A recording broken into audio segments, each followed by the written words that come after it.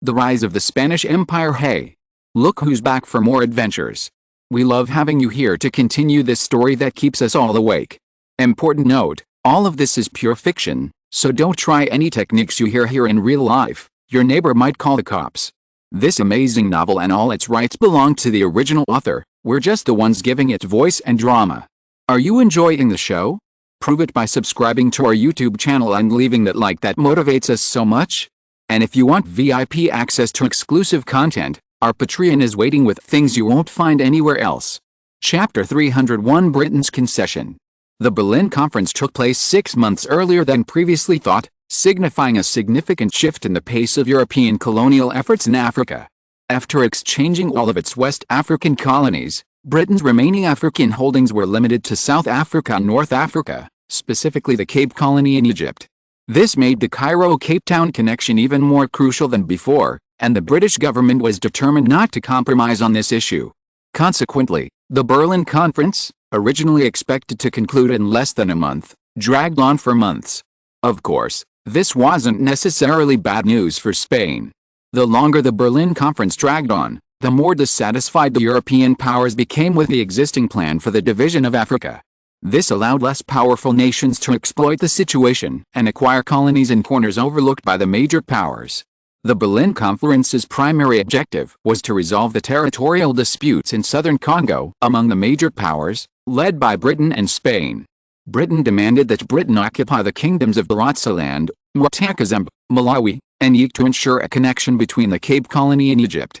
With the support of Spain and pressured by domestic public opinion, the Portuguese government refused to relinquish these territories, claiming they were acquired during the colonial exchange between Portugal and Spain and that Britain had no right to engage in such a garbled colonial operation across a distance of thousands of kilometers.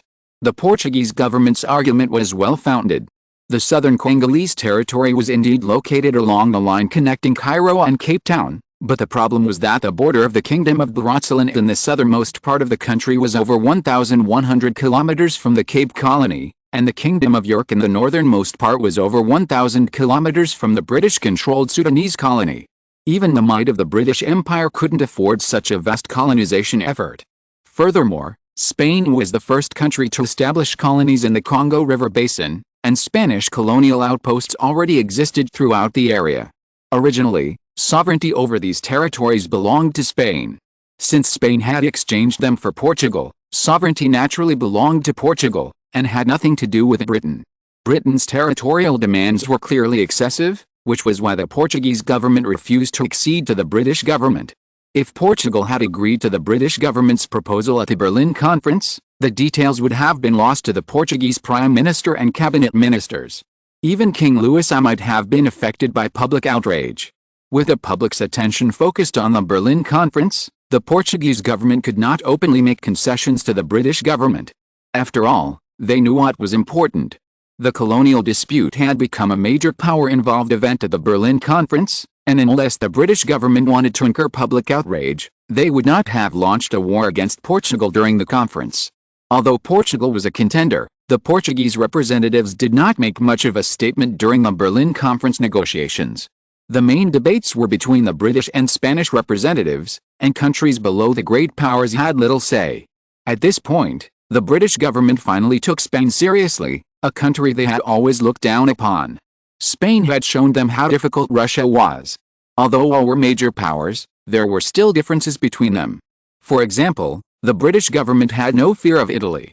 Without Garibaldi, the last remaining hero, the Italian army's combat effectiveness was extremely poor. Despite King Umberto I's continued promotion of Italian military expansion, the British government consistently ignored Italy. As a Mediterranean nation, Britain only needed to blockade the eastern and western Mediterranean outlets. Italy's navy, however formidable, was useless, unable to reach the ocean, let alone pose a threat to the British mainland. The Italian army, on the other hand, was even more formidable. The vast distance between Italy and Britain, coupled with the Italian army's poor combat effectiveness, meant that both Italy and Britain were overlooked by the British. Spain was a different matter. While also a Mediterranean nation, half of Spain's coastline lay along the eastern Atlantic. This meant that it would be difficult for Britain to completely blockade the Spanish navy in the Mediterranean, and the Spanish Navy was still capable of posing a threat to the British mainland. More importantly, Britain's means of blockading the Mediterranean depended on controlling two outlets. The Strait of Gibraltar, the western Mediterranean outlet, had once belonged to Spain.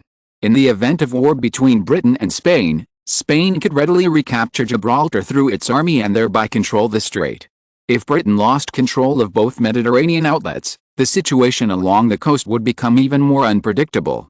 This would also mean that the Suez Canal, which Britain had fought so hard to secure, would lose at least half of its strategic value. In a war between Britain and Spain, Portugal might be the first country to be annexed.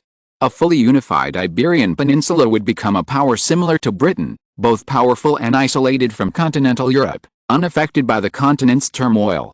Furthermore, its independence would make it difficult for Britain to pose a threat to the Iberian Peninsula.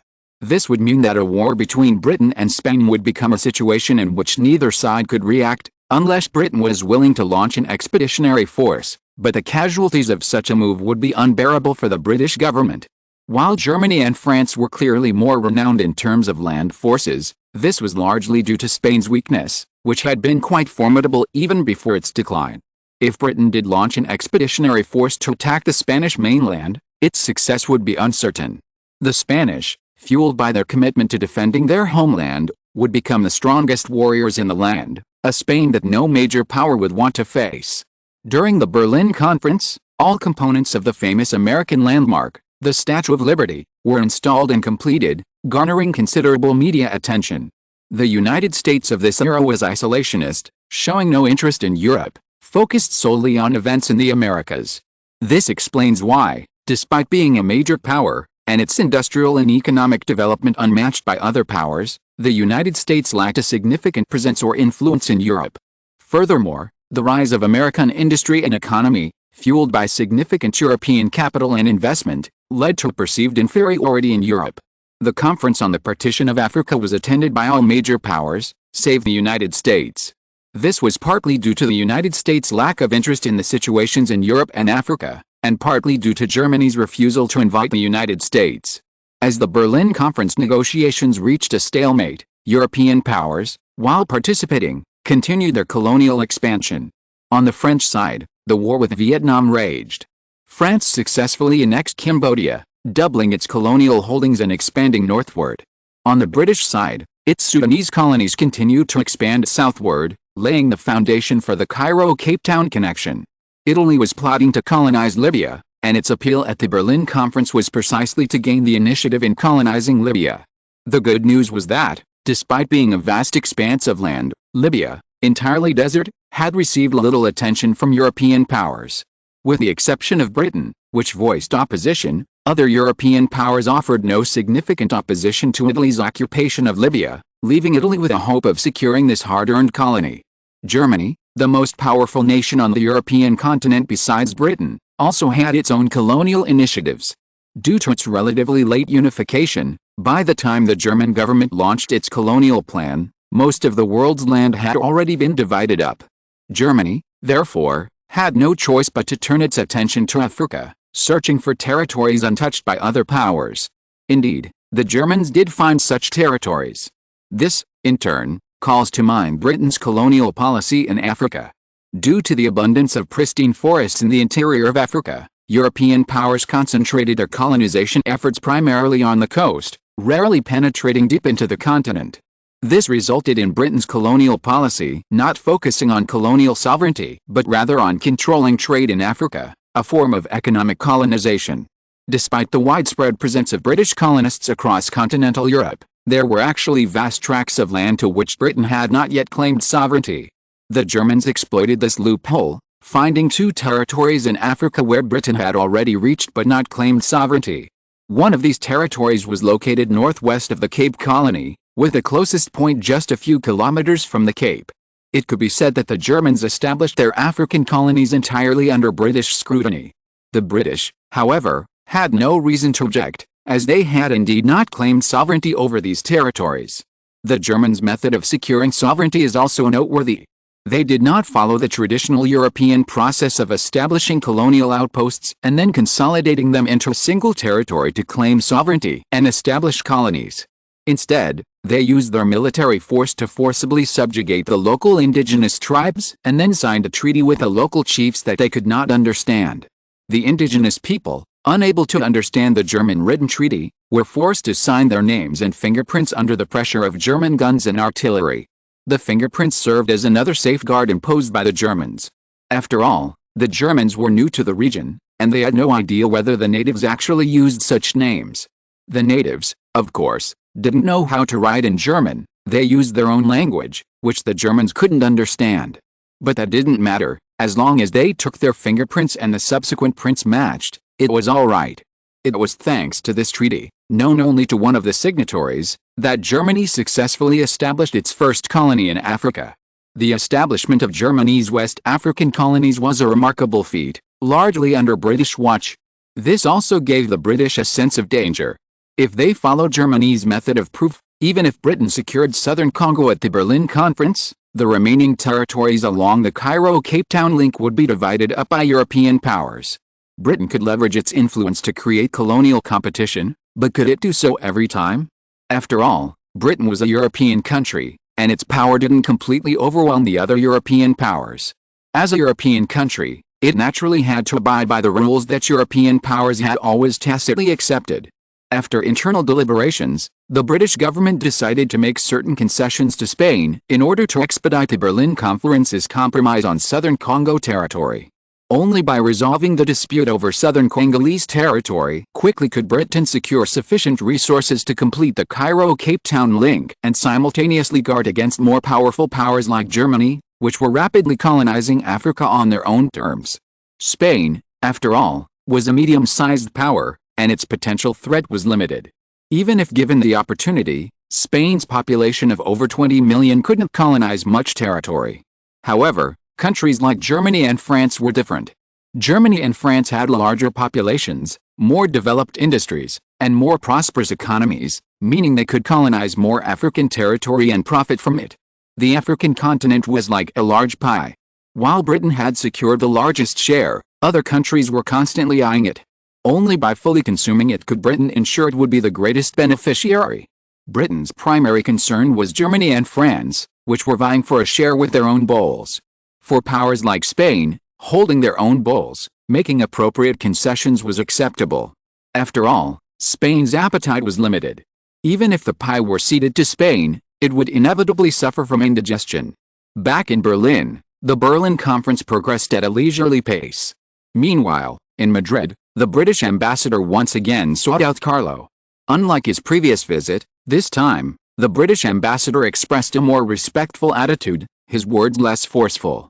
During his talks with Carlo, the British ambassador repeatedly emphasized the importance of the Cairo-Cape Town link to Britain and expressed his willingness to make certain concessions beyond the southern Congo. Britain offered Carlo and the Spanish government 3 conditions to choose from. The first was that Britain would allow Spain to acquire additional territory in the Dutch East Indies as compensation for the southern Congo. However, Britain was unwilling to cede Sumatra and Java, the core islands of the Dutch East Indies, to Spain. The second condition concerned the colonization of New Guinea.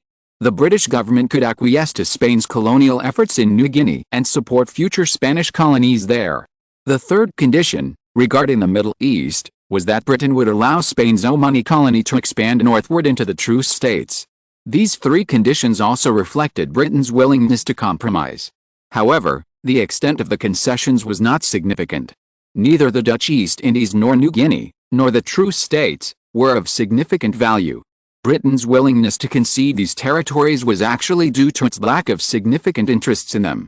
Chapter 302 Pan-Iberianism. Of the 3 areas Britain was willing to concede, Carlo didn't want any, aside from the Truce States.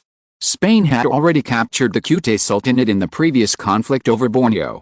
Further expansion southward would have allowed Spain to take over all Dutch territory in Borneo. This would have transformed the situation in Borneo from a colonial rivalry between Spain and the Netherlands, with Britain isolated, into a direct rivalry between Britain and Spain. Carlo didn't want to engage in colonial competition with Britain so far away. The time required to travel back and forth between mainland China and Borneo was enormous. The same was true for New Guinea. Carlo had the Philippines send a colonist team to join the New Guinea colonization effort to slow down the other powers' efforts. Spain's colonization of New Guinea was already very successful, and with British support, it wouldn't be an exaggeration to claim half of the island. However, New Guinea shared the same awkward position as Borneo, its distance from mainland Spain. Given Spain's small population, Carlo had no immediate plans to develop these territories. Maintaining these colonies would also require enormous expenditures. Therefore, Carlo's only real priority was Britain's third condition, the truce.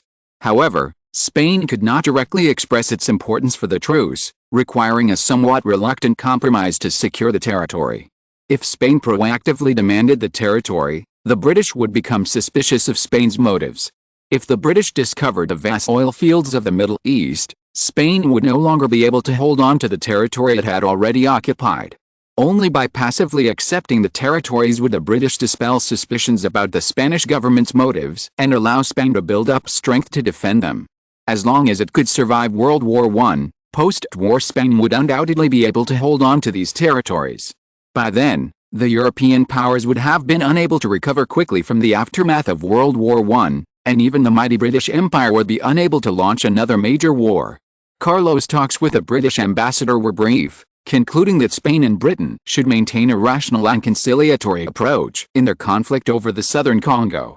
As for the subsequent compensation the British should pay, that was a matter for the Spanish government to negotiate with the British. Although Spain and Britain reached a compromise regarding the ownership of the southern Congo territories, Portugal was tacitly not mentioned. While the compromise seemed to indicate a path to repairing relations, both the British and Spanish governments understood that it was a forced move. Following the compromise, wooing the Portuguese government became a key policy for both governments. Britain was reluctant to see Portugal siding with Spain, while Spain sought to further drive a wedge between Portugal and Britain. After lengthy negotiations, the British and Spanish governments finally reached a compromise on the southern Congo territories. The kingdoms of Rwanda and Burundi, already acquired by Portugal, remained Portuguese, fulfilling the original agreement reached during the colonial exchange between Portugal and Spain. Spain received the Kingdom of Cuba, north of the Kingdom of Rwanda, while Portugal received the Kingdom of Luba, east of Rwanda, as further compensation for Portugal. The crucial kingdoms of Baritzerland, Mwatakazembe, Malawi, and Yik were captured by the British to construct the planned Cairo-Cape Town connection. To compensate Spain, Britain also had to cede the territories and allow Spanish merchants and immigrants free access to the southern Congo. Of course, the Portuguese also agreed. This gave the Portuguese government some face, preventing them from getting nothing. With the two countries reaching an agreement, the Berlin Conference's debate over the southern Congo territories quickly concluded. Originally fueled by the rivalry between Britain and Spain, the dispute ceased to exist, and with that rivalry now defunct, the issue naturally ceased to be a topic of discussion. The other major powers did not interfere with the compromise reached between Britain and Spain, unwilling to offend them over such a minor issue. Following the conclusion of the first agenda item, the Berlin Conference quickly moved on to its second, Guatemalan Africa. European countries each had their own colonial plans for Africa, and at the Berlin Conference, each presented its own, often conflicting, plans. To avoid conflict among the great powers over African colonization, German Chancellor Bismarck proposed the principle of effective occupation. This meant that participating nations would notify other participating nations when establishing colonies or protectorates on African coastal territories, allowing them to submit their own requests. Furthermore, each nation seeking to establish a colony must ensure it possessed sufficient ruling power to protect the existing rights of European nations and, where necessary, ensure free trade and transit under prescribed conditions. Only by adhering to these conditions could it be considered an effective occupation, or what is known as a legal colony. Such a legal colony would be recognized by all participating nations. No nation could infringe upon the legal colonies of others and must respect the spheres of influence of others. Chancellor Bismarck's principle of effective occupation garnered support from many European countries, but it also had a significant impact on the British government. It is well known that the country currently occupied the most land in Africa was the British Empire. While other nations' occupation of Africa was limited to the coast, Britain had already established a Cape Colony and the Egyptian colony and had penetrated deep into the African interior, into Sudan. If Bismarck's principle of effective occupation were followed, none of Britain's 3 existing African colonies would actually meet the requirements for legal colonies. While no nation would be so foolish as to challenge Britain for colonial control in these three territories, this nominal illegitimacy would inevitably constrain the British Empire. The already occupied territories of Egypt, South Africa, and Sudan were not so bad. Britain had already established effective rule, making it difficult for other nations to undermine British colonies. However, elsewhere on the African continent, Britain would be on equal footing with other nations, requiring each to establish legitimate colonies to establish its dominance. This would also mean direct competition from European powers, led by Germany and France. The African coast, where Britain had yet to establish colonial rule, would also face even more intense colonial contention. Despite the British representatives' arguments, they could not refute the principle of effective occupation, which was supported by multiple nations. Germany and France both saw the benefits of this, and with the support of these two great powers, Britain could not prevent the principle of effective occupation from being included in the treaty unless it secured the support of a power of similar rank. However, Russia, due to its conflict with Britain in Central Asia, was unlikely to support Britain. Austria-Hungary, on the other hand, was an ally of Germany and would not betray its allies to support Britain. The remaining nations of Spain and Italy were even less likely to support Britain. Spain had just clashed with Britain in a colonial conflict, resolved only days earlier. Italy had no vested interests in Britain, and Italy was also a powerful power with colonial ties in Africa. Unwittingly, Britain found itself isolated and helpless at the Berlin Conference. The ultimate outcome was clear. British representatives were unable to prevent the inclusion of the principle of effective occupation in the treaty, and could only seek clauses more favorable to Britain. Carlo only briefly followed the Berlin Conference after the Spanish and British governments reached an agreement, but then he stopped following the negotiations. The division of Africa would require further negotiations, as several major powers and European nations were involved, and no one wanted to lose their share of the spoils. The conference was expected to conclude by the end of the year at the earliest, and at worst, it could drag on into next year. However, Carlo was not in a hurry to wait for the Berlin Conference to conclude. He had already achieved his goal in this colonial conflict, and could consider himself a successful recipient. He had no plans to send troops to conquer the truce-bound states for the time being. Since the British had already promised Spain colonization, conquering the land sooner or later made no difference. Before the discovery of oil, the land held little value. A delayed acquisition would also demonstrate Spain's reluctance, naturally lowering British defenses against Spain occupying the truce states. According to the Royal Security Intelligence Service's monitoring of the situation in Portugal, relations between Portugal and Britain have been severely damaged. Months after the Berlin Conference, public demonstrations still erupted in Portugal. Holding banners reading "Resist British Colonial Blackmail," the Portuguese marched through the streets. These demonstrations garnered widespread support, and overnight, numerous political parties opposed to the Anglo-Portuguese alliance emerged. These Portuguese believed that the so-called Anglo-Portuguese alliance severely undermined the relationship between Portugal and Spain, which was supposed to unite them, and constituted British interference in the Iberian Peninsula. Before Britain seized Portugal's southern Congo colony, it had already forcibly seized Gibraltar from Spain, a precedent. The Portuguese government could no longer trust Britain and should distance itself from it to prevent further British annexation of its colonies. Charles I of Spain's high-profile support for Portugal during this conflict won him favor among many Portuguese, leading many to support Iberianism, the idea of an Iberian federation. Iberianism, also known as Pan-Iberianism, was previously primarily confined to Spain but has now spread widely within Portugal. Iberianism was originally proposed by Spanish hawks with the goal of unifying the Iberian Peninsula and bringing Portugal under Spanish rule. After its introduction into Portugal, Portuguese intellectuals modified its ideas, but it remained largely based on the idea of a federation between Portugal and Spain. Portuguese scholars who supported Iberianism believed that Portugal alone could not compete with a power like Britain. Only a united Spain and Portugal, forming a strong Iberian federation, could counter external interference from factors like Britain. These scholars were highly educated and presented extensive data to demonstrate the strength of the Iberian Federation. If Spain and Portugal were to form a federation, it would have a population exceeding 27 million and virtually control the entire Iberian Peninsula. This new nation would possess the world's fifth largest army, the fifth largest navy, and the second largest colonies, with its industry and economy also among the top 5. This would reduce the traditional 5 major European powers to 6, and the Iberian Federation's overall strength could even surpass that of Austria-Hungary, making it a truly first-class power. The figures presented by Iberianists in Portugal were quite reasonable, and the power projected by the so-called Iberian Federation was even more exaggerated. Consequently, Iberianism quickly became a highly regarded ideology in Portugal. Many prominent writers expressed their support for it, and against a backdrop of a weak government and royal family, support for Iberianism seemed to be a trend. Against this backdrop, numerous Iberianist-themed political parties emerged in Portugal. Among these, 2 have already grown to considerable size: the Greater Iberia Party and the Federalist Party.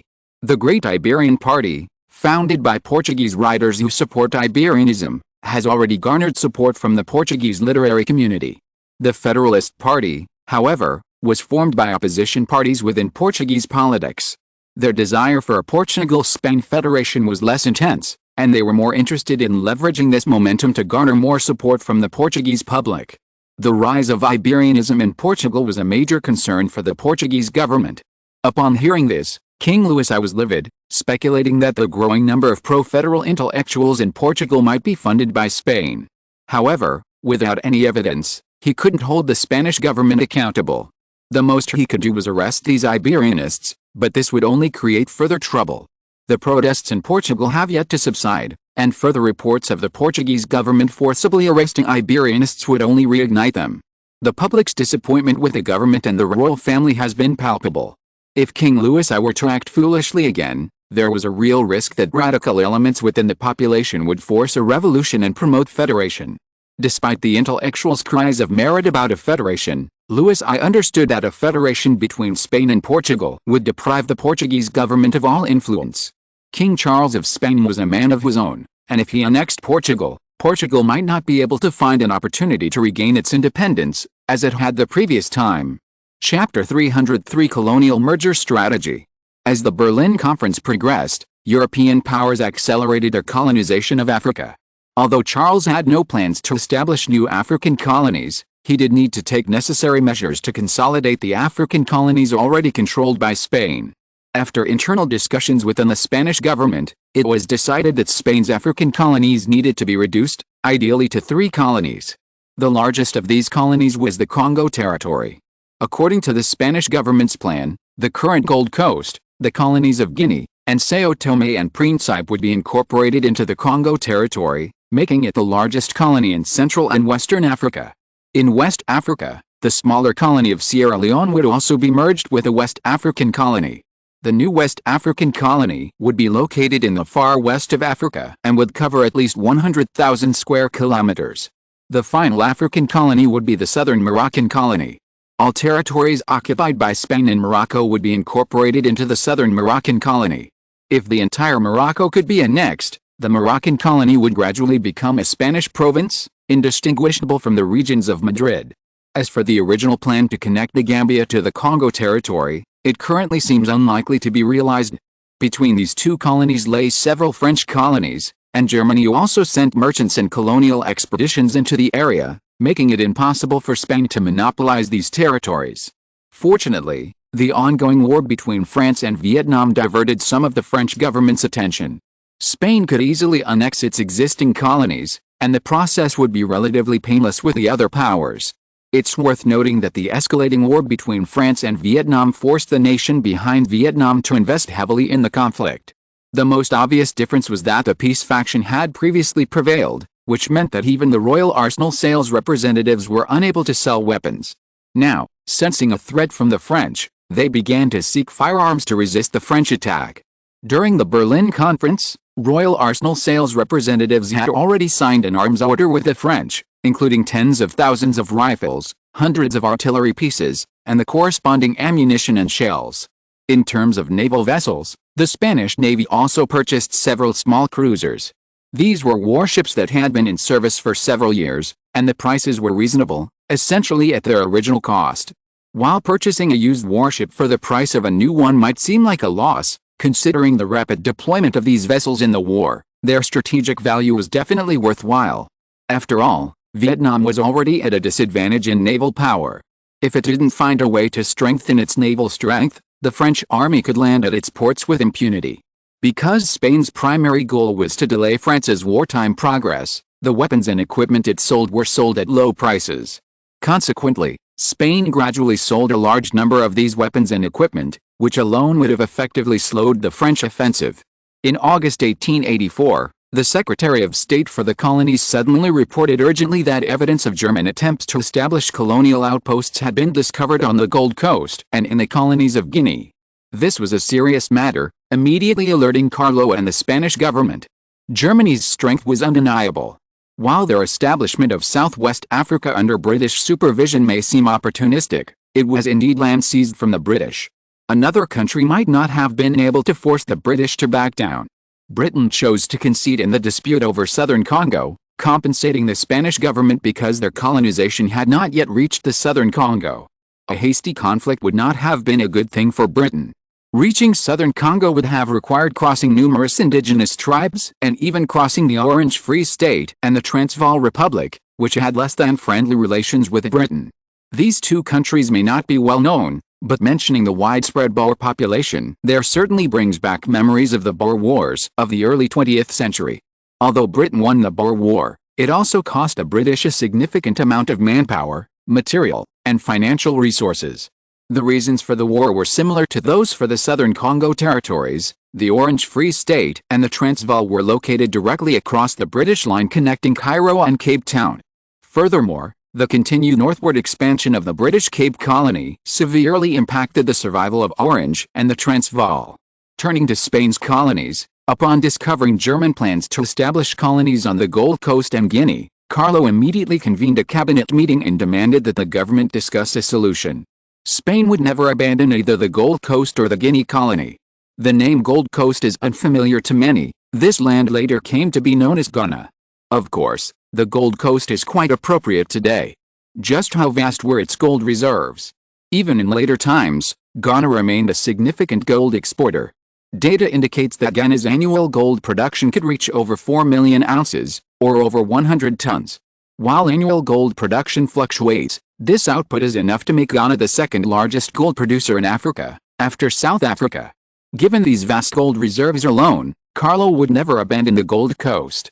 Furthermore, the income from cocoa and timber mining meant that the Gold Coast was destined to be a colony with income far exceeding expenditure. Given the Gold Coast's rich gold reserves, why was Britain willing to trade it? The primary reason was that, although numerous gold mines had already been discovered on the Gold Coast, these reserves were relatively small. Historically, significant gold mining on the Gold Coast didn't begin until the late 19th century, and it didn't become a significant gold producer until the 20th century. Ghana's gold mines were primarily concentrated in the Ashanti region, an area conquered only after Spain took control of the Gold Coast. Britain hadn't yet conquered Ashanti, and naturally, no major gold mines were discovered there. Without gold discoveries, the Gold Coast's value in the eyes of the British would have significantly decreased. More importantly, Spain's colony of Cuba was no less valuable. Cuba's sugar industry was far more profitable than the Gold Coast's gold, providing a significant strategic advantage to the United States and further strengthening Cuba's strategic importance. From a futuristic perspective, considering Ghana's gold and other West African mineral resources, it's unclear who would have gained or lost in such a colonial exchange. But from the perspective of the British in the 1880s, exchanging a few relatively small West African colonies for the entirety of Cuba was a clear win. Simply manipulating Cuban sugar to monopolize the sugar industry in Europe and America would have been enough to make the British a fortune. Of course, doing so would also further offend the United States. The pros and cons of this were something that Britain, the current owner of the Cuban colony, had to weigh. To prevent German interference in his colonial plans, Carlo immediately decided to accelerate the pace of colonial consolidation, prioritizing the Gold Coast and Congo territory. The Gold Coast stretches 3,000 kilometers from east to west, nestled at the bend of Africa's seven-shaped curve, offering a land of immense development potential. The gold reserves in this area alone are estimated to be at least 3,000 tons. After all, at this time, the gold mines in this region had not yet undergone large-scale mining, and the gold reserves were even greater than they would be in later generations. The total value of these 3,000 tons of gold alone reached a staggering 78 billion pesetas. Adding in the other mineral resources in this area, Spain would be able to reap substantial profits from this land for decades to come. In addition to gold, Spain's African colonies also possessed over 20 billion tons of iron ore and 200 million tons of coal, laying a solid foundation for Spain's future industrial development. 20 billion tons of iron ore was more than sufficient for Spain's industrial development. While 200 million tons of coal might not be much, Spain's own domestic coal reserves totaled 8.8 billion tons, more than offsetting the shortage of coal in its African colonies. A map suggests that Spain's consolidation of the territory from the Gold Coast to the Congolese territories would present a significant challenge. This was particularly true along the nearly 1,000-kilometer stretch of coastline from the Gold Coast to Guinea, which was dominated by powerful indigenous powers such as the Sokoto Sultanate, the Kingdom of Niger, the Aero Confederation, the Kingdom of Bam, and the Kingdom of Benin. Like the Ashanti Confederation, these indigenous powers were relatively civilized Africans, not simply backward tribes. To conquer these indigenous peoples, Spain would have to employ more sophisticated tactics. Besides deploying more troops for forcible conquest, Spain also needed to disrupt the connections between these indigenous states to prevent them from uniting and hindering Spanish colonial expansion. To accelerate Spain's colonial annexation plan, after consultation with the cabinet, Carlo decided to increase funding for the Colonial Affairs Department and military spending on the African colonies. Last year, the Spanish government's total fiscal revenue reached a record high of 1.1423 billion pesetas, with a fiscal surplus of 99.7 million pesetas. Even if the government allocated a portion to repay foreign debt, the Spanish government still had a substantial budget to distribute to various departments this year. Spanish cabinet ministers had no objection to accelerating the pace of African colonization. Following the Berlin Conference, European countries tacitly accelerated the pace of colonization in Africa. Spain absolutely could not fall behind. After all, the African pie was limited in size and would eventually be divided up by European powers. The larger Spain's share of the pie, the greater the benefits it would naturally reap. Even if some land was not particularly important to Spain, it could still be acquired through colonial exchange.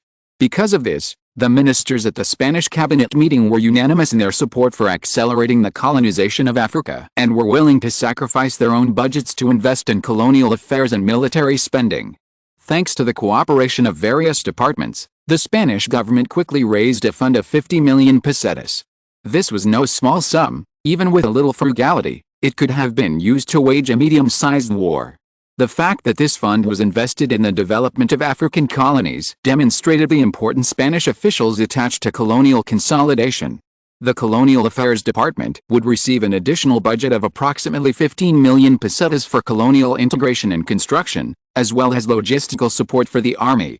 The remaining 35 million pesetas would be invested in combating the indigenous Africans. If the only target was the indigenous population, such a large military expenditure would not be necessary. However, following the Berlin Conference, European powers increased their investment in African colonies. Any attempt by Spain to consolidate its existing colonies would have faced conflict with other European powers. Although Britain has withdrawn from the competition for West African colonies, with Germany's involvement, the region is poised for a surge of activity. Remember the British's tendency to stir up trouble.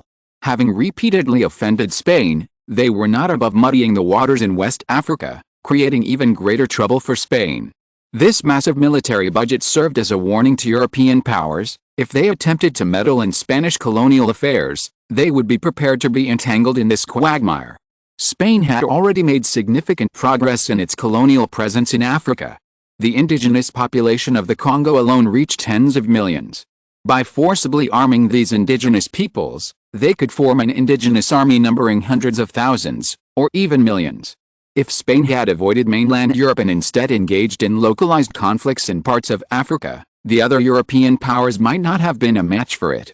While the vast industrial and economic gap could have brought Spain down, the other European powers needed to consider whether such a desperate struggle over a small African colony was worthwhile. Given the substantial military spending, a significant expansion of its colonial armies in Africa was inevitable.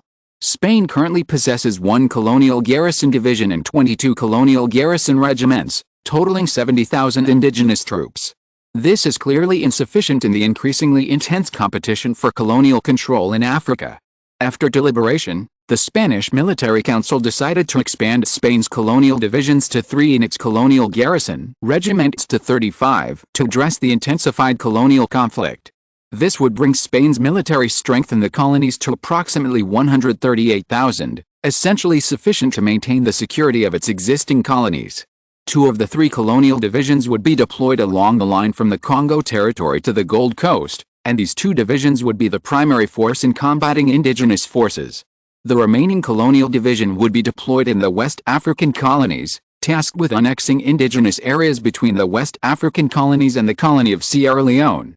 The 35 colonial garrison regiments would primarily serve to garrison the colonies and maintain order and security. Therefore, these 35 colonial garrison regiments would be distributed throughout Spain's colonies, contributing to the stability of its colonies. This military expansion was a welcome development for Spain. Firstly, it would increase career paths for junior officers. While the colonial army's treatment was inferior to that of the mainland armies, their officers were highly qualified. All mid and higher-ranking officers in these colonial armies were Spanish, a measure to control military loyalty. Spain's military academies annually produce a large number of military personnel, and only with a continued expansion of the Spanish military could these talents find employment. Furthermore, military expansion also meant a need for more weapons and equipment.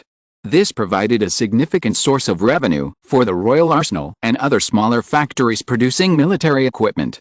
Smaller private factories, in particular, would likely have been unable to survive if the Royal Arsenal had not outsourced many of its less important orders.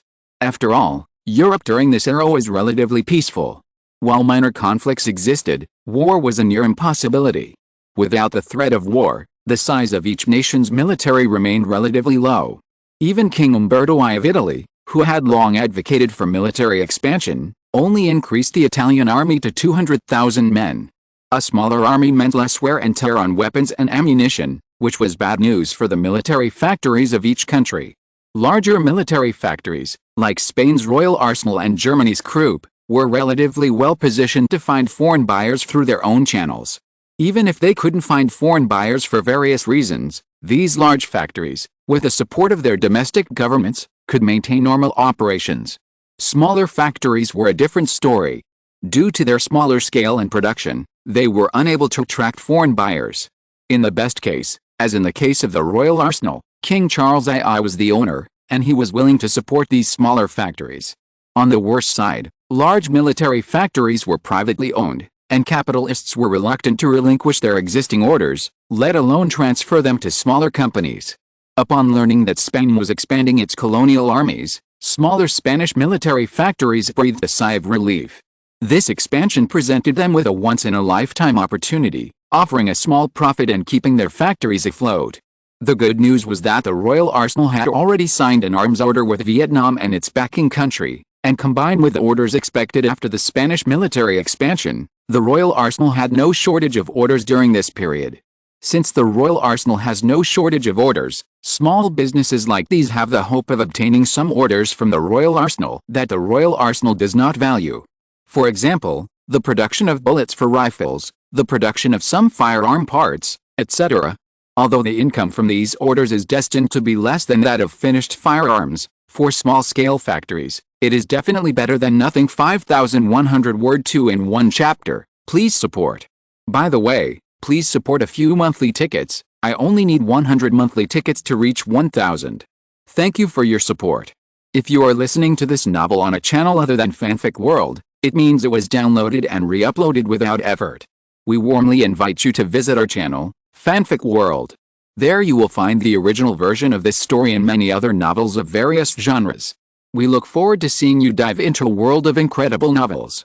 Chapter 304, Large-Scale Military Expansion. After the Spanish Military Council issued the order for military expansion, the Ministry of National Defense quickly produced a detailed expansion plan.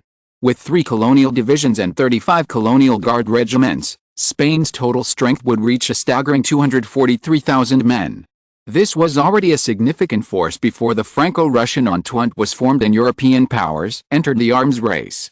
After all, Spain, unlike France, Germany, and Russia, did not have any overt enemies. France and Germany needed to guard against each other, while Russia simply needed more troops to defend its vast territory. However, if the expanded colonial troops, totaling 138,000 men, were removed, Spain's actual military strength would be reduced to just 105,000. Excluding the 15,000-man Guards Division, the so-called Royal Spanish Army would be a meager 90,000 men. To cope with the increasingly tense situation in Europe, the Spanish army itself needed to be expanded. After internal discussions within the Ministry of National Defense, a comprehensive new expansion plan was finalized. The colonial army expansion plan remained unchanged. The Royal Army of Spain would expand to 12 infantry divisions, 5 cavalry divisions, 4 artillery divisions, and 4 engineering companies, totaling 177,700 men. Including the 15,100-man Guards, the Spanish mainland would have over 192,800 troops, a size that would match the growing armies of the European powers. Adding the 138,000 colonial troops, Spain's military strength would reach a staggering 315,900 men, nearly matching the Austro-Hungarian army. Consider that the Austro-Hungarian Empire had a population of nearly 40 million, while Spain's was only 22.35 million. An army of over 300,000 would make Spain a European military power, and other powers would have to consider the threat posed by Spain's massive army when competing with it. After the Ministry of Defense issued the official conscription notice, the call for conscription immediately sparked a wave of protests across Spain. Thanks to Carlo's emphasis on the military, even an ordinary soldier's annual income, combined with various benefits and subsidies, was higher than Spain's average income. Furthermore, as the nation grew stronger, the Spanish people were no longer averse to fighting for their country. From the moment the Ministry of Defense announced the conscription, recruitment points in cities across Spain were flooded with people seeking to enlist. The conscription problem that plagues many countries was non-existent in Spain. With the enthusiastic public signing up, the Spanish government instead faced the challenge of selecting the soldiers needed from this pool. The city with the most conscription was Madrid, Spain's capital. As Spain's largest city, with a population of nearly 700,000, Madrid had the most conscription spots, and the lines at recruitment points were the longest. For the sake of public order, Carlo chose not to visit the Madrid conscription offices. However, the Ministry of Defense provided him with daily updates on the conscription and the progress of Spain's military expansion. This expansion would create 7 additional division commander positions in the Royal Spanish Army. If we include the 2 colonial division commanders, the number of vacancies will reach 9. This also means that with this military expansion, a large number of mid- and high-level military officers will be promoted. The most representative of these is Carmen Esposito, who came to Spain with Carlo. He had already been appointed colonel and commander of an artillery regiment. With the expansion of the artillery divisions from 2 to 4, he has a strong chance of being promoted directly to commander of the 3rd or 4th Artillery Division. Of course, if he succeeds in becoming a division commander, Carmen would at least receive the rank of Major General, becoming a high-ranking figure in the Spanish military. Andrew, who also came to Spain with Carlo, was not so lucky.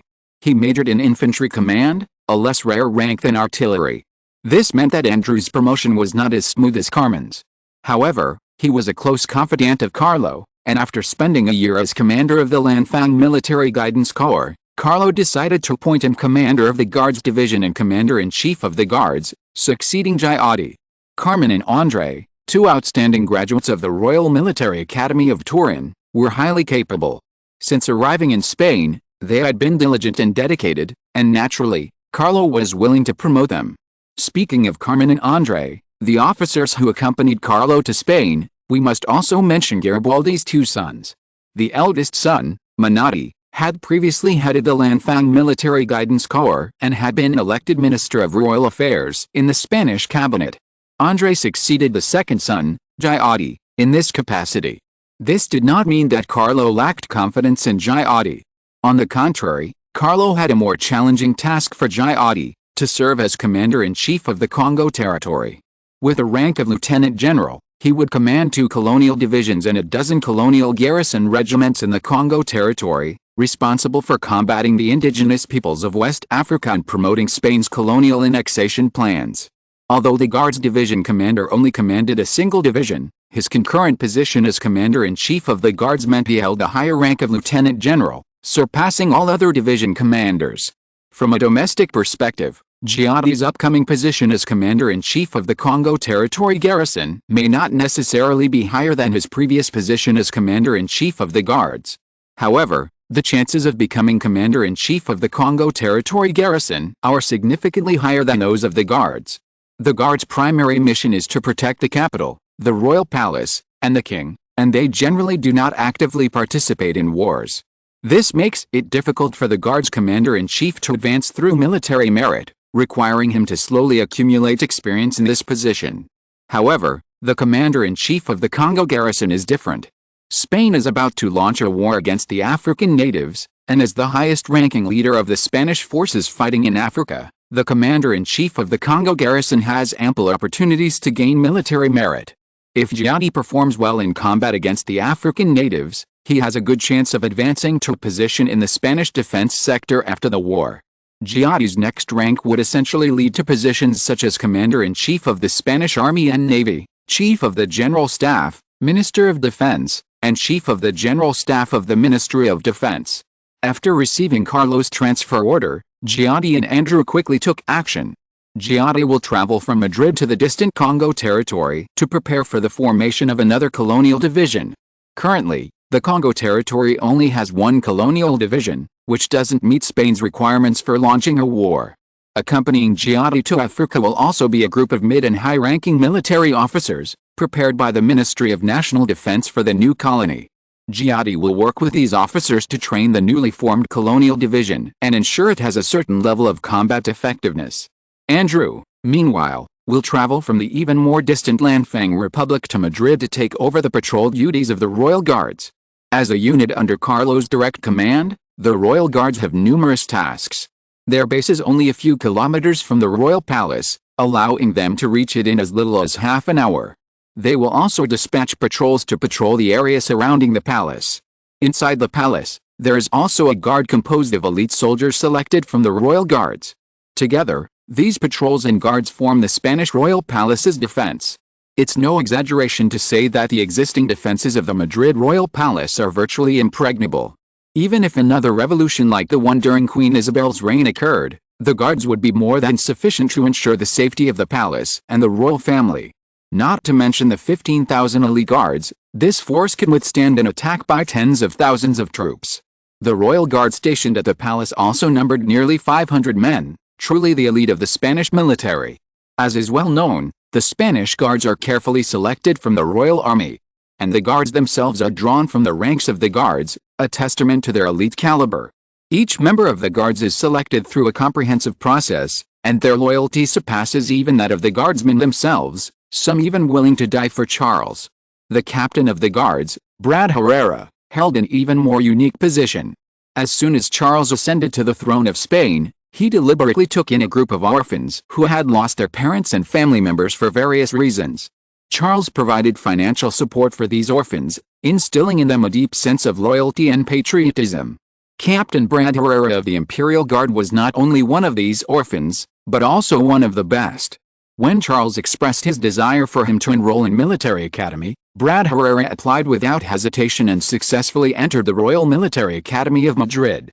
After graduating, Charles enlisted him in the Guards for 2 years before appointing him captain of the Imperial Guard, commanding a 500-man force. The Royal Guard's mission was simple: to protect the royal family at all costs.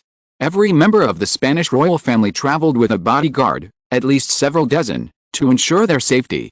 Charles's travels were even more lavish, often involving hundreds of guards, and even hundreds of them.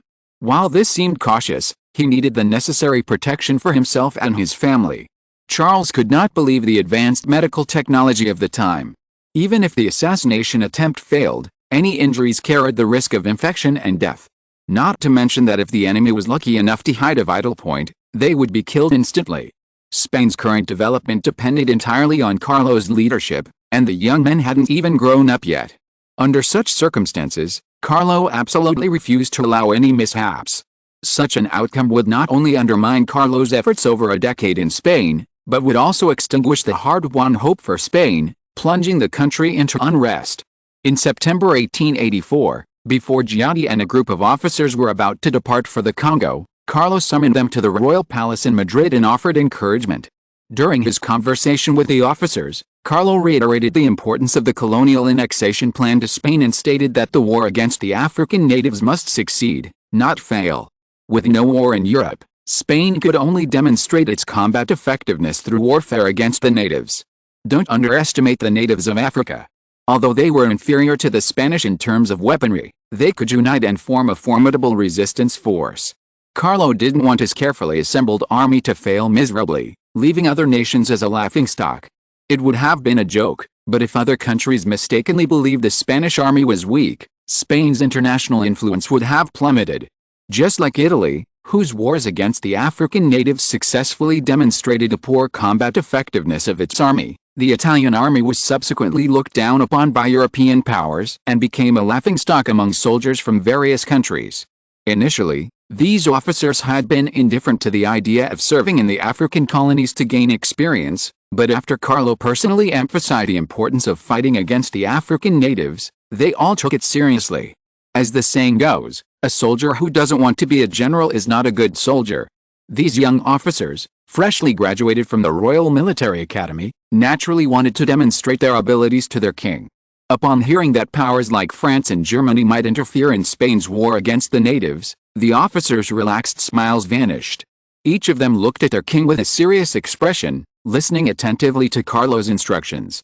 After all the conversations concluded, the officers, led by Giotti, saluted Carlo respectfully and enthusiastically, then boarded the train to the train station. They would travel by train to the port, then board a ship to the African colonies. Because the colonial army consisted entirely of indigenous soldiers, Spain could only provide these officers. However, the good news was that Spain had immigrated a large number of Filipinos, Lanfangs, and Moroccans to the Congolese territories, who could also enlist in the colonial army, providing a counterweight to the indigenous population. This was in line with Spanish colonial policy. Excluding the unrecognized black population, the Spanish colonial population consisted of two main groups, whites from Europe and Morocco, and yellows from Asia. Because these whites were not Spanish, Spain effectively treated them equally. Carlo preferred to balance the two groups, allowing them to check and balance each other to ensure stability in the Spanish colonies. This was similar to the British policy of regional balancing. Spain would support the weaker group, regardless of its power. Conflicts between the two groups had no impact on Spain. Even if they harbored hatred, their hatred was directed towards the one that had antagonized them. In order to ensure their survival status and not be exploited by the other side, both sides had no choice but to move closer to Spain, so as to gain the support of the colonies and ensure their own survival space. Spain first implemented such a policy in the Philippines and the Lanfang Republic, and it is still very successful so far. The colonial government only needs to control the conflict between the two groups of people in order to effectively use their power to its own advantage. The monthly ticket has reached 1,000. Thank you for your support. Chapter 305 Battle Plan. To seize West Africa before the Germans, Giotti and his officers immediately began planning a war against the indigenous peoples after safely arriving in Congo. While Congo hadn't yet expanded its military, it was Spain's largest colony and naturally hosted the largest number of colonial troops. Upon arriving, Giotti discovered that he had at his disposal not only a colonial division but also 3 colonial garrison regiments for support. This combined force exceeded 25,000 men, making it possible to not only attack a single indigenous group but also to wipe out several indigenous states in western Congo. Understanding the importance of conquering West Africa as quickly as possible for Spain, Giotti issued his orders the day after arriving in Congo without hesitation. The colonial division, the main force, quickly assembled in Guinea. Their target was the Kingdom of Bam in northern Guinea, a time-honored indigenous state with nearly 500 years of history. Of course, no matter how ancient, such an indigenous state was vulnerable to the Spanish colonial army. Although the colonial army was also composed of indigenous people, it was a well-trained and competent force. The soldiers used rifles uniformly provided by Spain, and their overall combat effectiveness was several orders of magnitude superior to that of the untrained indigenous troops. The Kingdom of Bam was part of the Cameroon region, rich in natural resources and with a large indigenous population. Unlike historical development, Spain, driven by its expansion into the Congo, increased its investment in the Guinea colony. This delayed German infiltration into Cameroon, preventing them from conquering it by 1884. This was because the region fell within Carlo's colonial annexation plan, and Carlo would never allow Cameroon to fall to the Germans. Giotti's eagerness to launch the war was precisely to formally establish Spanish rule over Cameroon before the Germans did. A map shows that Spain had already occupied most of Cameroon. The only remaining area outside Spanish control was the Kingdom of Bam. Unlike the indigenous people of the areas already occupied by Spain, the Kingdom of Bam was more civilized than those in the eastern regions. As early as the 15th century, Portuguese missionaries arrived in this region, launching a vigorous slave trade. Although slavery had been abolished worldwide, the Kingdom of Bam maintained ties with European powers. Numerous missionaries chose to spread Christianity, bringing advanced firearms and cannons to the indigenous people. These missionaries and explorers certainly did not suffer any setbacks. They brought back gold and silver, as well as vast quantities of ivory, palm oil, and timber. Long-term trade with European missionaries and explorers bolstered the Kingdom of Bam's military strength.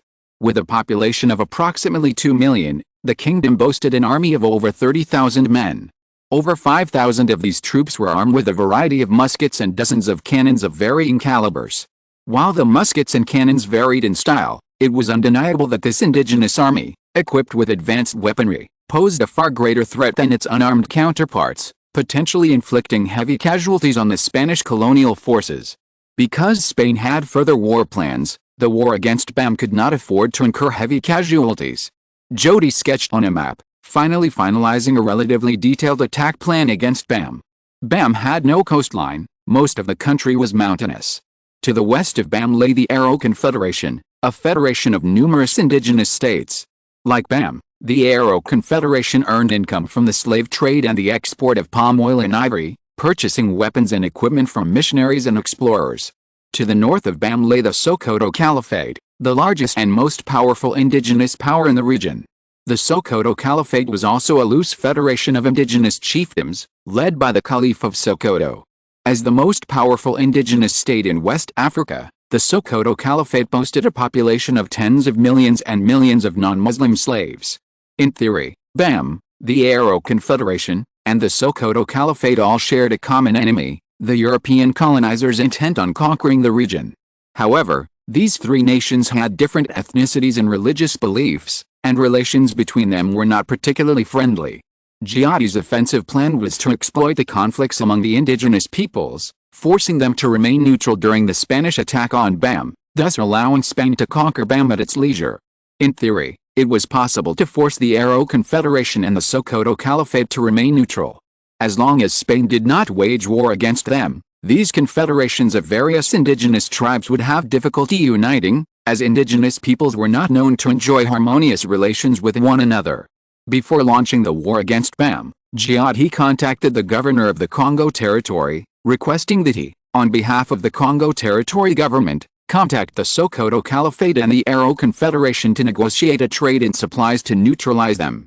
These indigenous nations lacked any industrial base, while European industrial products were still in high demand in Africa. Spain could also use the gift of firearms to coerce these nations into neutrality. These nations, armed with these weapons, would then believe they were not afraid of a Spanish invasion and would naturally have no need to support their hostile neighbors. Of course, the firearms presented to these indigenous peoples were certainly not Spain's most advanced rifles. As a country with no gun bans, Spain still had a large inventory of hunting rifles and pistols, which could easily be sold to these indigenous nations.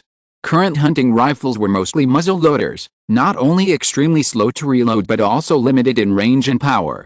Pistols, on the other hand, had even less range and power than hunting rifles, with an effective range of only 50 meters. Such firearms had a limited impact on warfare, and even giving them to the indigenous peoples would have had no impact on Spain. Of course, the more muskets these indigenous peoples were equipped with, the greater the potential to inflict casualties on the Spanish army.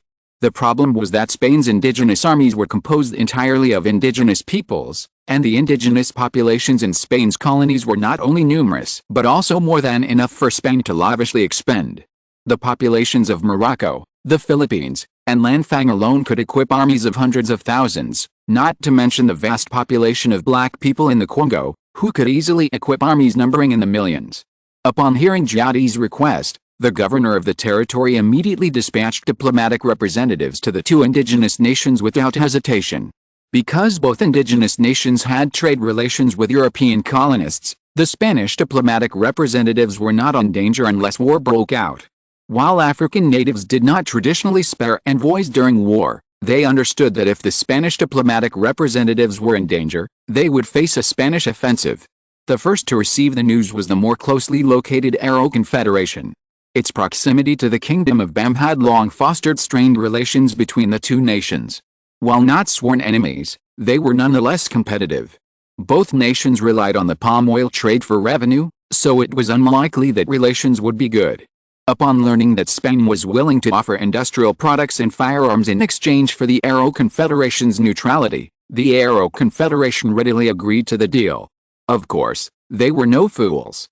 Spain's attack on Bam had exposed its ambitions, and the Arrow Confederation hoped to purchase more firearms from Spain to ensure its territorial security. To secure the Spanish agreement, the Arrow Confederation solemnly stated that the purchase was intended for war against the Kingdom of Niger to the west. Compared to the Kingdom of Bam and the Arrow Confederation, the Kingdom of Niger was a rather unique entity. Its founder was Ari, about whom little is known. Local legends circulated regarding Ari as a sky-like being, who descended to earth and founded the Kingdom of Niger. While somewhat mythical, these legends were deeply trusted by the local population. The Kingdom of Niger was also a relatively chaotic place, attracting a large number of people ostracized by their own countries, fostering its ethnic diversity. Many indigenous people whose lands had been seized by Western colonizers chose to migrate to the kingdom, bolstering its population. As the kingdom grew, it naturally impacted the living space of neighboring countries. The Arrow Confederation's alleged war against the Kingdom of Niger was half-truth, but with sufficient firearms, such an offensive plan might be possible. After negotiations, Spain agreed to sell 1,500 hunting rifles and 20,000 rounds of ammunition in exchange for the Arrow Confederation's neutrality. However, due to transportation time constraints, the weapons and ammunition would take over a month to reach the Arrow Confederation. To reassure the Arrow Alliance, after a verbal agreement was reached, the Congo Territory collected over 200 hunting rifles and 500 rounds of ammunition and sent them to the Arrow Alliance, demonstrating Spain's sincerity in fostering cooperation. The Arrow Alliance was delighted to receive the weapons and pledged absolute non-interference in Spain's war against the Kingdom of Bam. Reassured of the Arrow Alliance's non-interference, Gianni immediately ordered his troops toward Bam without hesitation. Although news of the Sokoto Caliphate had yet to arrive, it was no longer crucial for Spain. Tiberi, the capital of the Sokoto Caliphate, was nearly 1,000 kilometers away from Fuban, the capital of Bam. Even if the Sokoto Caliphate offered to support Bam, this distance would have been enough to dissuade them. For African countries, this distance was a formidable barrier. With no trains or roads along the way, the indigenous people had to cross several tribes and mountain ranges to reach Bam. By the time they reached the border of Bam, the Spanish-led war was long over. Not only would they be unable to support Bam, but they would also damage relations with Spain. To more quickly defeat Bam, Gianni decided to split his forces into two groups. The colonial division would depart from Guinea and advance northward toward the Bam border. With 20,000 troops, they could easily counter Bam's 30,000-man army, and the border between Guinea and Bam would become the main battlefield of the war. But that wasn't the end of the matter. The remaining three colonial garrisons would temporarily merge and launch an attack on Bam from the direction of the Baka tribe. The Baka, an indigenous tribe already conquered by Spain, lay just east of Bam. Bam was shaped like a rectangle, with its capital located east of the center. The distance from the Guinean colonial division to Bam's capital, Fuban, was 200 kilometers, and the mountainous terrain made it difficult for the Spanish army to capture Fuban quickly. However, an attack from the Baka direction presented a different challenge. Fuban, Bam's capital, was only 30 kilometers from the eastern border. If the Spanish offensive proceeded smoothly, they might even be able to encircle Fuban the next day.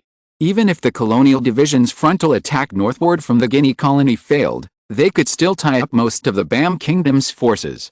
This presented the perfect opportunity for the three colonial garrisons to launch a surprise attack. If Bam concentrated the majority of its forces on the southern border, its eastern frontier would be severely exposed. If they also deployed a portion of their forces to defend the eastern frontier, the southern colonial divisions, without being outnumbered, would be able to defeat BAM in a matter of time. This strategic deployment was highly effective, leaving BAM with little room for resistance. Their forces were insufficient to simultaneously withstand attacks from both the south and the east, and they would be unable to mobilize troops on short notice. By the time they learned of the Spanish attacks on both the southern and eastern borders, it would be too late to resist. The Spanish would then be able to completely encircle the BAM kingdom.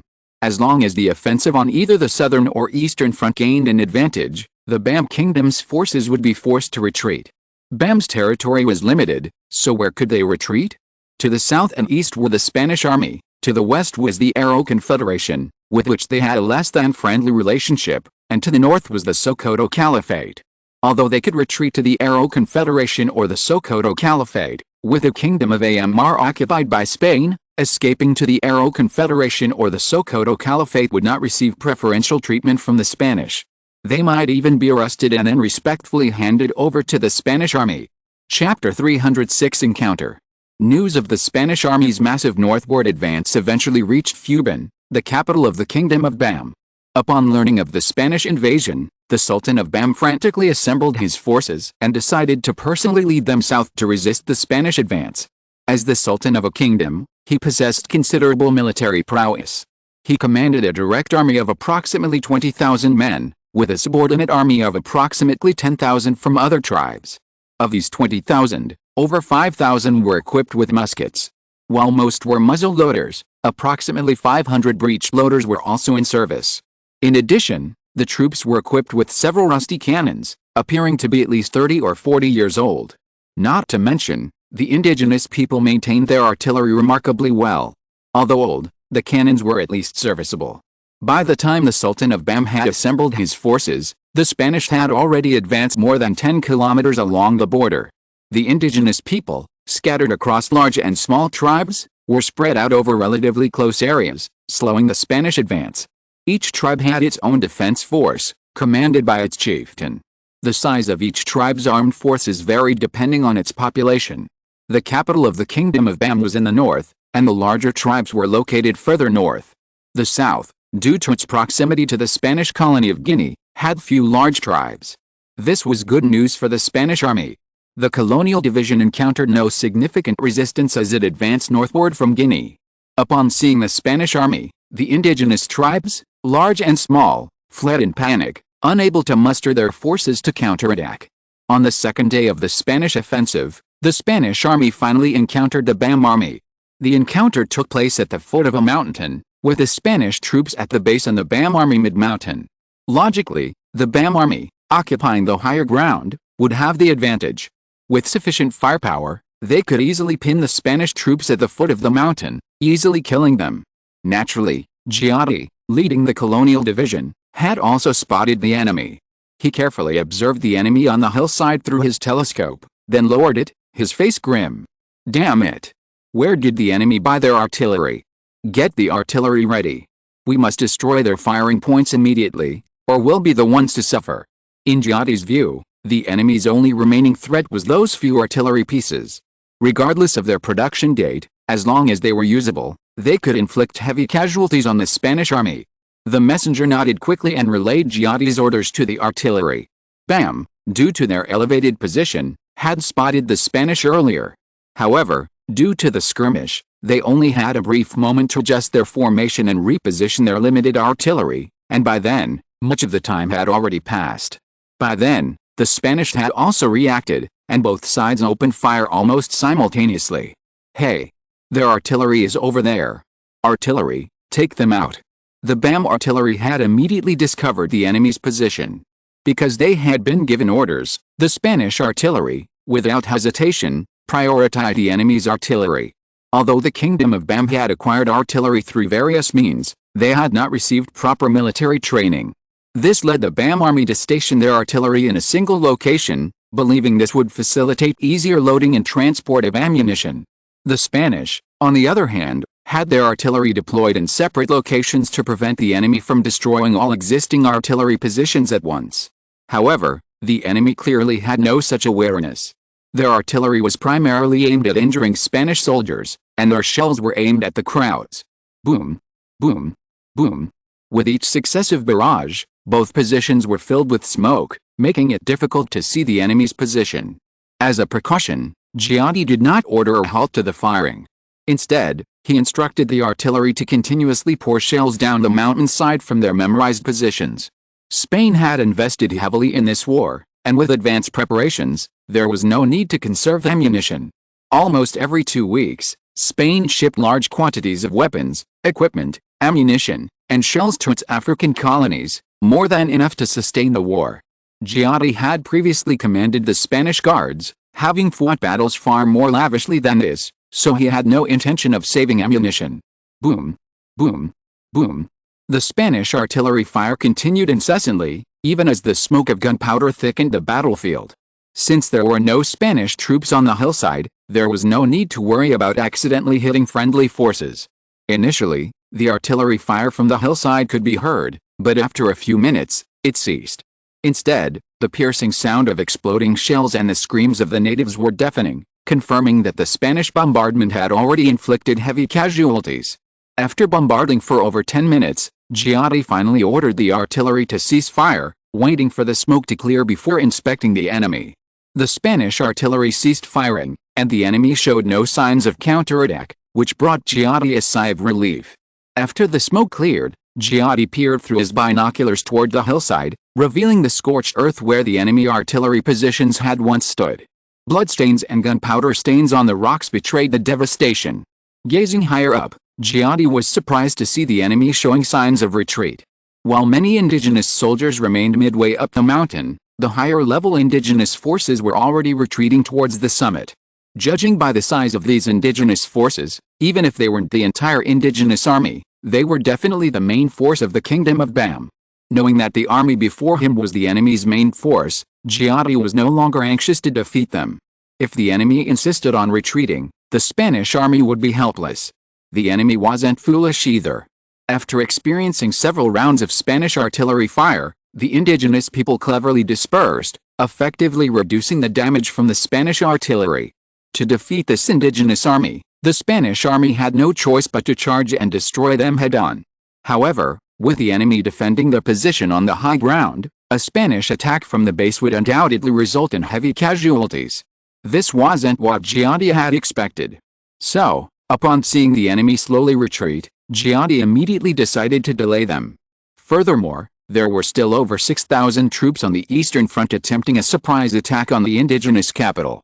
If Giotti could hold off most of the indigenous forces, the surprise attack on the Eastern Front would likely succeed. To expedite the capture of the enemy capital, Giotti equipped the Eastern Front with over 20 artillery pieces, nearly as many as a colonial division. As long as the enemy's main force didn't arrive to reinforce, these 20 guns alone would easily annihilate the indigenous army. After all, the situation here was different from the Eastern Front. With the main battlefield still a long way from the indigenous capital, the Bam army could easily choose to retreat while resisting, fighting as they went. But the Eastern Front was different. While the indigenous soldiers on the Eastern Front could retreat, their capital, Fuban, could not. Any such retreat would expose the Bam Kingdom's capital, Fuban, to the Spanish army. Without military protection, Fuban would be like fish on the chopping block, vulnerable to the Spanish army's slaughter. If the capital fell to the Spanish, the stubborn resistance of the indigenous troops would be shattered. After all, many soldiers and officers had families living in Fuban.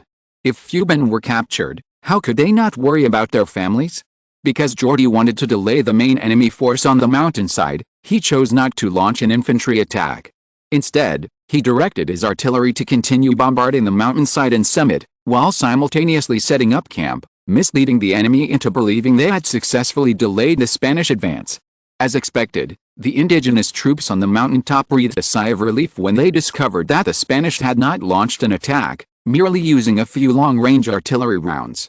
The Sultan of Bam even smiled and stated that the Spanish soldiers were terrified of the Bam army and were only willing to fire from a distance, not to engage in direct combat. With the Sultan's words, the officers of the Kingdom of Bam naturally agreed. Occasionally, some officers doubted the Spanish would be so cowardly, but seeing the Spanish troops encamped at the foot of the mountain, they had no choice but to believe the Sultan's words. For a time, the two armies remained in a stalemate. The Bam army, facing the overwhelming firepower of the Spanish, dared not descend to the mountainside to engage the Spanish. The Spanish army showed no signs of launching an attack. Soldiers occasionally fired shots, but more often the artillery bombarded at will.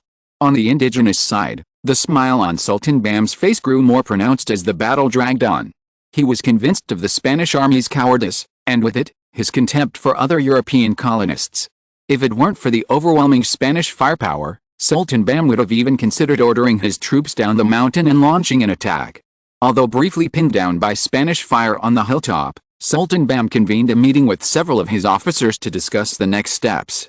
If the Spanish army showed signs of running low on ammunition, Sultan Bam would order his troops southward, demonstrating to the timid Spaniards how the brave and fearless Bam fought. If the Spanish had ammunition in abundance, the worst that could happen was a drawn-out battle. They could, after all, bring in large quantities of food and supplies from the capital, Fuban. As long as there were no dangers in their rear, a prolonged stalemate with the Spanish would be acceptable to Sultan Bam. After stalling for 2 days, Giatti decided to do something to attract the indigenous army's attention. He was concerned that the natives, realizing they had no intention of attacking, would quietly retreat to the capital, Fuban, to defend it. If all of them returned to Fuban, capturing Fuban would be difficult. After all, the enemy possessed a considerable number of rifles, and a city-to-city battle would undoubtedly inflict heavy casualties on the Spanish. Furthermore, the enemy was more familiar with the terrain, and a rash attack by the Spanish would only harm themselves. During these 2 days, Giatti carefully considered his plan. He decided to stage a show for the natives, misleading them into believing they could defeat the Spanish army and thus encouraging them to engage more aggressively. This way, Giatti could easily delay the indigenous army. If the 3 colonial garrisons could capture Fuban, then it would be time to launch a full-scale offensive. The 3 colonial garrisons that had captured Fuban could move south at any time.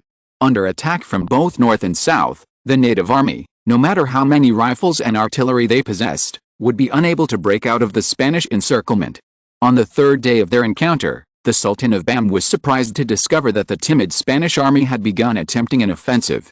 While the enemy forces were few in number, it was a significant change from the relatively calm situation of the previous 2 days. As a precaution, the Sultan of Bam immediately ordered his troops to be ready to engage the enemy at any moment, and deployed his most elite troops, 5,000 armed with rifles, to the front lines, ready to surprise any attacking Spanish. Minutes passed, and the Spanish army slowly approached the mountainside. Impatient, the Sultan of Bam glanced at the growing Spanish army and gave the order to open fire. Bang! Bang! Bang! Bang! With the order delivered, the Bam army launched an offensive against the Spanish. It's no secret that whether it was a muzzle-loading or breech-loading rifle, a shot inflicted a significant wound, making virtually no difference. The downside was that the Bam army's accuracy was lacking. With a volley of thousands of men, only a handful of Spanish soldiers were hit. However, due to Giotti's prior instructions, many soldiers still feigned injury, howling in panic as they retreated. Some soldiers, to appear more convincing, even abandoned their rifles. From atop the mountain, the Sultan of Bam also observed the Spanish army's disarray. He was filled with excitement, believing the cowardly Spaniards had lost all will to fight. Kill them. These damned Spaniards are frightened to death. Show them who truly rules this land. The Sultan of Bam shouted excitedly. Chapter 307, Retreat.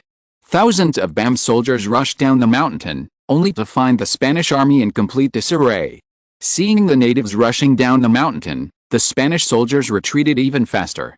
Many soldiers abandoned their armor and helmets, lost their hats, and even their rifles. Suddenly, at least 1,000 rifles lay scattered across the battlefield.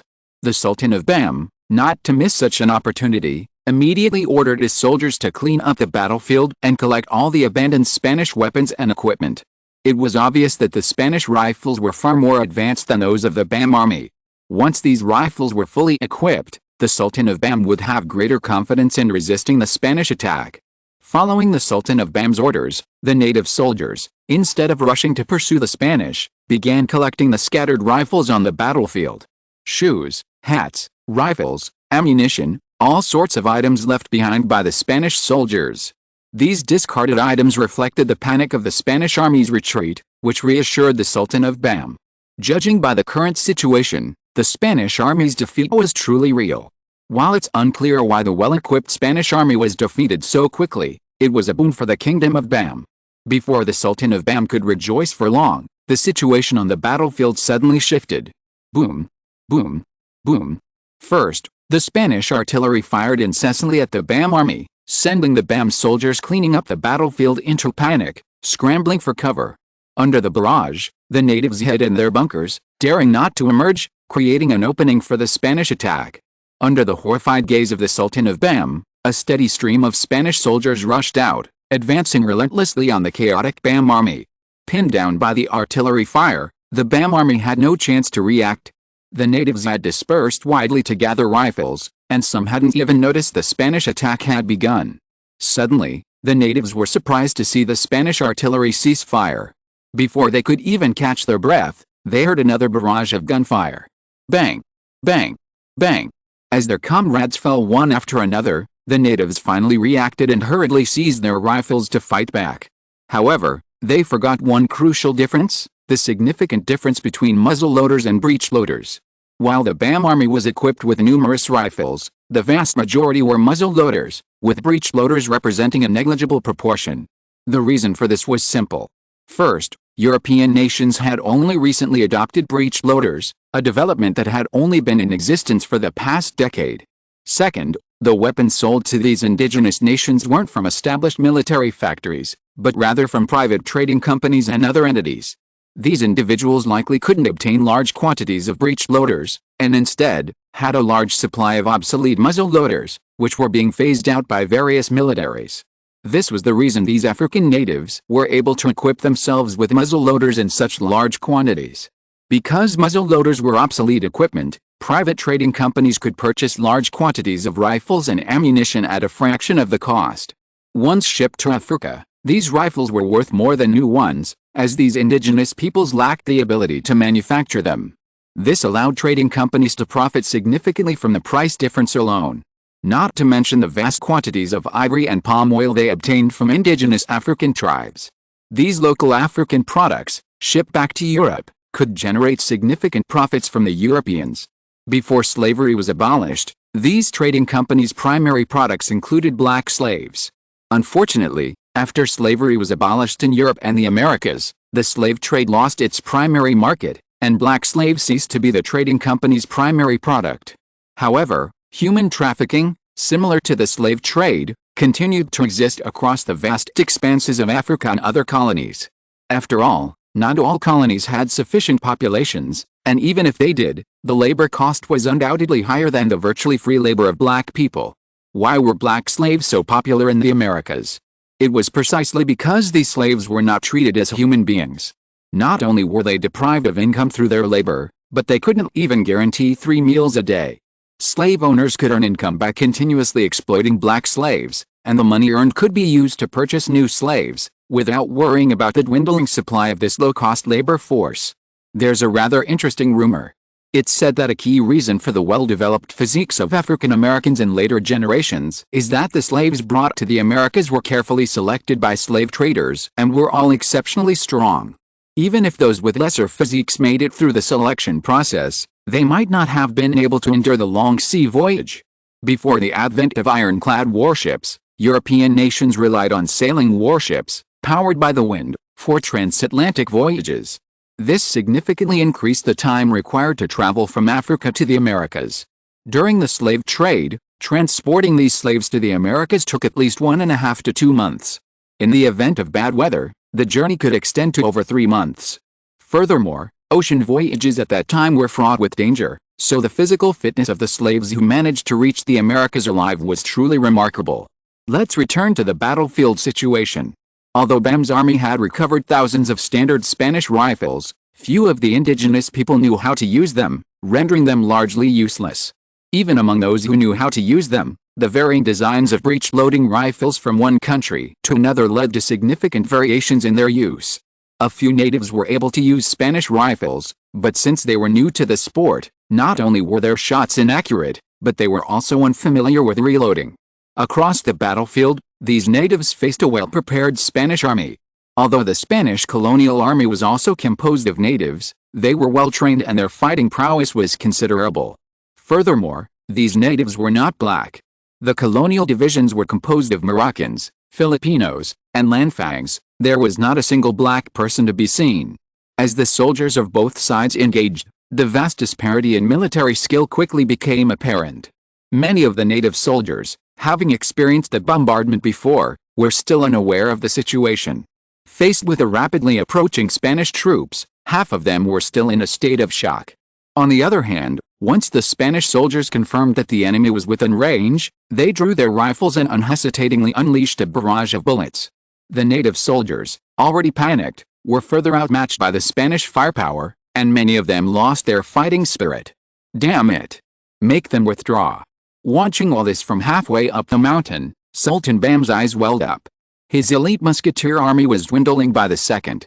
If he couldn't preserve this musketeer unit, even if his army could evacuate safely, it wouldn't be able to withstand the Spanish in subsequent battles. Even in the long run, even if he could resist the Spanish attack, his kingdom wouldn't survive. The kingdom of Bam itself was a relatively small nation, and its survival depended on its 5,000-man musketeer army. Without firearms, not only would a well-equipped Spanish army be no match for them, but even the neighboring Arrow Confederation would be no match. Remember, the Arrow Confederation, like the Kingdom of Bam, also traded with Europeans.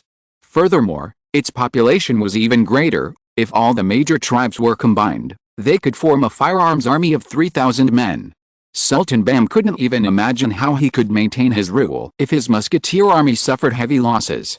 Even though the Sultan of Bam deeply regretted his decision to launch the attack, it could not change the current situation on the battlefield. While the Kingdom of Bam's 5,000-man musket battalion might seem formidable, that was only relative to other indigenous forces.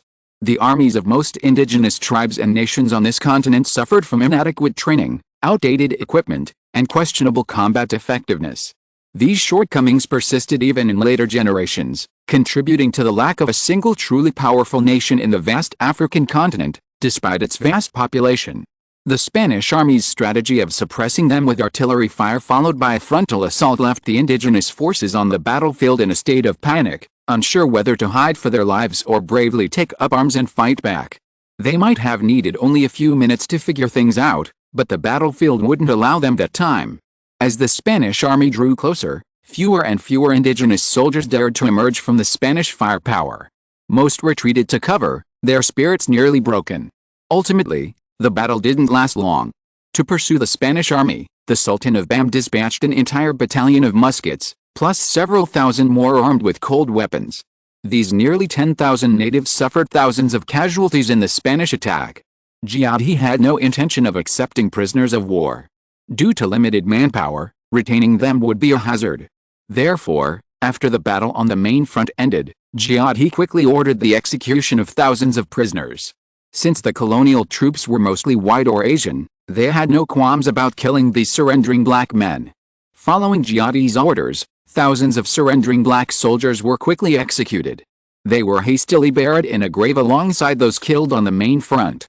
Spanish soldiers who died in battle were treated even better.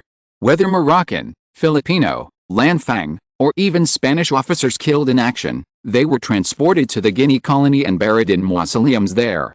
Spanish officers received pensions, and their families received preferential treatment and compensation. As for the ordinary soldiers, they didn't receive much in the form of pensions after their deaths, but their families did receive some compensation, such as land or other assets. This was precisely why these indigenous soldiers were willing to fight for Spain. Indigenous soldiers received salaries, though not as much as regular soldiers, but at least they received some income.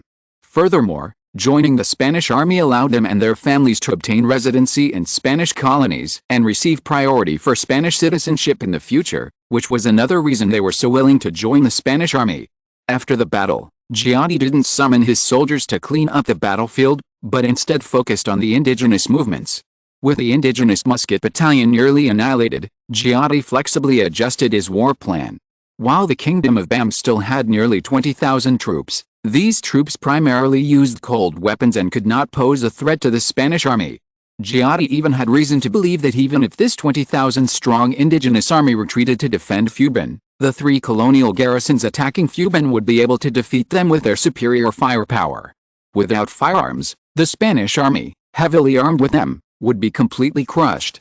Given the disparity in weapons, even a massive wave of attacks wouldn't change the outcome of the battle. If the natives chose to retreat, Giatti would pursue them without hesitation, turning their retreat into a rout. These natives weren't particularly skilled in military tactics. When they discovered their rear was under attack and a large force was pursuing them, even the calmest of them would panic. As Giatti had predicted, after the musket battalion's defeat, the natives began to retreat. The Sultan of Bam was no fool. With his 5,000-man musketry force, he could have held his ground against the Spanish. Even if he couldn't repel the Spanish, he could have easily defended. With a complete annihilation of this musket-armed army, the Sultan of Bam's hopes of holding his ground were shattered. Continuing to hold on was futile. It would be better to retreat a distance and defend the capital, Fuban. The Sultan of Bam still had a stockpile of several hundred muskets in Fuban. Equipping his troops with these would have been enough to hold the line. At worst, he could reorganize his army and flee with his people to the mountains further north, where the Spanish would be unable to find them. Of course, if he fled to the mountains, how would he feed his people? However, the Sultan of Bam had no other options. He had to retreat first to save his army, and then make other plans. Chapter 308 Colonial Treaty. The Sultan of Bam ultimately chose to retreat. The vast native army retreated in a chaotic, disorganized mass. Of course, Giatti would not miss such an opportunity. As soon as he detected the natives' retreat, he ordered his troops to attack, aiming to completely disrupt the enemy's deployment. Attacking requires skill. A blind, reckless attack might cause the natives to abandon their retreat and hold their positions on the hilltop, desperately fighting the Spanish army. While this would ultimately result in a Spanish victory, it would waste more time and incur greater casualties. A more conservative attack, allowing the natives ample space to retreat, would cause them to rush back and become completely disorganized, allowing the Spanish to easily reap their losses. With luck, if another army to the east could capture Fuban before the natives could reach it, the Spanish could attack from both sides and completely annihilate the natives. Even if the other army failed to capture Fuban quickly, it would prevent the large native force from returning, thus undermining their morale. As the Spanish attacked, the natives' retreat from the hilltop became even more chaotic. Sultan Bam had planned to organize his troops for a counterattack, but he suddenly realized his troops were no longer obeying his command. In this chaotic situation, the soldiers couldn't hear his orders at all. Even if they could, they wouldn't necessarily obey them. Watching the mighty Spanish army charging towards the hilltop, the natives all had the same thought: retreat and they could survive, but remaining would mean certain death. Compared to the chaotic natives, the Spanish colonial army appeared orderly. Steadily, they captured each position, executing every native soldier they encountered with their rifles. In just 2.5 hours, the Spanish troops had conquered the mountain ahead, leaving nothing but fallen natives as far as the eye could see. On the other side of the mountain, thousands more natives were fleeing further north. Since these natives were out of range of the Spanish weapons, Giatti decided not to pursue them. These few thousand natives couldn't change the tide of war. The Spanish army's priority was to capture Bam's capital, Fuban, as quickly as possible and completely occupy the entire kingdom. On the native side, after the Sultan of Bam had finally escaped to the vicinity of Fuban, the troops in front of him brought him bad news: their capital, Fuban, had been captured by the Spanish. This bad news immediately shook the already weak morale of the native army, and the Sultan of Bam, who had just smiled, fell into despair again. With the Spanish army pursuing them from behind and the city ahead already occupied by the Spanish, the thousands of fleeing native soldiers were trapped from both north and south, with no hope of survival. After a moment of despair, the Sultan of Bam remembered that the main Spanish force was fighting him in the south. How could they possibly have the troops to attack their capital? Even if there were any troops attacking their capital, they would undoubtedly be a small force, likely small in number. At this thought, a glimmer of hope flickered in his eyes. Without hesitation, he immediately issued his orders: the enemy's main force is behind us, and the one occupying Fuban is only a small force. Recapture our city. The Spanish troops here are only a small force, they cannot withstand our attack. Hearing the Sultan's words, a glimmer of hope flickered in the eyes of the native soldiers. They had witnessed the Spanish slaughter of their compatriots. The city before them was not only the capital of the kingdom, but also the home of their families. If they failed to recapture it, their families' plight could only be imagined. Therefore, for both the Sultan and their families, they had to recapture the city. This was their only hope of survival. Following the Sultan's orders, thousands of natives launched an attack on Fuban without much rest. A few who were reluctant to fight were forced to take up arms and join the attack under the intimidation of the Sultan's guerrillas. Although the Sultan's most elite musketeers had been annihilated, as the leader of the entire kingdom, he still had other troops, including the guerrillas, willing to serve him. Under the threat of these guerrillas, neither the Sultan's soldiers nor those of other tribal leaders dared to think of resistance. Though small in number, the Sultan's guerrillas were armed with muskets. These guerrillas showed no mercy to ordinary indigenous soldiers, shooting any deserters with a brutality even more brutal than the Spanish massacres of the indigenous people.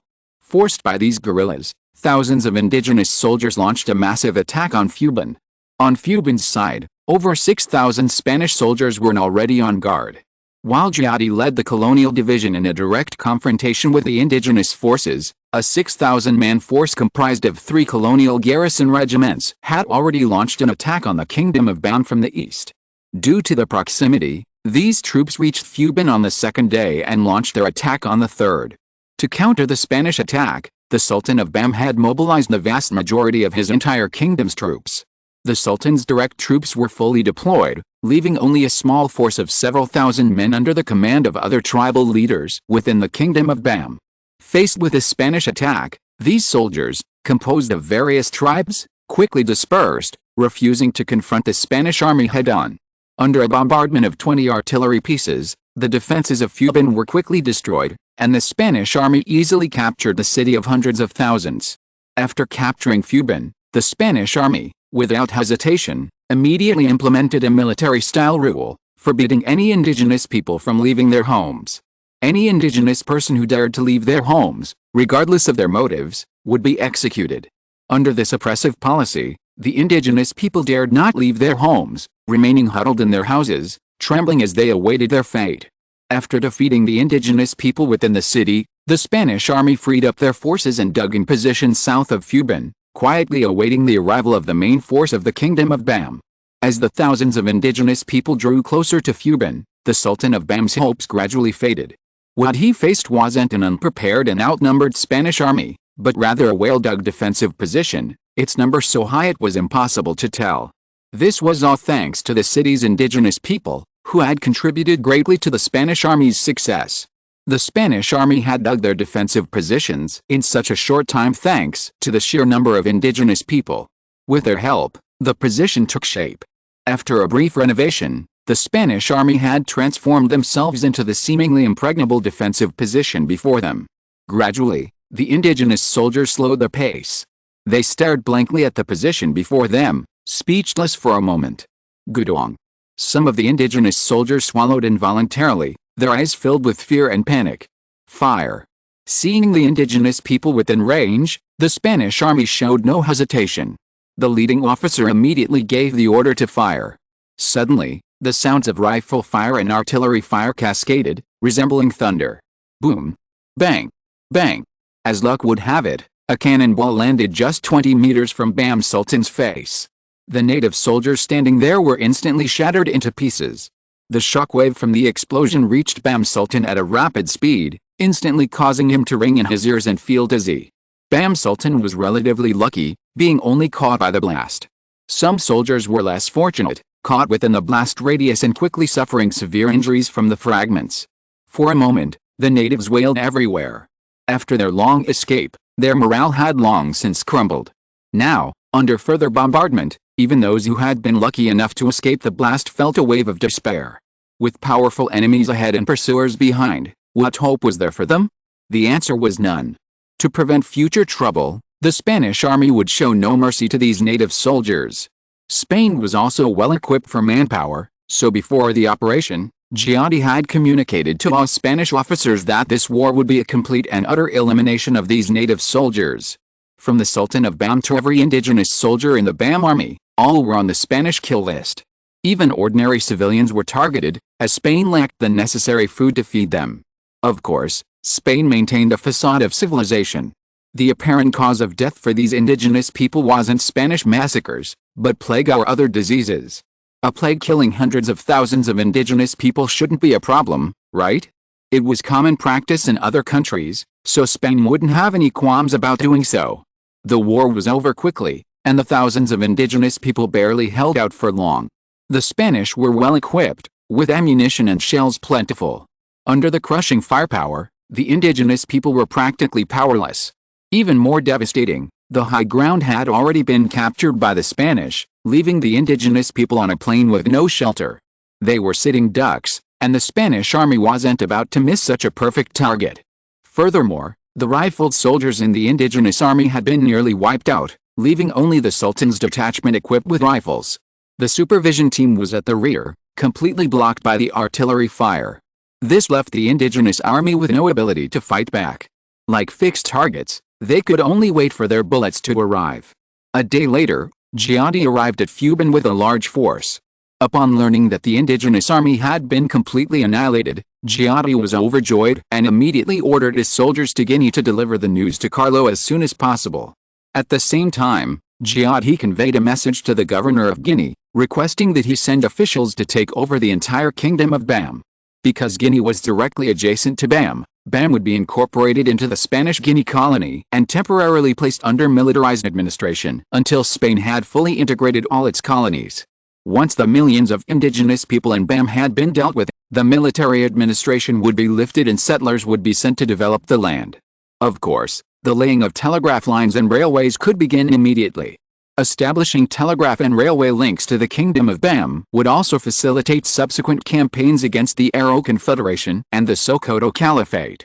The Arrow Confederation, the Kingdom of Niger, and further west, the Kingdom of Benin and the Kingdom of Dahomey, among others, were all part of Spain's conquest plans.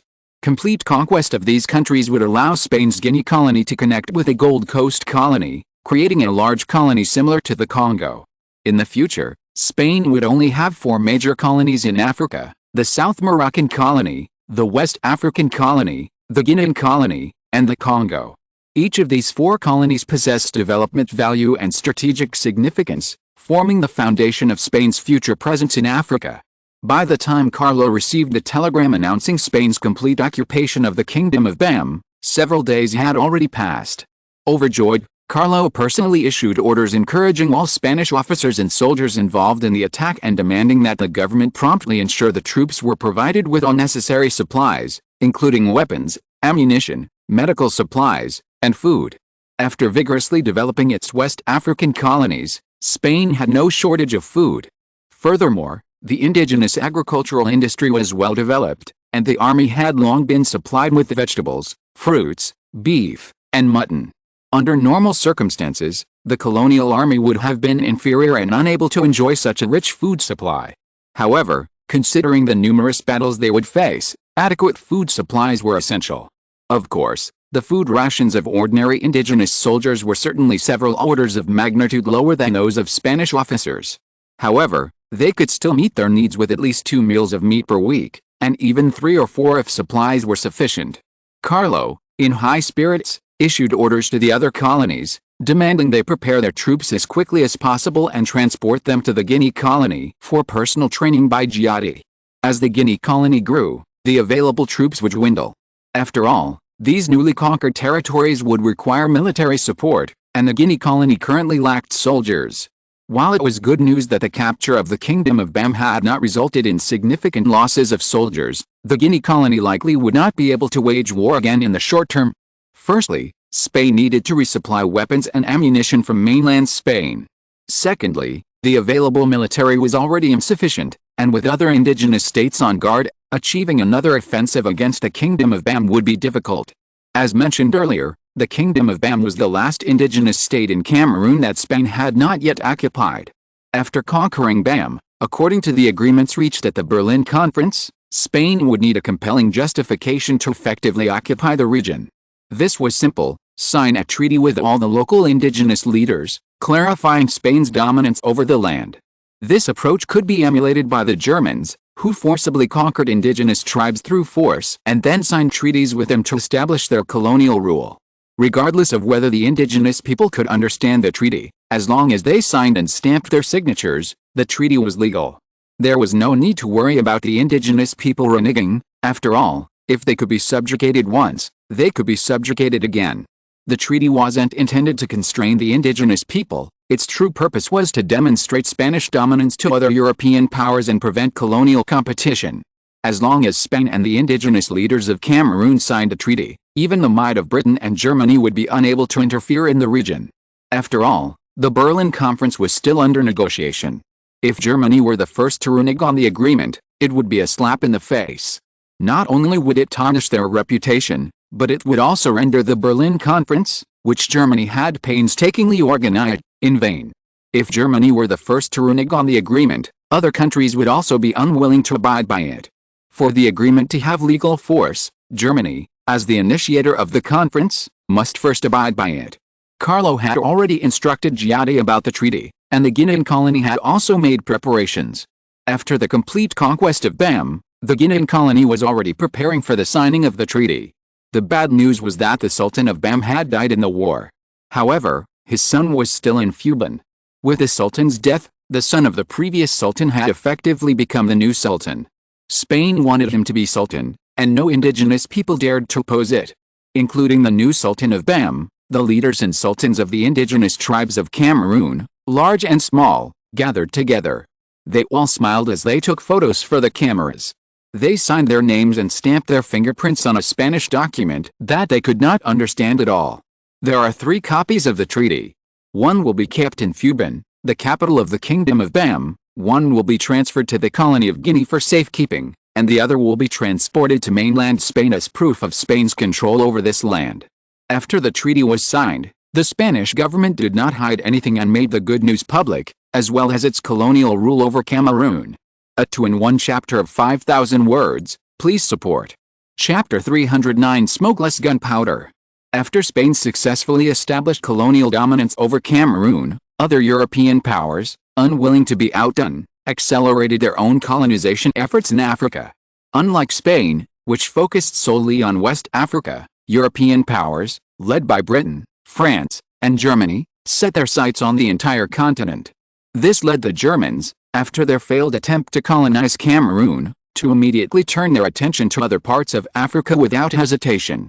After all, much of Africa remained uncolonized by European powers. While Germany was powerful, it lacked a will to engage in a life-and-death struggle with Spain over Cameroon. Indeed, the Germans had their sights set on numerous destinations. Besides Cameroon, they were also interested in the Gold Coast and East Africa. Of course, this Gold Coast wasn't the Spanish Gold Coast colony, but rather the coastal region collectively referred to by European nations as the Gold Coast. The Germans' true target was the region east of the Spanish Gold Coast, later known as Togo.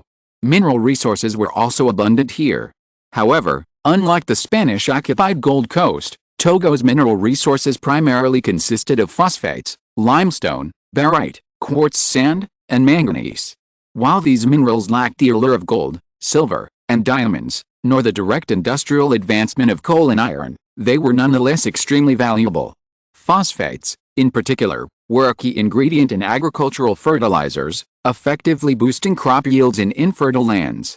Spain itself was in great need of various fertilizers to boost food production, making Togo's minerals crucial to Spain. For this reason, almost simultaneously with Giatti's occupation of Bam, the Gold Coast was sending troops to invade Yoruba territory. The lands occupied by the Yoruba would later become Togo, sandwiched between Spain's Gold Coast and Ouida colonies. Because they lay along the route connecting the Gold Coast to the Congo, Spain could not cede these lands to the Germans. The good news is that the Portuguese had set foot on Yoruba territory centuries earlier. Of course, a small number of Spanish explorers and colonists also reached the region, though Spain ultimately colonized the Guinea colony in the Gulf of Guinea. However, the descendants of these Portuguese colonists could still take advantage. Spain had already acquired several West African colonies from Portugal, and the Portuguese, who had already fully settled in Africa, were forced to submit to Spanish rule. Leveraging the influence of the Portuguese's long-standing colonization, Spain could more quickly seize Yoruba territory and prevent the Germans from forcing their way between Spain's Gold Coast colonies and the Congo. The accelerated pace of European colonization in Africa led to local wars across Europe. Many countries followed Germany's lead, abandoning their previous approach of economic colonization and opting for military force to rapidly establish their colonial dominance. This was evident in the massive orders placed by various countries during this period to lay the foundation for their African colonization. Indeed, Spain's standard rifle remained unchanged for over a decade, since the invention of the breech-loading rifle. Since its creation, the Vittorio M1872 rifle has been standard issue for the Spanish Royal Army and Guard, and was also widely used by Spanish colonial armies. In the 1870s, this rifle's design was highly advanced, ensuring the Spanish Army maintained its leading European combat effectiveness. However, it's undeniable that, with the passage of time, the Vittorio M1872 rifle gradually fell out of fashion. This improved version of the original breech-loading Swiss Vittorio rifle was nearing its end. More importantly, 1884 was a unique year. For military industries worldwide, 1884 would mark the birth of a monumental invention, smokeless powder, a revolutionary invention that would revolutionize firearms. The discovery of smokeless powder can be traced back to a routine experiment conducted by Swiss chemist Johann Schönbein in 1845. On an ordinary day in 1845, Schönbein accidentally knocked over a bottle of nitric acid and sulfuric acid. When the solution splashed onto the table, he wiped it with a cotton apron and then dried it over a fire. To his surprise, when the apron approached the stove, it vanished with a puff, as if by magic, without a trace of smoke. Schönbein immediately recognized this as a remarkable invention. Reflecting on his entire experiment, he successfully discovered a new compound for making gunpowder, which he named gun-cotton. This new compound, later known as nitrocellulose, was a crucial ingredient in smokeless gunpowder. However, nitrocellulose at the time was unstable. It would spontaneously decompose and combust at temperatures exceeding 40 degrees Celsius. This spelled disaster for chemists attempting to study this new compound. Over the next nearly 40 years, there were numerous news reports of laboratory fires and even explosions caused by nitrocellulose research. The Spanish Royal Academy of Sciences was determined to capitalize on the already discovered smokeless gunpowder. Thanks to Carlo's substantial investment, the Royal Academy of Sciences established a smokeless powder research and development program over a decade ago, recruiting numerous chemists from Spain and abroad. After over a decade of research, Spain's smokeless powder finally achieved some success. To address the key challenge of nitrocellulose's instability, Spanish chemists discovered that simply dissolving it in a solution of ether and ethanol, supplemented with stabilizers and specialized treatments, could stabilize the previously unstable nitrocellulose. This approach enabled Spain to produce truly effective smokeless powder. Although smokeless powder had been invented, Carlo was not complacent. He understood that European nations were investing significant resources in smokeless powder research and development, and Spain might not be the first to develop it. Even if Spain were the first to successfully master nitrocellulose, other countries would undoubtedly follow suit. Current smokeless powder, known as single-base gunpowder because it consists solely of nitrocellulose, still had considerable room for improvement. However, compared to the black powder used extensively in bullets and artillery shells by European nations, even single-base gunpowders were far superior in all respects. Carlo had received a detailed report from the Royal Academy of Sciences shortly after the successful invention of smokeless gunpowder in Spain. The two most significant improvements of smokeless gunpowder over black powder were a significant increase in gunpowder power, and, as its name suggests, smokeless gunpowder produced little smoke upon explosion, a crucial advantage in warfare. Current rifles using black powder produce large amounts of smoke with each firing. This resulted in a smoky appearance on the battlefield, exposing the position of troops. This was especially true in the days of line executions, where artillerymen simply needed to identify the area with the heaviest smoke and fire with their eyes closed, guaranteeing a hit. The resulting smoke also impeded their own vision. Soldiers trapped within the haze could no longer aim for targets beyond the veil. Smokeless gunpowder would completely eliminate this crucial flaw on the battlefield, making it less easy for the enemy to detect their movements, while also eliminating the need for the enemy to be hampered by the smoke. Combined with the greater energy of smokeless gunpowder, rifles had a longer range and greater power, revolutionizing weaponry. The smokeless gunpowder development team provided a batch of smokeless gunpowder to the Royal Ordnance Factory, which produced a batch of rifle ammunition using it. According to Royal Ordnance Factory tests, for the same rifle with different ammunition, the smokeless gunpowder-based ammunition not only had a higher velocity and greater power, but also a significantly greater range than black powder ammunition. The effective range of current breech-loading rifles using black powder ammunition is only around 100 to 200 meters. Hitting targets beyond 200 meters is practically impossible, unless you're the unlucky type who gets stuck even drinking water. Military engagements typically stay around 100 meters, ensuring their soldiers' chances of hitting targets. Clearly, the advent of smokeless gunpowder would revolutionize this situation. With a new gunpowder, while retaining the same bullet end case, the velocity of the new ammunition increased dramatically from 400 to 650 meters per second, a remarkable increase. The improvement wasn't just in rate of fire, it also increased the rifle's effective range. According to Royal Arsenal testing, the Vittorio M1872 rifle, when using smokeless powder ammunition, could increase its effective range from less than 200 meters to over 400 meters, with a bullet even delivering sufficient lethality at 600 meters. However, beyond 400 meters, current rifle designs made it difficult to guarantee accuracy. After all, the Vittorio M1872 rifle was designed for close-quarters combat, and its designers at the time hadn't anticipated the ability of modern ammunition to reach distances exceeding 600 meters. This presented a new challenge. Spanish rifles would need to be modified to accommodate smokeless powder ammunition. Carlo, with a wave of his hand, issued a tender for the new rifle to all Spanish military factories. Although the Royal Arsenal was Spain's largest military enterprise, Carlo wasn't one to rest on his laurels when it came to researching a new rifle. All Spanish military factories were eligible to participate in the rifle tender. Even if their designs weren't ultimately selected by the Ministry of National Defense, they would receive incentives to further their success. The reason for considering only Spanish factories for the tender was that there was no such thing as military factories aiding the enemy. Even competing countries were willing to collaborate for orders. Carlo didn't want Spain's newly developed rifle to be purchased en masse by other countries, thereby exposing the powerful weapon, smokeless gunpowder, to them. Carlo knew other countries were also researching smokeless gunpowder, and even knew the French would develop it this year. However, Spain's proactive disclosure was clearly different from independent research. Until other countries developed smokeless gunpowder, confidentiality remained. Soon, over a dozen Spanish military factories, large and small, received the rifle tender notice from the Ministry of National Defense. The Ministry of National Defense specified its requirements for the new rifle, aiming for a faster rate of fire, greater stability, and improved accuracy compared to Spain's existing Vittorio M1872 rifle. The Ministry of National Defense also specifically required that the new rifles designed by each military factory must have an effective range of 400 to 600 meters and maintain a certain level of accuracy within that range.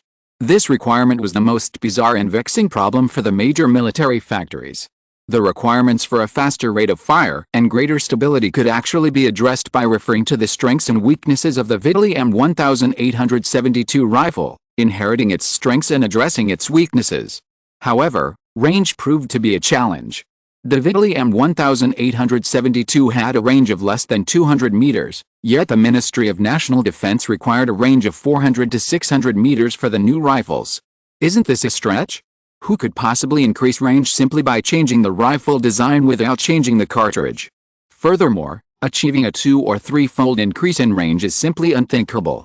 Just as some smaller military factories were about to withdraw from the bidding due to the Ministry of National Defense's stringent requirements, the Ministry of National Defense issued an explanation document to them. This explanatory document, which explained the improved range achieved by Spain's newly developed smokeless powder, suddenly dawned on military manufacturers, large and small. They finally understood why the Ministry of Defense had set such stringent requirements for the new rifle's range. Apparently, they had been prepared for this. Of course, before opening the document, Ministry of Defense officials had explicitly instructed anyone with access to it to sign a confidentiality agreement, promising not to disclose any information within it, including Spain's newly developed smokeless powder, for 5 years. Why 5 years? Because after 5 years, smokeless powder would be practically ubiquitous in Europe. By then, European rifles would be equipped with smokeless powder ammunition, making the information about it unnecessary to keep secret. In addition to the confidentiality agreements, these military manufacturers were also informed that if their rifle designs were adopted by the Ministry of Defense, Any orders they signed with any foreign company or country within the next 5 years would require approval from both the Spanish government and the Ministry of Defense. While most Spaniards are deeply patriotic, Carlo and the Spanish government were not prepared to gamble on the patriotism of the capitalists. Such a treaty would ensure that Spain's new rifles wouldn't be easily acquired by foreign countries, and naturally delay the invention of smokeless gunpowder by several years. Similarly, smokeless gunpowder-based firearms and ammunition would be readily available in 5 years, and Spain wouldn't prevent these military factories from selling them abroad. Of course, if the designs of these military factories were accepted by the Ministry of Defense, they wouldn't have to worry about orders for the next 5 years. The Spanish army would undoubtedly be fully equipped with the new rifles, and coupled with a large number of colonial troops, even the royal arsenal would need a long time to produce enough to meet the Spanish military's needs. Not to mention the small and medium-sized military factories, which might not even be able to produce enough in 5 years if they were asked to do so without restraint. This is why these small and medium-sized military factories quickly agreed to the military's 2 demands. After all, while these demands seemed stringent, they actually didn't significantly impact them. Requiring the approval of the Spanish government and the Ministry of Defense to sell weapons and ammunition abroad might seem like an unreasonable clause, but it also depended on whether these small and medium-sized military factories could keep up. If they couldn't, they wouldn't be able to sign arms trade contracts with foreign countries, and naturally wouldn't violate the arms export regulations. Reassured by the Ministry of National Defense's explanation, military factories, large and small, immediately began developing the new rifle. The Ministry of National Defense's commitment to the new rifle is evident. In addition to partnering with a military factory that developed the new rifle, it also provided the factory with an additional subsidy of approximately 1 million pesetas to help it expand rapidly and meet the production needs of the Ministry of National Defense. Don't underestimate this mere 1 million pesetas. Currently, besides the Royal Arsenal, only a few military factories established for decades have a combined value exceeding this portion. The remaining small military factories, including the buildings and equipment, are valued at less than 1 million pesetas. Given the scale of Spain's military industry, a military factory with a total value of 1 million pesetas could barely be considered medium-sized. Unfortunately, there are only 3 mid-sized military factories in Spain, and together with the Royal Arsenal, the only large-scale factory, they represent the most prominent examples of the Spanish military industry. Theoretically, Spain's final new rifle should have been developed at the Royal Arsenal or one of the 3 medium-sized factories. After all, larger factories possess greater equipment and technical expertise than smaller factories. Unless the smaller factories could produce a weapons expert worthy of their place in history, they were unlikely to win the weapons competition. The Spanish Ministry of Defense focused its attention on the Royal Arsenal and the 3 medium-sized factories, hoping they could develop a standard rifle that met their requirements. To Carlo's surprise, the first rifle design to be submitted was not from the Royal Arsenal, but from a relatively unknown medium-sized factory. Carlo almost mistook the name of the Montoya machinery manufacturing plant for a tractor manufacturer. Upon learning that the company was indeed a legitimate military factory, Carlo remained silent and instead focused on the submitted weapon design. Externally, the rifle bore a striking resemblance to Spain's existing Vittorio M1872 rifle, perhaps even an improved version. Actual testing confirmed this. Thanks to the improved sights, the new rifle was indeed more accurate at longer ranges than the original Vittorio M1872. This small military factory also made certain internal improvements to the rifle, achieving both longer range and a higher rate of fire. However, due to the improvements made by a small military factory, the rifle, specifically manufactured for testing, unexpectedly suffered a fatal barrel blowout during testing. The blowout occurred during the rifle's service life. Fortunately, it was a new rifle test, and no manual operation was performed during the test. The rifle was fixed and the trigger was connected by a rope for firing. After firing hundreds of rounds, the barrel suddenly exploded, and the rifle was shattered into a pile of parts of various sizes. This suddenly changed the smiling faces of the Ministry of Defense officials, and embarrassed the experts at the small factory. After this incident, not only would the Ministry of Defense not accept their design, but they would probably be cautious about considering this factory in future cooperation. Weapon stability and safety are still very important, and this is what the Ministry of Defense specifically emphasized during the bidding process. Obviously, No matter how excellent the rifle designed by this factory performed in the previous aspects, if there were any problems with stability and safety, the Ministry of Defense would not consider their design. After all, the rifles were used by Spanish soldiers, and the Ministry of Defense had to consider Spanish soldiers. More than any other parameters of the rifle, the Ministry of Defense prioritized stability and safety. Carlo also hoped that Spanish-made rifles would be used to defeat the enemy, not to harm Spanish soldiers in such a bizarre way. However, considering that the small factory did not do it on purpose, Carlo did not blame them, but asked them to go back and improve the rifle as much as possible to extend the service life of the rifle. If it cannot be improved, it is better to abandon the design of this rifle as soon as possible. After all, the design of this rifle follows the Vittorio M1872 rifle in terms of basic shape, but only makes certain modifications to the internal design. Perhaps this is one of the reasons why the rifle exploded. For a small factory, being able to achieve this step is already quite good. After all, improving the rifle step by step requires a lot of cost, especially if it is all done from the appearance to the internal design. The required R&D funds and costs are inestimable. This is why Carlo and the Ministry of Defense are not optimistic about the ability of small military factories to produce rifles that meet the requirements of the Ministry of Defense. 6,000 word. 2 in 1 chapter. Please vote for me. Chapter 310 Maxim M1884 Rifle. Although the Montoya mechanical manufacturing plant's design for the new rifle failed, it also brought good news to Carlo and the Ministry of Defense.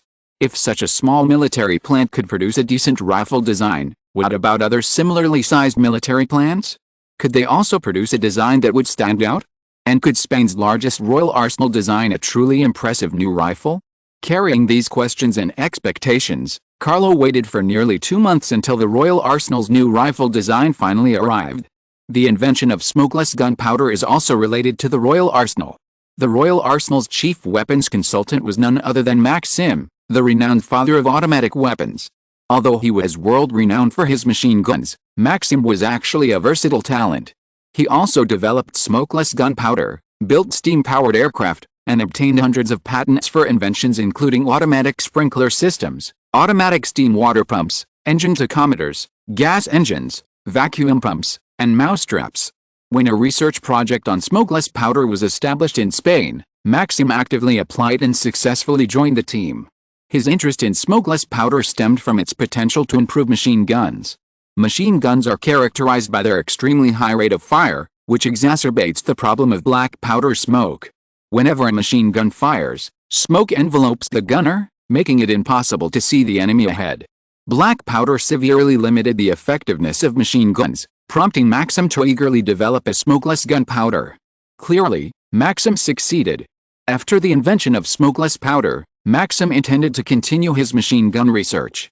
Meanwhile, the Ministry of National Defense issued a call for proposals for a new rifle to various military factories.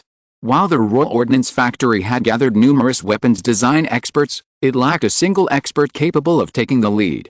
As the Royal Ordnance Factory's chief weapons design consultant, Maxim rose to the challenge and helped the factory design a new rifle that met the requirements. Rifle and machine gun design approaches differed, but this difference didn't faze the versatile Maxim. After more than 2 months of hard work, coupled with over a decade of research at the Royal Arsenal on a new rifle, a relatively complete solution was finally achieved. When the Royal Arsenal submitted several prototypes and related design data to the Ministry of Defense, Carlo learned of the news and enthusiastically arrived at the testing range dedicated to weapons testing. This range actually belonged to the Guards Division. The only other such large-scale shooting range near the capital, Madrid, was the Guards Division's barracks. Testing weapons in the Guards Division's barracks ensured high confidentiality. After all, the soldiers expended vast quantities of ammunition in daily training, and firing there would go unnoticed. The Guards Division soldiers were fiercely loyal to Carlo and the nation, so leaking secrets was unlikely. Furthermore, most ordinary soldiers were unaware of the actual testing content, and without that knowledge, there was no question of confidentiality. Carlo was the last to arrive at the shooting range. By the time he arrived, it had already been pre-arranged by personnel from the Ministry of Defense and the Royal Arsenal. 10 rifles were laid out on a modest display table. Carlo was most familiar with the 5 on the left. They appeared to be the Vittorio M1872, Spain's standard rifle. The rifle on the right bore some resemblance to the Vitali, though with significant design changes. It must have been a brand new design from the Royal Arsenal. Seeing Carlo approach, officials from the Ministry of Defense and staff from the Royal Arsenal respectfully stepped forward, greeting him and saluting. After the simple process, Carlo couldn't wait to walk in front of the 10 rifles, and said with a smile, "Let's get started, I can't wait to see the performance of the new rifles." Maxim nodded respectfully, stepped forward to introduce to Carlo and the generals of the Ministry of Defense, "Your Majesty, Your Excellency the generals, please look, this is our newly designed rifle. I believe you can also see from the appearance that we have retained some of the advantages of the Vitali M1872 rifle, such as the magazine separator and the safety handle. The former allows our rifles to switch from magazine feeding to manual loading mode to cope with different battlefield environments. The latter can prevent the rifle's spring from being under long-term pressure in standby mode, thereby extending the service life of the spring. Because of the full use of box magazine feeding, the new rifle length, the rifle has been shortened by approximately 120 mm and reduced in weight by 450 grams, resolving the drawbacks of the original Vitali rifle, which was its length and weight. Although the rifle's barrel is shorter than the Vitali, the rifle's effective range remains unchanged, remaining around 600 meters. To improve ammunition feeding efficiency and increase firing speed, we have adopted 2 magazines with different capacities. The short magazine holds 6 rounds, and the long magazine holds 10 rounds, adapting to varying battlefield situations. When using the long magazine with 10 rounds, the rifle's theoretical maximum rate of fire is over 30 rounds per minute. Once soldiers are familiar with the procedures for changing magazines and firing, achieving this rate of fire is no problem, Maxim explained with a smile. The design of the long and short magazines is designed to accommodate varying logistical conditions. When supplies are sufficient, the long magazine can be used to unleash a torrent of ammunition on the enemy. When supplies are limited, the short magazine can be switched to reduce ammunition consumption. Even if the savings for a single rifle were only a few rounds, what if tens of thousands or even hundreds of thousands of rifles were used? That would save millions of rounds, making this design quite significant. Carlo nodded in satisfaction at the design. The officers accompanying him were also clearly pleased, smiling and whispering to each other. "Let the soldiers try it out. I can't wait to see how this rifle performs," Carlo instructed. Following Carlo's orders, several soldiers stepped forward, picked up the new rifles from the side, and began inspecting and preparing them for the test. These soldiers had already experienced the new rifle and learned how to operate it. In fact, the operating procedures for bolt-action rifles of this era were quite similar. After all, European countries didn't develop their own weapons entirely, and plagiarism was a common tactic. The most famous example of this plagiarism was the German commission rifle of 1888. In response to the French Lebel rifle, introduced in 1886, the Germans urgently produced a comparable rifle, the so-called commission rifle of 1888. This hastily produced rifle drew upon technologies from multiple countries. Its bolt and magazine were inspired by the Austrian Mannlicher rifle, while its rifling design was copied from the French Lebel rifle. The rounds were based on the Swiss-developed 7.92 by 57 mm rimless smokeless powder cartridge. This is why Carlo specifically requested that the Ministry of National Defense issue confidentiality orders and prohibitions on sales to all participating military manufacturers. European military manufacturers are now speculating on their designs, completely ignoring whether they have registered patents. Even if they do register international patents, they won't care about infringement. The time required to successfully litigate a multinational patent case is sufficient to render the firearm design involved obsolete. By the time a multinational patent case is won, the copied rifle will have become obsolete, and the infringing design will simply be abandoned. An outdated rifle is useless anyway. As for compensation, weapons procurement by various countries is confidential, and no one would be so foolish as to publicly release relevant procurement data. Without procurement data, it's impossible to know how much profit the infringing party has made. Without knowing how much profit the infringing party has made, how can one claim compensation for infringement? This is also why countries so blatantly copy and imitate. Patent infringement has become the norm in this era, and even international patents cannot be protected beyond the borders.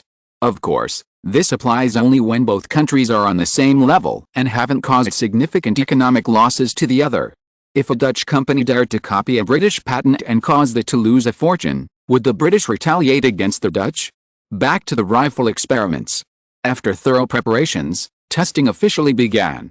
The first step was to test various parameters of the new rifle, such as its rate of fire, bullet velocity, range, and power. This round of testing was not complex, and detailed data was quickly generated. Carlo was the first to receive the test data, followed by the generals from the Ministry of Defense. As everyone looked at the data, some were beaming. Far from disappointing, the results delighted the army generals. Just look at the data. The new rifle not only meets the Ministry of Defense's minimum range of 400 meters, but also meets the maximum range of 600 meters. While accuracy degrades significantly beyond 200 meters, and beyond 400 meters, hitting an enemy is a matter of luck, this performance is still quite impressive. After all, this isn't a sniper rifle, it lacks a scope and barrel adjustments, so accuracy is impressive. This rifle's excellent range performance is just one example. Preliminary estimates suggest a velocity of up to 700 meters per second, meaning the bullet will reach an enemy before anyone even hears the shot. This significant increase in velocity isn't surprising, considering the new rifle's cartridge has undergone significant modifications, reducing its weight by nearly half compared to the original Vittorio rifle. The original Vittorio rifle used a 10.7 by 47 mm black powder rifle cartridge, weighing a hefty 20.3 grams, making it quite powerful. However, this heavy bullet also resulted in the Vittorio rifle's short range. Even with smokeless powder, its effective range was only a little over 400 meters. The new rifle used a brand new 6.55 by 52 mm centerfire cartridge. Due to the reduced caliber, the bullet weighed only about 10.5 grams. Combined with the added power of smokeless powder, the bullet's velocity was significantly increased, effectively compensating for the power loss from the smaller caliber. Experiments also demonstrated the considerable power of this small caliber bullet. A 1 mm thick steel plate was placed 100 meters away. Soldiers fired at it with a 10.4 mm rifle bullet using black powder and then a 6.5 mm rifle bullet using smokeless powder. The 6.5 mm bullet completely penetrated the steel, while the larger 10.4 mm bullet lodged in the plate. The next test further confirmed the bullet's continued effectiveness. To test the damage the bullets inflicted on humans, the Royal Ordnance Factory prepared 2 sheep to simulate the human body. The 10.4 mm black powder rifle bullet did inflict a larger wound, but it only caused a minor penetrating wound. Conversely, the smaller 6.5 mm smokeless powder rifle bullet, due to its high velocity, rapidly reversed after impacting the sheep, resulting in a lethal effect unmatched by larger caliber bullets. The conclusion is clear. Compared to large caliber black powder bullets, small caliber smokeless powder bullets are just as powerful. While less powerful than larger caliber smokeless powder bullets, these small caliber bullets are more than adequate for human damage, and there's no need to pursue larger calibers. After all, in this era, there were no large vehicles like tanks, protected by iron and steel plates, and ordinary soldiers lacked body armor. Small caliber bullets still dealt significant damage to humans. By the time tanks arrived, the Spanish rifles would have been ready for an upgrade. It wouldn't be too late to pursue larger caliber bullets then, there's no need to dwell on them now. Small caliber bullets also reduced logistical burdens. The same number of bullets weighed less, were smaller, and were easier to transport. Of course, smaller caliber bullets are also cheaper to manufacture, which is definitely a boon for Spain. After confirming that the rifle specifications meet the Ministry of Defense's requirements, the final and most important test follows: its stability. Only through continuous, uninterrupted firing can the rifle be tested for problems like jamming, damage, and bursting. Only a rifle with a low incidence of these issues can be considered a truly good rifle. This is precisely the kind of rifle the Spanish military needs, not one that appears to have excellent performance but develops problems with prolonged use. To better demonstrate the rifle's stability, the upcoming test will utilize all 10 of the new rifles, testing them under continuous firing to see if they experience any issues with prolonged use. Given the rifle's rate of fire, this is bound to be a lengthy process. The Ministry of Defense's stability test requires that the rifle fire at least 100 rounds without any problems for it to be considered a qualified product. However, having more ammunition would be impractical. After all, Even the most affluent Western Spain's logistics are not sufficient for such a feat.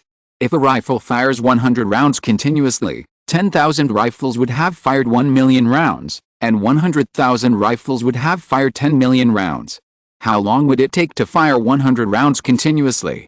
At the new rifle's maximum firing rate, it would take less than 4 minutes.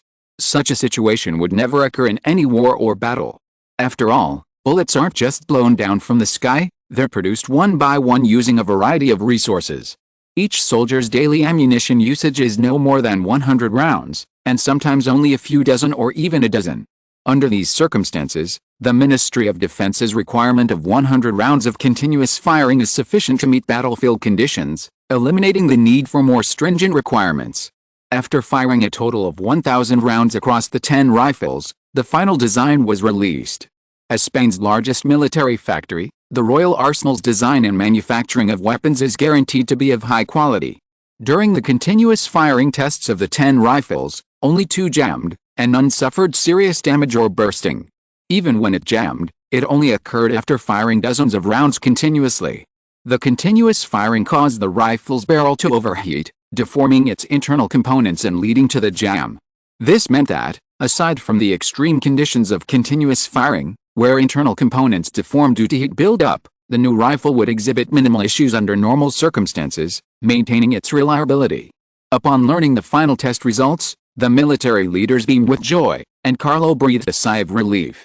This new rifle would significantly enhance the Spanish army's combat effectiveness, a significant development for Spain. While re-equipping the entire military with a new rifle would be costly, the added cost was clearly worth it compared to the increased combat effectiveness it would bring. Furthermore, Spain's economy was booming, and government revenues were rising annually, making it a natural investment in weaponry. Even if the government couldn't come up with enough funds, the Ministry of Defense could complete the replacement within the next few years from its own annual budget. After all, Carlo always attached great importance to the military. Spain's military expenditure has consistently accounted for approximately 1/3 of government spending.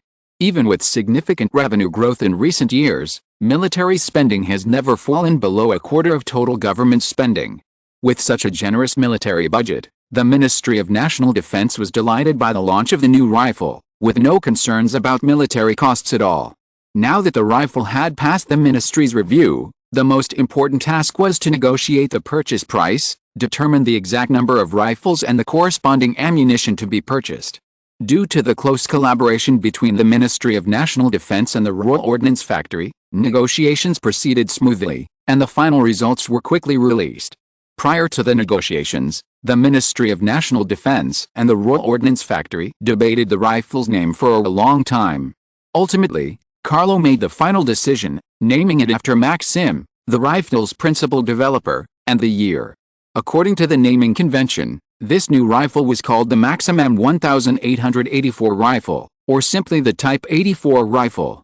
Due to ample military funds, the Ministry of Defense planned to place a single order for 300,000 Maxim M1884 rifles and 50 million rounds of ammunition from the Royal Arsenal, fully equipping the Spanish army with the new rifles within the next 2 years. The Royal Arsenal was ecstatic to receive this order, as it meant they would have no shortage of orders for the next 2 years and could work overtime to earn more money. However, there was also some bad news. With the introduction of the new rifle, the original Vittorio M1872 rifles almost instantly lost their value, and production became unnecessary. If the Spanish army were to fully upgrade to the Maxim M1884 rifle, nearly 300,000 Vittorio M1872 rifles would be eliminated. Disposing of these rifles and their accompanying ammunition would be a significant challenge, and the only option was to find opportunities to sell them to countries in the Americas and Asia at lower prices. The good news was that Spain's 138,000-man colonial army could temporarily postpone the introduction of the new rifles. This meant that only 150,000 Vittorio M1872 rifles truly needed urgent disposal, making disposal relatively straightforward.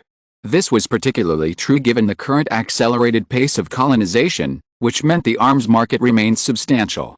Because smokeless gunpowder was not yet widespread, both Vittorio M1872 and black powder rifle cartridges were still quite valuable in other countries. However, Once European countries gradually adopted smokeless gunpowder ammunition, the value of this outdated rifle design and its black powder ammunition would plummet. This also meant that Spain had to seize the opportunity and sell off the soon-to-be replaced weapons and equipment as soon as possible. For Carlo, there weren't many issues to worry about. The Ministry of Defense was responsible for replacing the Royal Army's weapons and equipment. While the royal family was responsible for the Guards' weapons and equipment, Carlo certainly wouldn't handle these matters personally. Of course, when it came to purchasing weapons and equipment, Carlo was willing to replace the Guards' equipment as soon as possible. After the Ministry of Defense signed an order with the Royal Arsenal for 300,000 rifles and 50 million rounds of ammunition, Carlo had butler Lauren also sign an order with the Royal Arsenal for 20,000 rifles and 2 million rounds of ammunition for the Guards' replacement and daily training. Carlo would be unfazed with a Guard.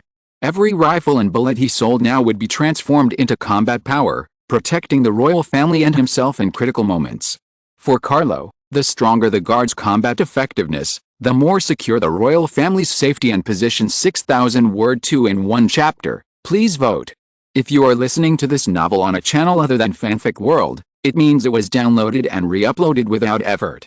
We warmly invite you to visit our channel, Fanfic World. There you will find the original version of this story and many other novels of various genres. We look forward to seeing you dive into a world of incredible novels. Chapter 311-1885. Maxim's successful leadership of a team of military experts in developing the Maxim M1884 rifle was no easy task. He also needed to modify his own machine guns, developing a new generation of machine guns suitable for smokeless powder machine gun ammunition. The discovery of smokeless powder was a monumental change for rifles, and perhaps even more so for machine guns.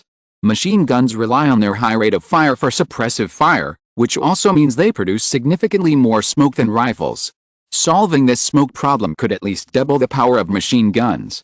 Taking into account the increased power of smokeless powder, a machine gun suitable for smokeless powder machine gun ammunition would undoubtedly be several times more powerful than one chambered for black powder.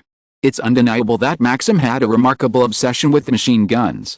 2.5 months after developing the rifle, Maxim submitted design drawings and samples of the new machine gun to the Defense Department.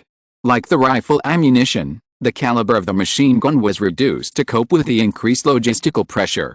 Machine guns are known for their high ammunition consumption. Every reduction in caliber significantly reduced Spain's ammunition consumption and logistical burden. The primary function of a machine gun is to create a frontal fire network and suppress enemy mass charges. In this context, caliber isn't crucial. What matters is rate of fire and fire stability. Unlike previous generation machine guns, Maxim developed 2 different types of machine guns to address the heat generated by high-speed firing. The previous generation machine guns were air-cooled, relying on wind for heat dissipation, which was compromised during high-intensity combat.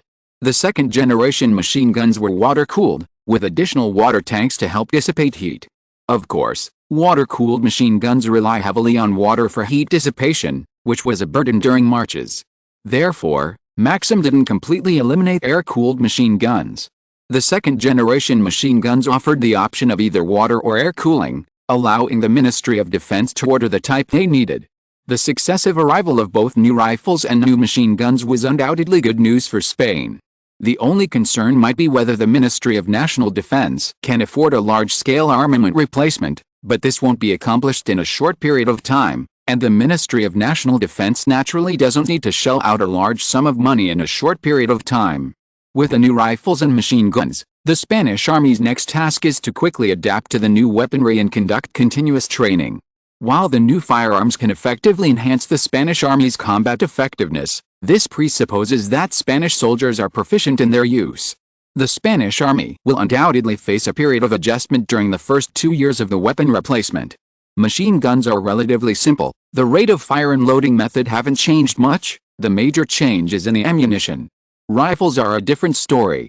The original Vittorio M1872 rifle had a maximum rate of fire of only 15 to 20 rounds per minute, while the latest Maxim M1884 rifle has rapidly increased this rate to over 30 rounds per minute. This increased rate of fire is essential for soldiers to master, ensuring that, without heavy firepower like machine guns and artillery, the Army can still provide a ranged firepower and suppress enemy attacks. Of all the Spanish troops, the first to be equipped with the new rifles and machine guns was naturally the elite Guards Division. This wasn't because Carlo favored the Guards Division, but rather because the Royal Arsenal couldn't ramp up production in the short term. Delivering a few thousand rifles at a time wouldn't make a significant difference to a royal army with over 100,000 men. But the Guards Division was different. After all, it only had 15,000 men. After deducting officers, artillery, and machine gunners who didn't use rifles, the number of rifles needed to be replaced was just under 10,000. The Royal Arsenal's production capacity could quickly meet the Guards Division's needs, allowing for small-scale field testing within the division to see how this rifle, which had performed so well in testing, fared in combat. While the Guards Division began its large-scale upgrade, the Ministry of Defense was also disposing of its old weapons. The good news was that with numerous small and medium-scale wars currently raging around the world, disposing of these weapons wouldn't be difficult. Just 1 month after the new rifles' release, Spain contacted a country in northern Vietnam and signed a very affordable arms export order. Spain will sell 30,000 used Vittorio M1872 rifles, each with 50 rounds of ammunition, using a half-buy, half-get-one free deal to sell these obsolete products. Additionally, the Lanfang Republic also purchased 20,000 rifles. While these rifles are second-hand, they have been inspected by the Spanish Army, and the ammunition included makes this a very cost-effective deal. Besides Asian countries, Spain has also expanded its business into the Americas. Of course, this isn't the United States, but rather the countries of South America. While South American countries were once colonies of Spain or Portugal, this doesn't necessarily mean that relations between these countries are always good. In particular, relations between the three most powerful South American nations, Brazil, Argentina, and Chile, can be described as tense. While not yet at war, local conflicts and border clashes are common. Historically, while European nations engaged in a vigorous naval arms race, the three South American nations also engaged in one, demonstrating the tensions between them. Given these tensions, it's imperative to stockpile weapons and equipment to strengthen their military capabilities. As the former master of this land, Spain, while these South American nations did not welcome Spanish rule, nonetheless welcomed Spanish industrial products. Rifles, in particular, sold at nearly half price, sparked a frenzy across South America. This was primarily due to Carlo's repeated insistence during the development of Spanish industry that, while Spanish products might not be cheap and high quality, they were guaranteed to be high quality. These second-hand rifles, sold at half price, were still considered affordable and high quality. Native American rifles could never match this performance and price, which explains the frenzy. Carlo was surprised to find that while only 50,000 rifles were sold in Asia, over 60,000 were easily sold in the Americas. As a result, Spain not only cleared out its entire inventory of used rifles but was also forced to sell off a number of rifles currently in use by the army. This left several divisions without rifles, forcing them to temporarily train in activities other than target practice while the Royal Arsenal worked overtime to produce them. However, this was also a bit of good news. Once the new rifles were completed, they would undoubtedly be given priority to those troops without them. This was a blessing in disguise, as they became the first army under the Royal Army to receive the new rifles. The entire year of 1884 was marked by European powers frantically vying for a share of the African pie, with Spain emerging as the biggest winner. Why was Spain the biggest winner of 1884? Because Spain had successfully secured a truce in its colonial conflict with Britain. While not yet occupied, these territories were already Spanish territory. Furthermore, Spain's colonial annexation plan was already halfway successful. The Kingdom of Bam, the Yoruba region, and other territories had already been incorporated into Spanish territories, and the Gold Coast, Congo Territory, and Guinea Colony were imminent. Of course, other countries were also gaining ground. Beyond Southwest Africa, Germany was also actively exploring colonization in West Africa. After successive failures in Cameroon and Togo, the Germans set their sights on the area between the Spanish and French colonies, seizing the lands of the Mande people. The Mande were a large ethnic group, with an estimated population of between several million and tens of millions. This people once founded the Ghanaian and Mali empires in Africa, both regional hegemons and once powerful. However, with the demise of their respective states, the Mande people were forced to migrate to the Atlantic coast, which is why they were targeted by the Germans. Their large population, coastal location, and relative distance from the French and Spanish colonies meant they were not subject to interference from other powers. These circumstances made it relatively easy for the Germans to conquer this territory, establishing them as neighbors of both Spain and France. Of course, Germany's colonies also had another neighbor, the Republic of Liberia, founded by descendants of American immigrants. These immigrants are actually descendants of African Americans. Before the American Civil War, African Americans were slaves without human rights in the Americas. This country was founded by these African Americans who fled back to Africa. Liberia symbolizes freedom and liberation. Technically, Liberia was more like a U.S. colony. However, due to the U.S. government's lack of attention paid to African Americans and its isolationist nature, the Americans did not actively develop Liberia, adopting a laissez-faire approach. Because of Liberia's relationship with the United States, despite being populated entirely by black people, it escaped the attention of European powers. Germany clearly had no intention of conquering this land, as the Mende people's lands also had a coastline, posing no threat to Germany's colonial access to the sea.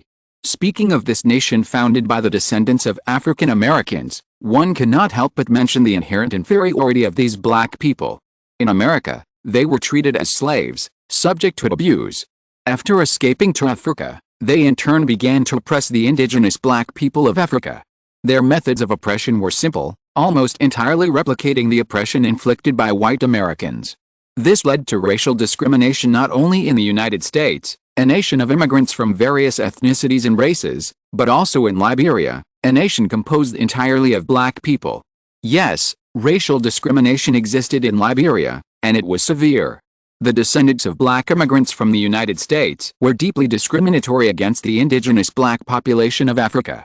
However, they never considered that they, or their ancestors, had also been brought to the Americas by Europeans. Severe racial discrimination in Liberia even led to civil unrest and rebellion, but this is of little significance in world history. In addition to the merger of the Gold Coast and Congo territory, Spain was also promoting the merger of its West African colonies and the colony of Sierra Leone. The latter was actually much simpler. After all, the straight line distance from the Gold Coast to the Congo territory was over 1,000 kilometers, and from the Guinea colony to the Guinea colony over 900 kilometers. Unlike the latter, the southernmost part of the West African colony was only a little over 300 kilometers from the northernmost part of the Sierra Leone colony. With no European colonies in between, there was little chance of interference from other countries in Spain's colonial merger plans. This advantageous situation allowed Spain to successfully expand its West African colonies southward by hundreds of kilometers, forcibly transforming the Muslim theocracy of Futagalin to the south from a coastal state into a landlocked one. Thanks to this, the merger of the West African colonies with the Sierra Leone colony was imminent. According to a report from the Department of Colonial Affairs, the merger of the West African colonies with the Sierra Leone colony was expected to be successfully completed in the new year, making it one of Spain's most important colonies in Africa. The only Spanish colony in Africa that remained largely untouched was the colony of southern Morocco. There was no way around it. The geographical location of the southern Moroccan colony was simply too difficult. The Sahara Desert was virtually uninhabited. Spain only occupied cities with a reasonable population, leaving other large deserts untouched. With desert to the south and east, and the Atlantic Ocean to the west, the southern Moroccan colony could only expand northward. To the north lay Morocco, and neither the French nor the British were willing to let Spain annex Morocco alone. This meant that the southern Moroccan colony was virtually impossible to expand. Without expansion, the southern Moroccan colony naturally remained relatively inactive. Of course, that wasn't to say there was no activity. As a region that Spain was aiming to establish itself in, the southern Moroccan colony's policies differed significantly from those of its other colonies. Spain was even gradually sending immigrants to the southern Moroccan colony. In the future, Spanish cities of all sizes would be established in the southern Moroccan colony, and Spaniards would form the majority of its population. Agadir, the capital of the southern Moroccan colony, currently boasts the largest Spanish population. Over half of the Moroccans had emigrated, and of the remaining population of less than 100,000, over 50,000 were Spanish. The entire city center was virtually rebuilt, with numerous modern buildings in Spanish style rising from the ground, including the City Hall and Parliament, both of which bear recognizable Spanish influences. If the indigenization process proceeds smoothly, the entire South Moroccan colony will become a Spanish region, with Agadir still as its capital. Agadir's city council is a prime example, meticulously modeled after the Spanish structure, fully indigenizing it. Once the state parliament and state government are completed, the time will be ripe for the South Moroccan colony to declare its indigenization complete and become the newest region. The Berlin Conference, convened to address the colonial conflict between Spain and Britain, finally concluded successfully at the end of 1884. The conference dragged on for so long because it allowed the European powers to negotiate their respective divisions of Africa and reach certain agreements and compromises. Africa is vast, but so are the powers involved. This led to each power vying for a significant share of the pie, with some regions even being targeted by multiple powers simultaneously. Spain and Britain were two of the countries with relatively clear objectives in their colonial campaigns in Africa.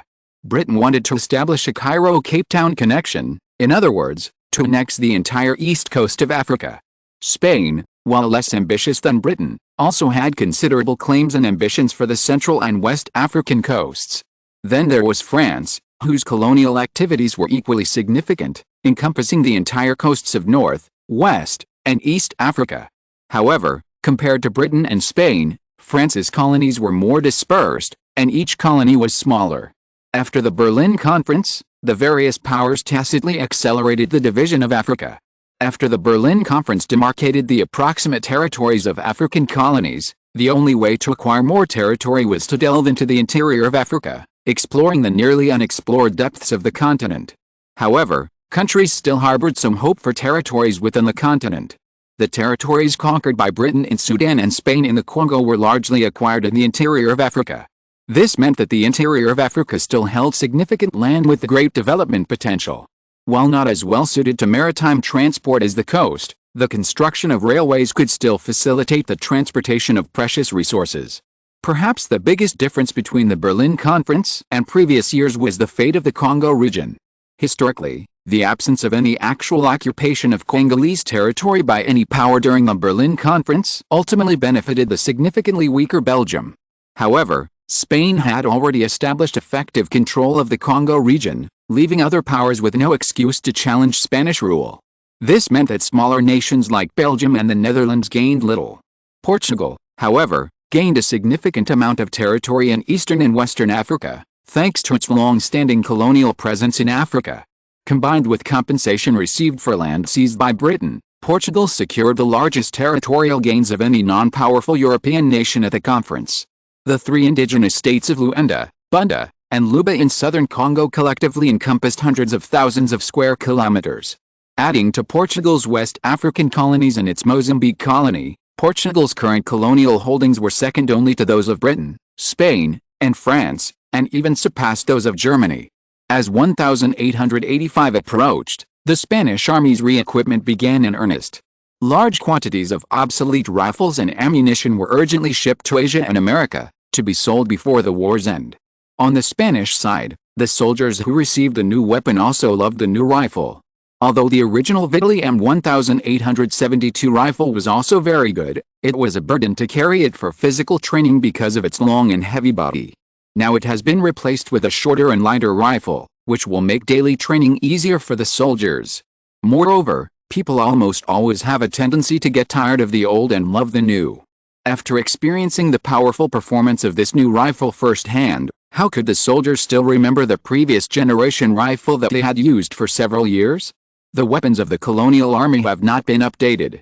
Firstly, the output of the royal arsenal could not keep up, and secondly, the colonial army did not need to be equipped with such a powerful rifle. However, in order to ensure the smooth operation of subsequent operations, the Ministry of National Defense still equipped the colonial army with a certain number of machine guns. Yes, machine guns. In an African environment, machine guns are even more effective than artillery. The greatest challenge in conquering these indigenous peoples wasn't their firearms or artillery, but their endless supply of manpower. Small states like the Kingdom of Bam and Togo were relatively secure, with populations in the millions, and the indigenous armies they could muster were limited to tens of thousands. But the larger Sokoto Caliphate was a different story. With a population in the tens of millions, they could easily muster armies numbering hundreds of thousands, or even millions. This was where machine guns proved incredibly effective. Unaware of their power, the indigenous peoples would undoubtedly charge at Spanish positions. Spanish soldiers, relying on their firepower, could easily reap the lives of the indigenous people. To maximize effectiveness, the Ministry of National Defense imported over 50 machine guns from mainland China, along with over 1 million rounds of ammunition. This clearly reflected the ministry's commitment. Facing the overwhelming influx of indigenous manpower, Spain naturally had no need to conserve ammunition. Throughout the remainder of 1884, Giotti, leveraging manpower shipped from various colonies to the Congo territory and officers transported from mainland Spain, successfully assembled 2 colonial divisions. These divisions significantly reduced the manpower burden on the Congo territory and also increased the number of troops available for the Congo territory and the Guinea colony. By the new year, the Guinea colony and the Congo territory alone could muster a force of approximately 60,000 men, representing 3 colonial divisions. Add to this the several colonial garrisons on the Gold Coast, totaling over 70,000 men. The Spanish army was fully capable of confronting not only the small Sokoto Caliphate, but even the combined forces of the indigenous states of the Gulf of Guinea. If the Sokoto Caliphate could be defeated, Spain's dominance in the Gulf of Guinea would be beyond any threat. Under these circumstances, the merger of the Gold Coast and the Guinea colony would be imminent, and Spain's 4 major colonial arrangements could be realized by 1885. 6000 Word 2 in 1 chapter. Please support. Chapter 312 Battleship Ambition. During the upgrades to rifles and machine guns, naval commanders from the Ministry of Defense also expressed their request to Carlo for more ironclad ships. However, this request was quickly dismissed by Carlo, with no room for negotiation. A few days later, Carlo summoned these senior naval commanders and laid out his requirements for Spain's next generation of battleships. Carlo repeatedly emphasized the phrases faster, bigger, and stronger, and explicitly demanded that only warship designs that met these 3 criteria would be considered Spain's next generation of battleships. Until the next generation of battleships was ready, the Navy would not build battleships for the next few years, only a limited number of auxiliary warships to expand the fleet. Carlo's request immediately troubled the naval commanders. While seemingly just 3 requirements, it actually permeated the naval design philosophy. Faster was easy to understand, referring to the maximum speed of the next generation of battleships. Spain's first 2 battleship designs, the Renaissance-class ironclads, achieved a maximum speed of 13 knots, and the Matador-class ironclads, 15 knots. The speed of the current Matador-class ironclads is world-class, and should be perfectly adequate. However, Carlo wasn't satisfied with this for Spain's next generation of battleships. He raised the bar to 18 knots. Currently, 15 knots is considered top tier in Europe, so 18 knots is a significant improvement. It's no exaggeration to say that even the British, currently the most advanced in warship propulsion, likely couldn't reach 18 knots. This meant that Carlo's design for the next generation of battleships wouldn't be feasible for several years, and Spain wouldn't be able to build another battleship until at least several more years later. The next step in size and power would be determined by the thickness of the battleship's armor and the caliber of its guns. To become Spain's new battleship, the ship needed to have as much armor thickening as possible in vulnerable areas without significantly increasing its tonnage, allowing it to withstand direct enemy fire. Furthermore, the ship's guns needed to have sufficient firepower to penetrate enemy armor. Overall, the Spanish battleships Carlo requested would surpass even the most powerful ironclads currently available in terms of speed, armor protection, and firepower. This was a source of worry for the naval commanders. While the envisioned warships appeared powerful, Spain's current shipbuilding technology threatened to render them incapable of producing them within the next 5 years. Based on the implicit rule of naval technology progressing slightly each year and significantly every 5 years, such warships might be ready for production within 5 years. The mere thought of the Spanish Navy's lack of significant progress over the next 5 years brought tears to the eyes of the commanders, who envied the Army's massive upgrade program.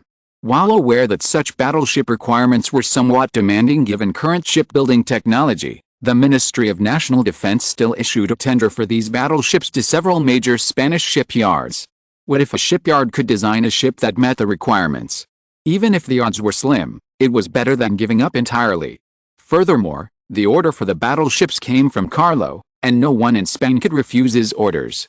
The admirals could only hope that the Spanish shipyards would perform well and quickly design the main warships that met Carlo's requirements, thus allowing the Spanish Navy to expand once again.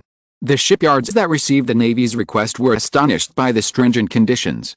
They repeatedly inquired with the Navy, only to be told that the requirements were genuine and would not change. With no other options, the Spanish shipyards could only curse and try to design ships that met the Navy's requirements. Exporting warships was far more difficult for shipyards than exporting weapons and ammunition, which made Spanish military factories heavily dependent on Navy orders. Failure to design ships that met the Navy's requirements meant not only that the Spanish Navy would not build main warships for several years, but also that these shipyards would not receive large-scale orders. While the decline in orders wouldn't lead to their closure, the shipyards would undoubtedly be affected to some extent. To encourage these shipyards to quickly build ships that met his requirements, Carlo ordered increased incentives and benefits for the successful shipyards. Anyone who participates in the Navy's tender for major warships will receive at least 500,000 pesetas in support funds. This funding is used to assist shipyards in the research and development and design of warships. Recipients are free to use the funds as they wish, as long as they remain within the scope of their development. Of course, not just any unqualified shipyard will receive the funds. All participating shipyards must undergo naval review and possess the capability to design ironclad warships. They must also possess a dock capable of building warships of at least 5,000 tons. Without these regulations, some would exploit loopholes and establish small, makeshift shipyards to defraud Carlo's support funds. Shipyards that design a warship that meets the Navy's requirements will receive a bonus of 2 million pesetas and 3 million pesetas in support funds. There is no upper limit on the prize. Each design of a major warship that meets the Navy's requirements will earn 2 million pesetas. The reward system, which rewarded shipyards based on the number of ships they designed, was designed to reward shipyards capable of producing outstanding warships.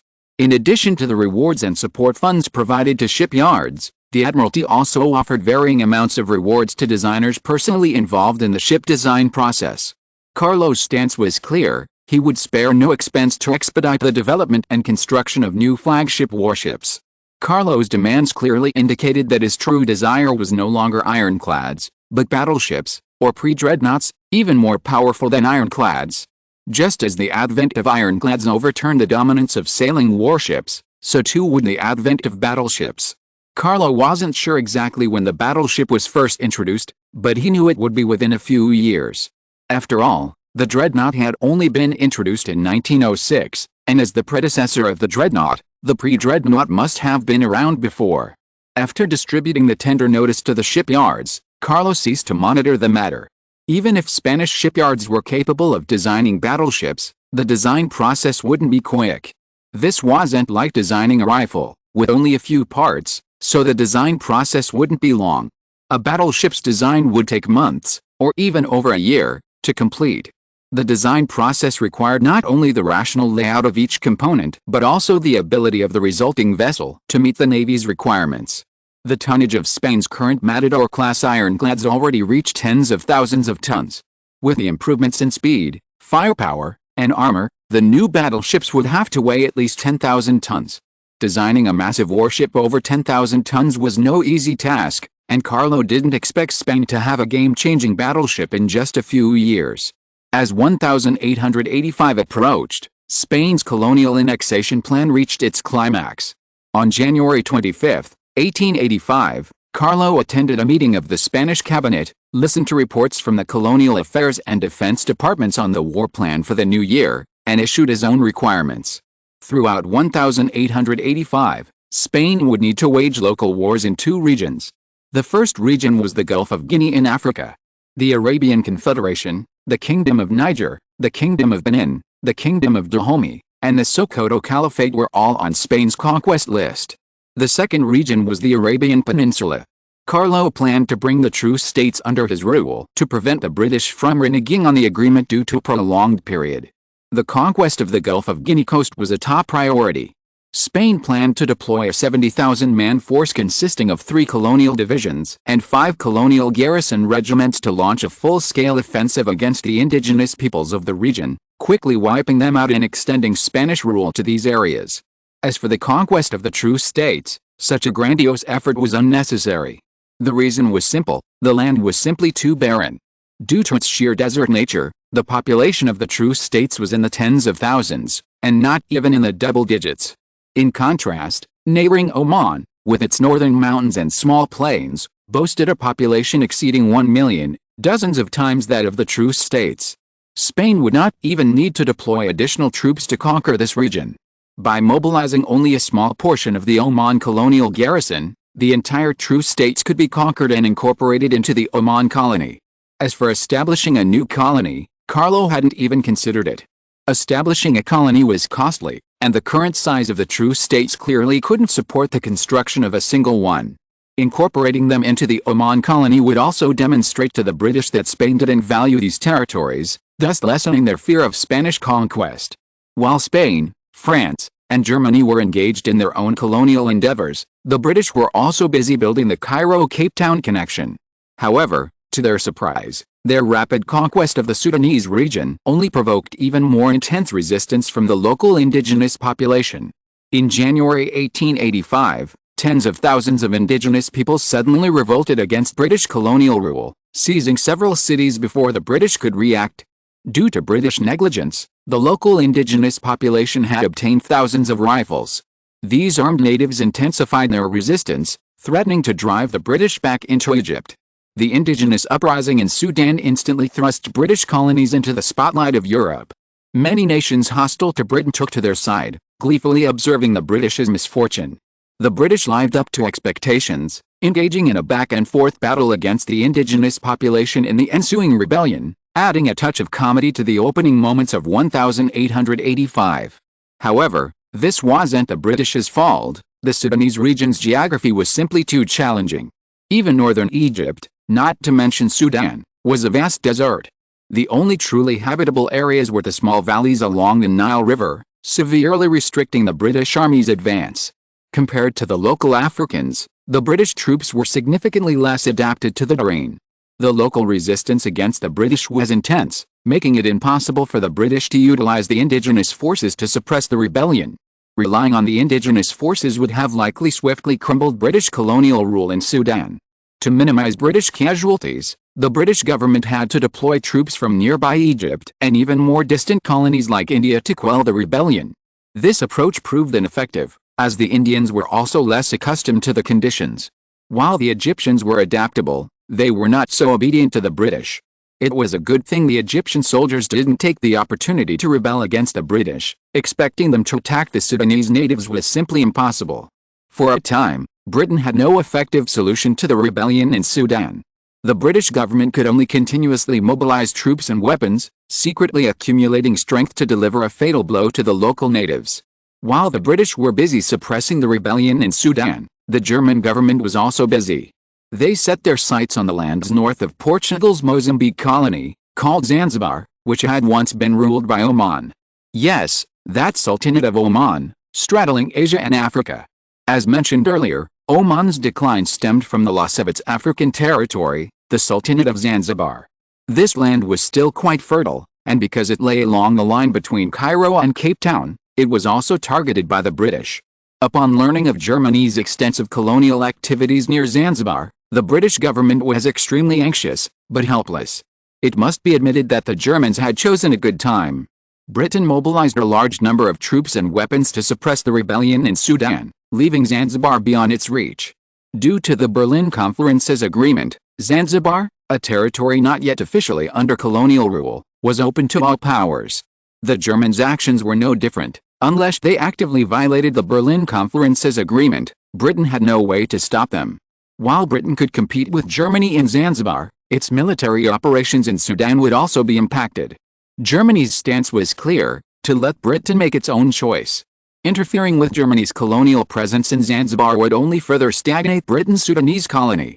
Choosing to suppress the rebellion in Sudan first would unleash uncontrollable tensions in Zanzibar, potentially leading to the Germans establishing a colony there and incorporating Zanzibar into their own colonial rule. Faced with the Germans' aggressive approach, the British government chose not to back down, opting for a compromise. On the one hand, Britain accelerated its troop deployment, attempting to quell the Sudanese rebellion as quickly as possible.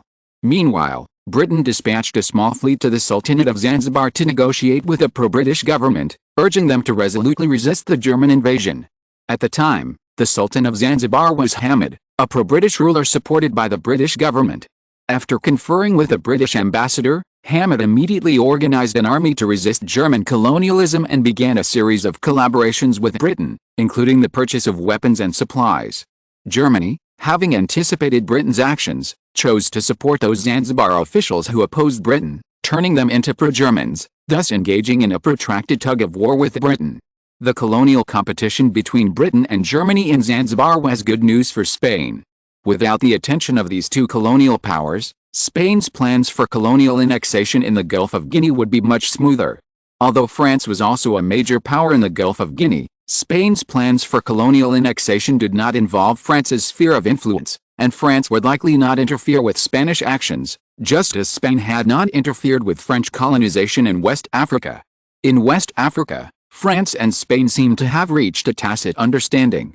Spain focused its colonization efforts on the Gulf of Guinea, from the Gold Coast to the Congo territory, while France focused on the African territories west of the Gold Coast and north of the Gambia colony. Of course, French colonies also included Algeria and Tunisia in North Africa, and even the Congo colony in the Congo River Basin, as well as the Malagasy Protectorate on the East African coast, which later became Madagascar. In February 1885, Spanish troops officially set foot on the Kingdom of Dahomey, north of the Outa colony. Faced with a well-prepared Spanish army, Dahomey offered no resistance and was quickly forcibly occupied. The Gold Coast and Outa colonies were thus connected, and Spain took advantage of the situation by merging them into a single colony, collectively known as the Gold Coast. Meanwhile, the Guinea colony began to attack the indigenous states of the Gulf of Guinea. Along the Gulf of Guinea's coast, indigenous states and tribes of varying sizes existed. These so-called states were modest in size, some encompassing only 1,000 square kilometers. A country of this size would be considered a small country in Europe, let alone in Africa, which has a vast territory. Obviously, when these indigenous countries faced the attack of the Spanish army, they could only be like fish on a chopping board, allowing the Spanish army to slaughter them. In less than a month, Spain signed treaties with the indigenous countries of the Gulf of Guinea, such as the Kingdom of Calabria, the city-state of Aqua Ekpa, and the state of War, turning them into protectorates and incorporating them into its sphere of influence. After occupying almost all the coastal countries in the Gulf of Guinea, the Spanish government officially announced the merger of the original Gold Coast colony and the Guinea colony. The two colonies after the merger were collectively known as the Spanish Guinea colony. The capital of the colony was established in Santa Isabel, and the garrison size was increased to 1 colonial division and 12 colonial garrison regiments. 5,200 word. 2 in 1 chapter. Please vote for me. Chapter 313 Reform Dispute. As time progressed to March 1885, a once hotly debated topic resurfaced, the redivision of Spain's administrative divisions. For most countries, administrative divisions aren't particularly important. The administrative divisions that have persisted for decades, even centuries, are, to a certain extent, rational. If Spain's land were less deplorable, such divisions would actually be entirely feasible. However, a significant portion of Spain's land is mountainous, making the existing administrative division seem less than sane. Spain has 17 regions, but a population of only approximately 22.87 million. This means that each region has an average population of just over 1 million, less than the population of a modern city. Furthermore, regions like Andalusia, Leon, and Catalonia already have populations exceeding 3 million. This means that Spain's less populous regions have populations of less than 1 million, with some even having fewer than 500,000. Carlo considered it a waste that these regions, with populations of only a few 100,000, still maintained a complete regional administrative system. If several regions could be abolished, not only would the number of officials be reduced, but the populations of Spain's regions would also be more balanced, making administration easier. On March 11, 1885, during a regular session of the House of Commons, a Progressive Party member proposed a proposal for administrative reform, which immediately sparked widespread discussion among all members. Member Evans argued that Spain's current administrative divisions were illogical and that at least 5 regions should be abolished, with those with smaller populations merged into one, thus reducing Spain's administrative burden. Evans had clearly reviewed the situation of Spain's various administrative regions and offered several suggestions. The combined population of the 5 northern Spanish regions of Asturias, Cantabria, Basque Country, Navarra, and La Rioja was only 2.3 million, ranking only 4th among Spain's existing administrative divisions, slightly higher than Galicia.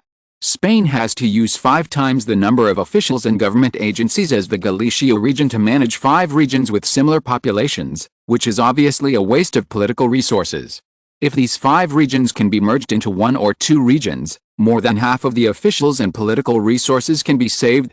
Such a reform is definitely meaningful. With the exception of the Balearic and Canary Islands, which are overseas islands and it is not convenient to merge administrative divisions, Evans believes that all administrative divisions with a population of less than 1 million, except the capital Madrid, can be merged into regions with a population of more than 1 million. This will not only reduce the expenditure of Spanish political resources, but also improve the efficiency of regional governments and facilitate the government's management of various regions. Evans' proposal caused an uproar in the House of Commons. There were people who expressed support for his idea, and naturally there were also many people who expressed opposition. During the free speech session, another Conservative MP, Alba, stood up and expressed his opposition. Ladies and gentlemen, our administrative divisions are derived from Spain's history, its history of unification, and have been passed down for centuries.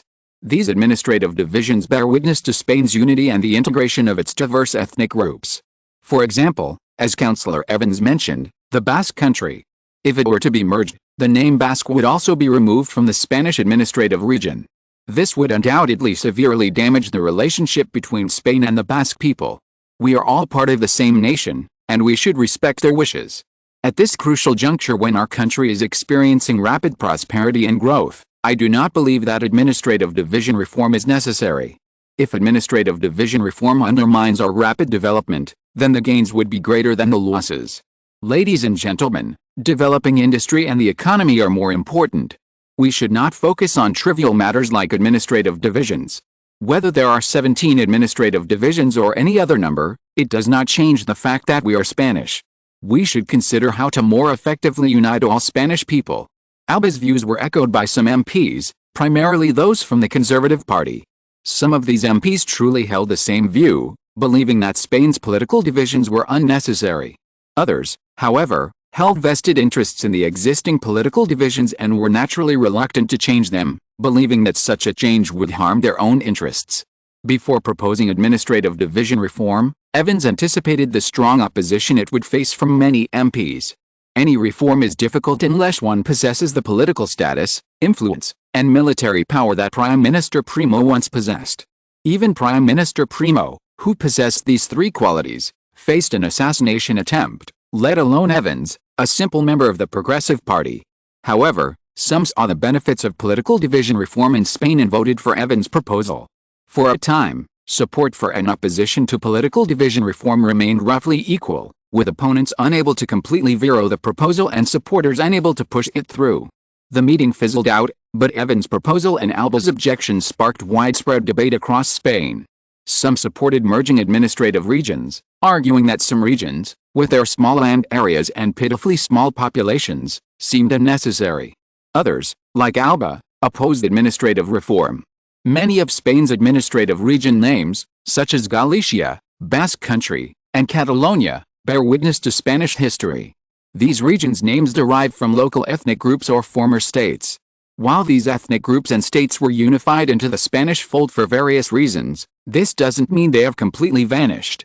Merging administrative regions would mean removing several regions from the Spanish fold, a move that would undoubtedly harm those former states and existing ethnic groups.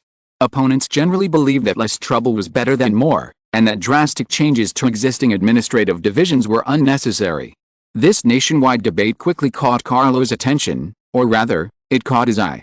Long before Evans proposed administrative reform, Carlo had already considered the rationality of Spain's existing administrative divisions. He contacted members of the Progressive Party, asking them to help him propose the reform in the House of Commons. The reason he approached the Progressive Party rather than the Conservatives was primarily due to the 2 parties' differing approaches to reform.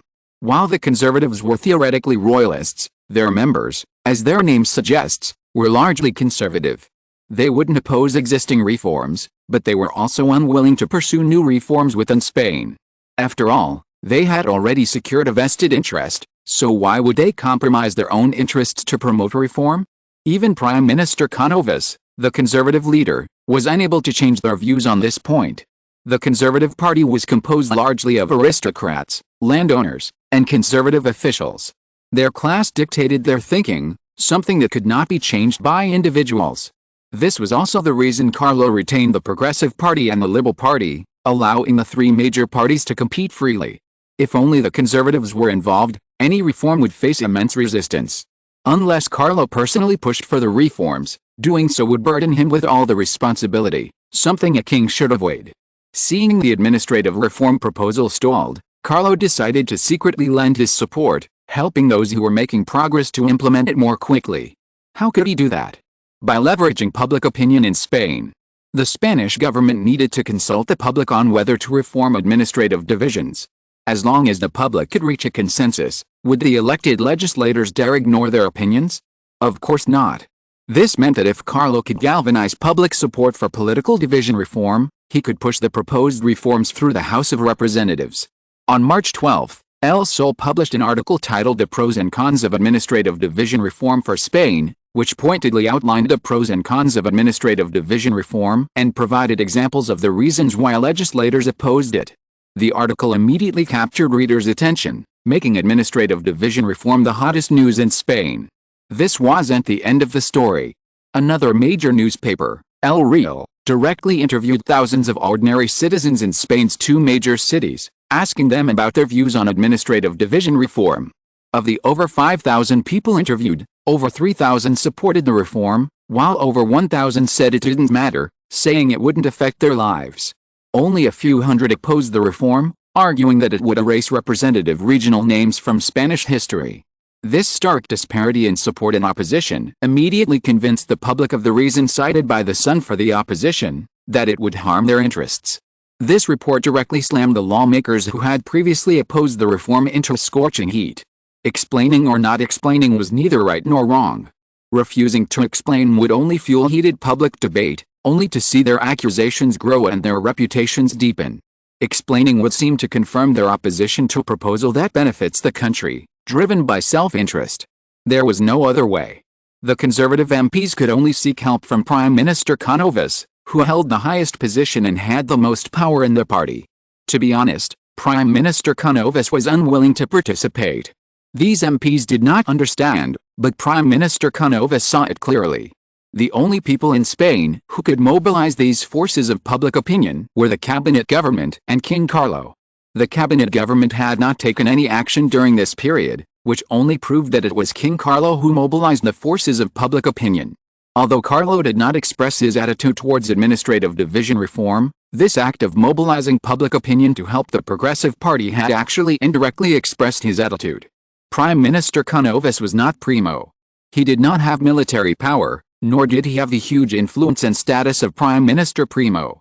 In addition, Prime Minister Cánovas was promoted by Carlo himself, and he had no power to resist Carlo. Furthermore, Prime Minister Cánovas himself believed that administrative division reform was a good thing, but as Prime Minister, he couldn't express his views too bluntly, otherwise he might cause a large number of people to agree with him, losing their ability to think and judge. When several conservative MPs, led by Alva, approached Prime Minister Cánovas, he had just finished his work. After hearing the various MPs' arguments about the downsides of administrative reform and their requests to express their position on behalf of the Prime Minister Cánovas smiled and decisively rejected their request. In my opinion, administrative reform isn't entirely a good thing for Spain, but the benefits definitely outweigh the downsides. As long as we can overcome the problems it presents, the benefits will far outweigh the problems. Whether or not you sincerely oppose administrative reform, you can't change public opinion. Go back. You'll know the outcome in the next House of Representatives vote. Until then, I hope you'll thoroughly research Spanish public opinion and side with the Spanish people. Prime Minister, if you also support opposing administrative reform, we still have a chance to prevent it. Do you want to see historic names like Catalonia, Basque Country, Cantabria, Asturias, and Galicia disappear from our reform? As long as you oppose reform, the Progressive Party will never be able to promote it. Still, some conservative MPs, unwilling to see the reforms take place, made this suggestion to Prime Minister Canovas. Prime Minister Canovas' smile faltered. He looked at the councillor and spoke after a moment. First of all, I personally support administrative reform. Some regional names may disappear as a result, but for all Spaniards, this sacrifice is worth it. We will have more rational administrative divisions, and the political resources saved can be invested in other sectors. Isn't that a good thing? Besides, even if I oppose the reform now, I can't stop it. I suggest you conduct more research on Spanish public opinion. Doesn't the Royal Daily News report the opinions of thousands of Spaniards? Are you going to go against the will of the Spanish people? Prime Minister Canovas emphasized the word royal in the Royal Daily News. This somewhat deliberate shift in tone immediately dawned on the councillors. They finally understood why Prime Minister Canovas was unwilling to oppose the reform. It turned out the king was behind it. Their doubts were completely dispelled, and the conservative councillors bid farewell to Prime Minister Canovas and gave up their last glimmer of hope in stopping the reform. Carlo, like Prime Minister Primo, was now influential and powerful, even controlling the Spanish military. If Carlo truly wanted to push for reforms, then no one could oppose him. Conservative MPs were unlikely to change Carlo's views, so they could only comply. After all, a small ant cannot shake a large tree. Chapter 314 Provinces, Cities, Counties, Prefectures, and Towns. After their failed appeal to Prime Minister Canovas for help, the conservative MPs opposed to the administrative reform realized that no one in Spain could stop it. They could only passively accept the situation and try their best to steer the reform in a more rational direction. A few days later, at a regular session of the House of Commons, the proposal for administrative reform received a majority vote in favor. This surprised the progressive MPs, who had expected a long period of wrangling before the reform could be passed. They were surprised by the conservative MPs' immediate surrender, voting in favor. With the conservatives, the biggest opponents, already in favor, it was naturally impossible for other parties and independents to maintain their opposition. Public opinion had already reached the point where anyone who voted against it was considered a self-serving criminal and a national villain. Under such pressure, no one dared to bear such pressure. Consequently, the proposal for administrative reform received a clear majority in favor, with the remaining MPs mostly abstaining rather than opposing it. At the meeting, then President of the House of Representatives, Ferdinand Avery, announced the approval of the administrative division reforms. The House of Representatives will officially launch negotiations on the reforms, and upon completion, the results will be submitted to the Senate for review and approval. Regarding Spain's existing administrative division reforms, the most frequently mentioned regions are the less populous northern regions of Cantabria, the Basque Country, Asturias, Navarra, and La Rioja. Southern regions like Andalusia, Valencia, and La Mancha are largely excluded from the list of regions for reform. These regions are vast, with populations in the millions or even tens of millions. They are fully qualified to be independent regions and are not at risk of abolition or merger. After several days of deliberation and voting, the House of Representatives preliminarily decided that the 6 regions subject to administrative division reform are Asturias, Cantabria, the Basque Country, Navarra, La Rioja, and Murcia. These 6 regions will be abolished or merged, ultimately leaving only 2, reducing the number of regions in Spain and reducing the number of officials and government agencies. After the results of the House of Representatives meeting were released, this proposed administrative reform immediately sparked heated debate in Spain. For most Spaniards, the administrative reforms are of little relevance. Despite the 6 regions affected, their combined population is smaller than that of Andalusia alone. Furthermore, 5 of the 6 regions are located in northern Spain, somewhat mitigating the impact of the reforms. Perhaps the most dissatisfied are the Basques.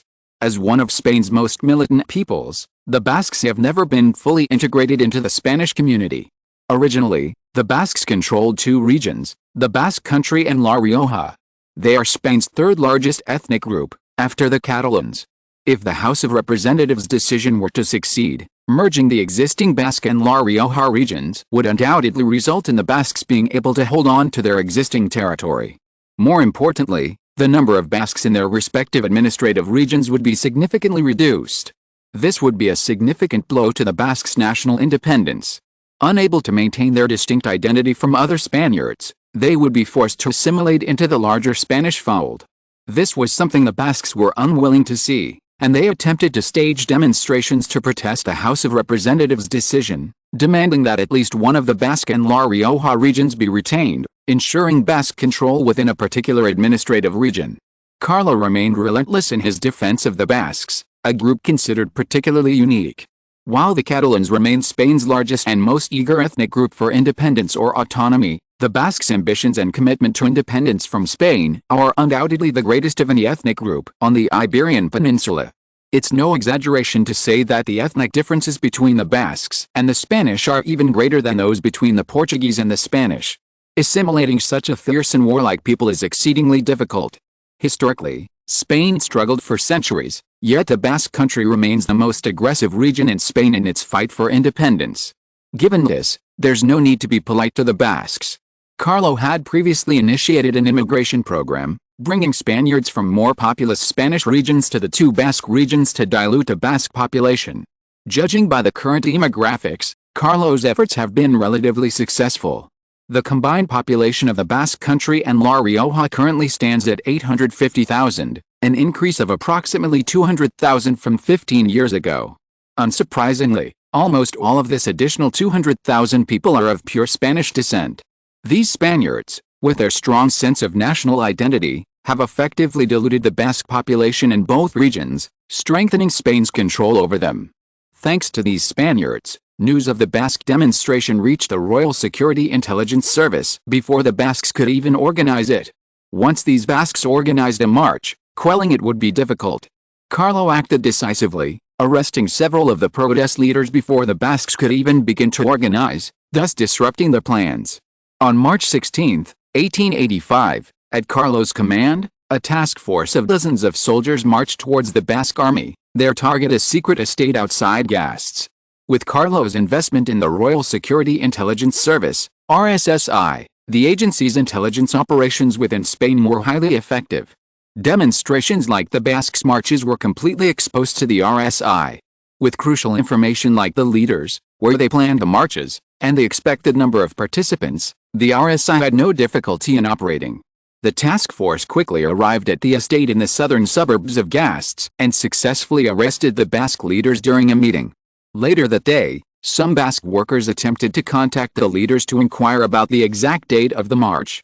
They tried every possible means to reach them, but were surprised to find no way through. Some were deeply puzzled, but unable to find any useful information. They abandoned their efforts, canceling the march they had already prepared. Others, more resourceful, rushed to the secret estate in the suburbs, found it deserted and showed signs of a struggle. They concealed their fears and tacitly pretended nothing had happened. Under these circumstances, the administrative division reform did not spark any protests or demonstrations in Spain, and the reform proceeded smoothly. When the lower house submitted the bill to the upper house, acting on Carlo's instructions, offered its own suggestions. Of course, the upper house did not object to the lower house's deliberations, but rather added a few suggestions to the deliberations. As Spain's largest city and capital, Madrid's establishment of separate administrative divisions made perfect sense. Barcelona, thanks to its recent industrial and economic growth, has become a large city comparable to Madrid. Considering Barcelona's future economic and industrial development, should it be established as a separate administrative division? Barcelona currently has a population of 631,400, larger than some regions. Its population growth is also the fastest of any city in Spain, even faster than the capital, Madrid. If Barcelona were to become a separate administrative division, its economic and industrial development would likely see even greater growth. This would be beneficial for both Spain and Barcelona, so it's worth discussing the possibility of establishing a region for Barcelona. Alternatively, a special municipality could be established, transforming Barcelona from a city within the Catalonia region to one directly under the government. This would also stimulate further industrial and economic growth. A second suggestion is to reform Spain's existing administrative divisions of regions, cities, and villages, adopting the province municipality or state municipality township structure more commonly used in European countries. Such a reform would facilitate centralization, increase the government's influence over the regions, and facilitate control over the policies of regional governments. Under the current regional system, some regional laws can contradict those of the cabinet government. For example, Catalonia previously passed a decree requiring Catalan to be the only language in Catalonia, a move clearly outrageous. Reforming the existing administrative divisions to resemble municipalities and towns would reduce the legislative power of the state-level administrative divisions, preventing conflicts between cabinet-level and local government decrees. While it's reasonable for local governments to have a certain degree of legislative power, such power must be based on respecting and upholding national laws. Although the Senate's opinion was limited to these 2 points, the House of Representatives dared not ignore them. A few days later, Carlo personally ordered an expanded session of Parliament for all members of both houses to vote on the administrative division reform. Since the reform plan had already been approved, Carlo's decision to convene the relevant session was straightforward. Parliament also needed a larger meeting to determine the scope and intensity of the reforms, and this expanded session received considerable attention. The first item on the enlarged meeting's agenda was to reform Spain's existing three-tier administrative system of regions, cities, and towns into a different administrative divisional system, thereby reducing the region's legislative power. After a full round of voting, the number of voters in favor of the reform narrowly outnumbered those opposed, confirming the proposed reform. The next step was to vote on the specific administrative divisions to be reformed. Currently, Spain has two options for administrative divisions: states, cities, and towns, or provinces, cities, and counties. Both are theoretically similar. States and provinces are equivalent to Spain's existing regions, while cities represent cities within regions. The only difference lies in the third-tier towns and counties. The former governs all towns under a city, while the latter designates larger towns or smaller cities as counties, with counties administering smaller villages or towns. For Spain, the former option, based on states, cities, and towns, may be more reasonable. The reason is simple: Spain's population is relatively small, and there aren't many large towns, so there's no need for a county to govern them. A population map of Spain shows that the population is primarily concentrated around cities, with a majority of inland populations located around Madrid. In this case, it would be more appropriate for cities to administer towns and villages, without increasing the administrative burden. The final vote confirmed this, with many council members favoring the state and municipal administrative system. Since Spain's existing regions are undergoing reform, it's best to restructure them into states and municipalities. The third item discussed at the meeting was whether Barcelona should establish a separate administrative district. It's worth noting that with Spain's transition from regions to states, Barcelona has more options for establishing a separate administrative district. Like Madrid, Barcelona could be established as a separate regional-level administrative district, or it could be a more specialized city, directly governed by the government. No longer under Catalonia's jurisdiction, Barcelona would receive greater policy support and receive significant government resources. This would allow Spain's second-largest city to catch up with Madrid, potentially surpassing it as Spain's largest city. However, as with the Basque Country, establishing Barcelona as a separate city or regional-level administrative district would be unacceptable to Catalans. Even the opposition to Barcelona's separation was greater than the resistance to administrative reform in the Basque region. Fortunately, a large number of senators joined the expanded meeting, and through their efforts, the proposal was finally passed by a majority vote. Chapter 315: New Administrative Divisions. When the results of the expanded session of the Spanish Parliament were announced, several of the approved items immediately sparked widespread debate among Spaniards. The merger of several less populous regions was a fact widely known to most Spaniards. With the exception of a small number of Basques, the majority of Spaniards were unanimous in their opposition. However, what surprised Spaniards was that, in addition to approving the merger and reorganization of administrative divisions, the expanded session also approved proposals to reform the regions into states and establish Barcelona as a separate administrative division. Either of these proposals would represent a significant shift in Spain's existing administrative structure, let alone their simultaneous approval. While administrative reforms would have been relatively minor for most Spaniards, the approval of the two proposals from the expanded session has made them a matter of vital concern to all Spaniards. Perhaps the most reluctant was the Catalan government. With Barcelona, Catalonia boasts a population of 3.12 million, the third largest of all Spanish regions. However, if Barcelona were to be detached, Catalonia's population would be reduced to just 2.49 million. While its population of nearly 2.5 million still ranks third among Spanish regions, Catalonia's importance has been significantly diminished by the loss of Barcelona's industry.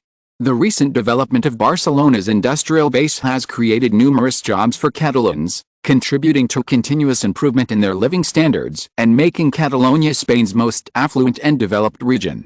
While the proximity between Catalonia and Barcelona remains unchanged, a separate administrative region would undoubtedly ensure that jobs in Barcelona would be equally distributed to all Spaniards, rather than Catalans. Catalans believe they have contributed significantly to the development of Barcelona's industrial base. Why should Barcelona be separated from Catalonia simply because of parliamentary debate? This is disrespectful not only to Catalonia but to all Catalans. Like the Basques before them, Catalans are planning protests, and these are even more intense. They didn't oppose the government's administrative reforms, but reforms are one thing. But why insist on establishing Barcelona as a separate administrative region? To address potential Catalan protests, Carlo decided to adopt a more extreme approach than he had with the Basques. Because the Basque population is relatively small, eliminating the more extreme leaders would suffice to resolve the Basque protests and rebellions. However, with a population of over 2 million, simply eliminating the ringleaders wouldn't be enough to resolve potential protests and rebellions. Although Carlo had already strengthened his control over Catalonia by relocating some of the more radical Catalans, this didn't guarantee smooth integration of the remaining Catalans into Spain. While some progress had been made in assimilating Catalans, it would take decades for them to fully identify as Spanish. Following the announcement of the new administrative reform plan, martial law was declared in the affected regions. Police were deployed in large numbers to maintain order, and the city government issued a ban on large gatherings in the streets and other public places. If police detect signs of a march, they must immediately report it to the municipal government, which will then dispatch additional police to the streets where the march is taking place and forcibly remove the protesters. Of course, Carlo also explicitly prohibited the use of force to suppress protests. Unless the protest organizers are clearly responsible, the best approach for workers and residents who are simply being instigated to participate is to persuade them to voluntarily withdraw. If they absolutely refuse to withdraw, then less lethal weapons such as batons can be considered. To minimize the occurrence of large-scale protests, Carlo even issued an order directly linking the occurrence of protests to the performance of local officials. Whether a protest breaks out, and how they handle the protesters once they do, directly impacts the performance of local officials for the year. Performance evaluations are no joke and can even affect the future political careers of these officials. To avoid premature dismissal, Spanish officials must heed Carlo's orders and prevent protests as much as possible. In Catalonia, where protests are most likely to erupt, Carlo has implemented strict control measures. Before the parliamentary results were announced, Carlo had already mobilized a large number of police officers from surrounding regions to Catalonia, particularly in Barcelona, which was about to be separated into its own administrative region. Thousands of police officers were deployed to maintain order in the streets. To quickly end the unrest in Spain, Carlo decided to prioritize Barcelona's separation from Catalonia, leaving the reform of other administrative regions to later date. On March 20, 1885, the Spanish government officially issued a proclamation establishing the special municipality of Barcelona, abbreviated as Barcelona City, directly under the jurisdiction of the Spanish government. Barcelona City encompassed not only the original city and surrounding countryside, but also the Barcelona Industrial Zone, a dozen kilometers from the city center. Of course, the port was also included. The new Barcelona special municipality was significantly larger than the original Barcelona, but smaller in area than the Barcelona metropolitan area, covering approximately 2,000 square kilometers. The official population of Barcelona special municipality was 630,000, but if the large number of industrial workers who did not reside in Barcelona were included, the actual permanent population of Barcelona exceeded 800,000. Although Barcelona was a special municipality, its administrative level was no different from that of other regions.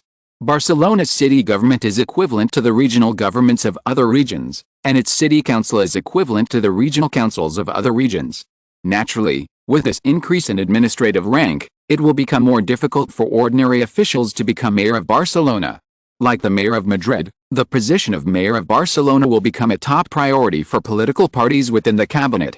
The establishment of the special municipality was quick, As Barcelona's city government and city council already existed, they simply needed to be upgraded.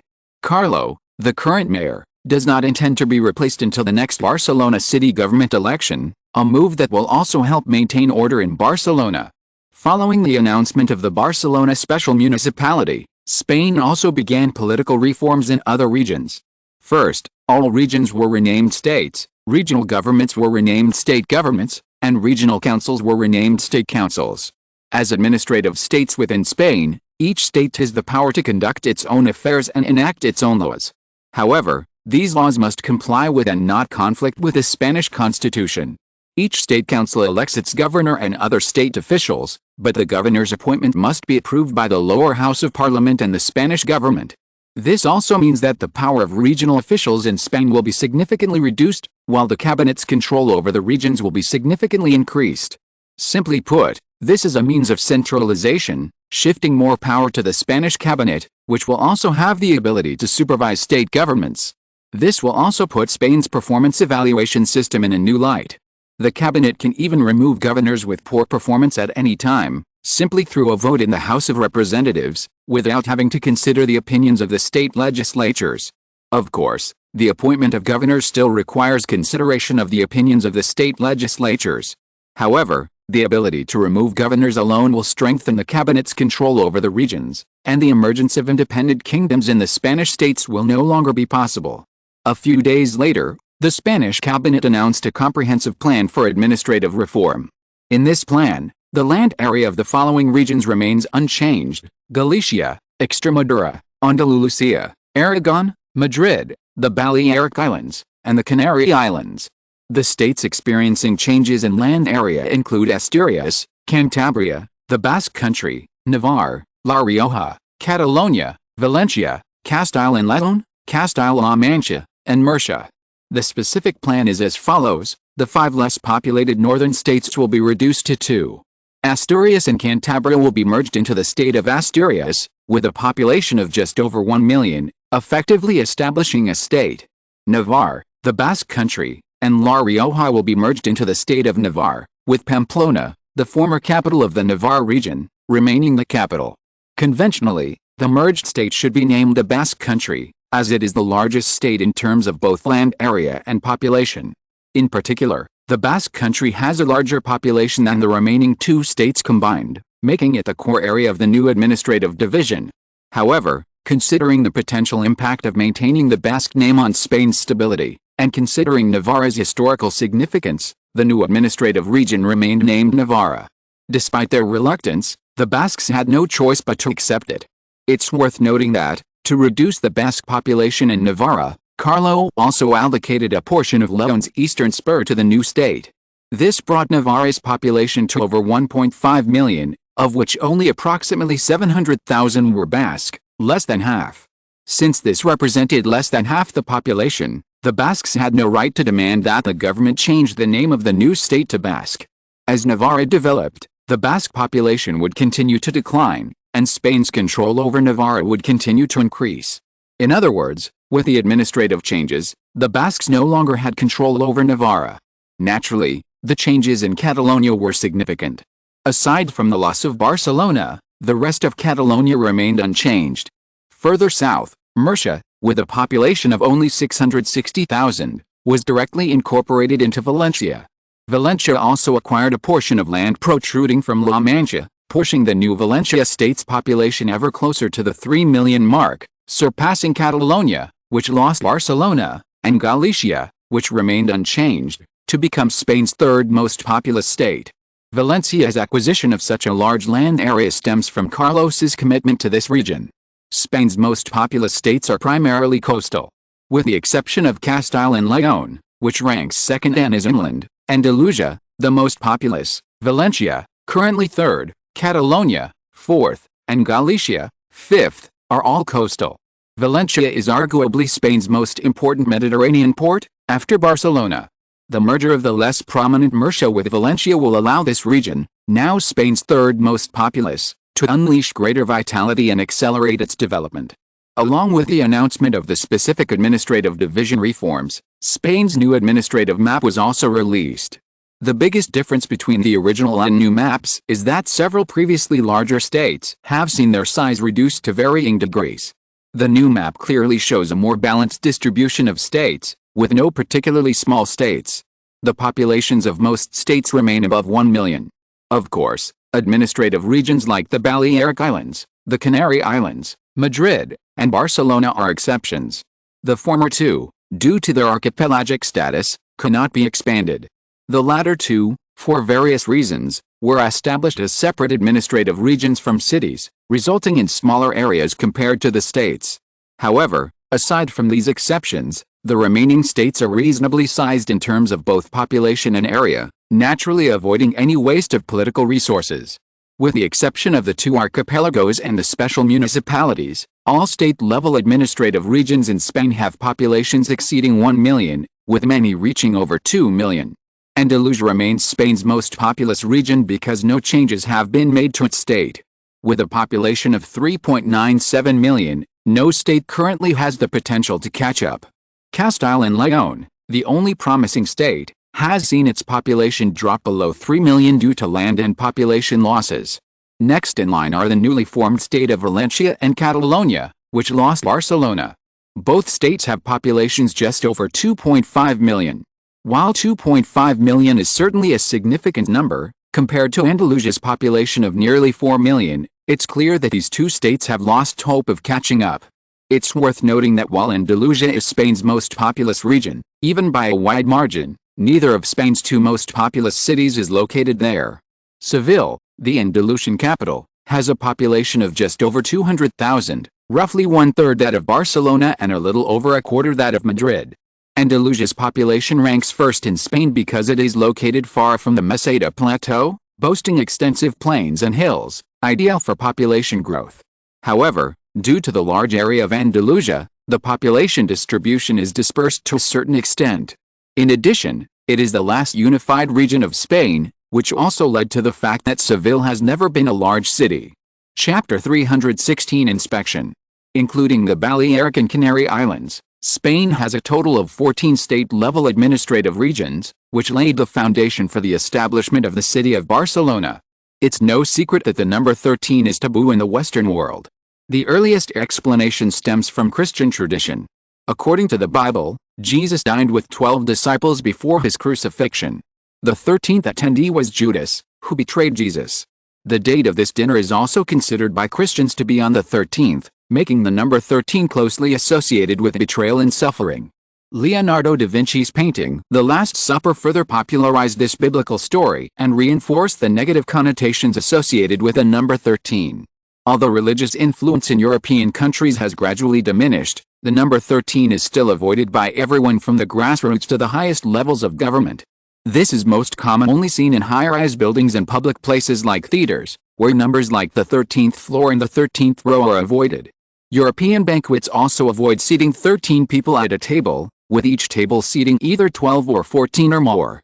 Even renowned figures like Napoleon and Bismarck refused to declare war or sign government documents on the 13th, demonstrating the deep-rooted taboo surrounding the number 13 in Europe and even the Western world. Without establishing Barcelona as a special city, Spain would have only 13 state-level administrative divisions, a clear violation of the taboo. Naturally, the number 13 should be avoided whenever possible.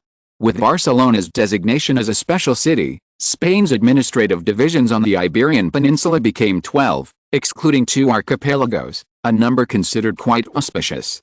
To allay Spanish concerns about establishing a special city for Barcelona, Charles had the royal newspapers extensively report on the number 13, galvanizing public support for the parliamentary decision.